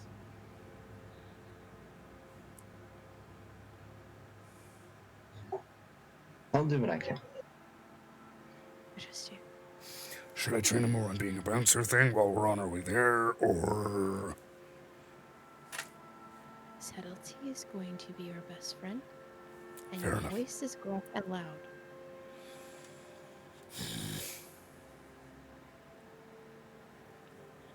If they got questions, should I answer them? Yes, any question they have. Okay.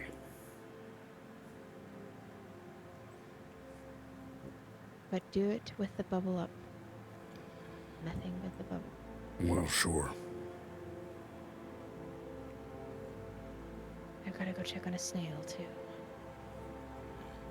Right. Okay, in which case then we'll mark that as the cliffhanger. That's a big cliffhanger. Nick's dead?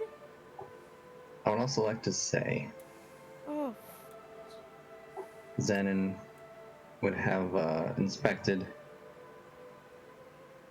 himself, so he would have rediscovered the thing in his pocket, Yes. and he can't read. Yeah, because I believe you I think mentioned after- Dwarvish was not a language you could speak. Yeah, but he was possessed at the time, so I don't think he would I know mean, like what a that passenger is. in your own body, you know, saw what happened. So Nick, as in like Nicodemus. No, Nix, Nix. Nix. Oh, Nix okay. he's a beholder that protects. Vinestra said, V is very much contemplating just leaving Angel after her constantly insulting her and Xanan. Okay. All right. So, do you want to read out, Joe? Yeah, what'll be a good session title today? Do you think? Nixed.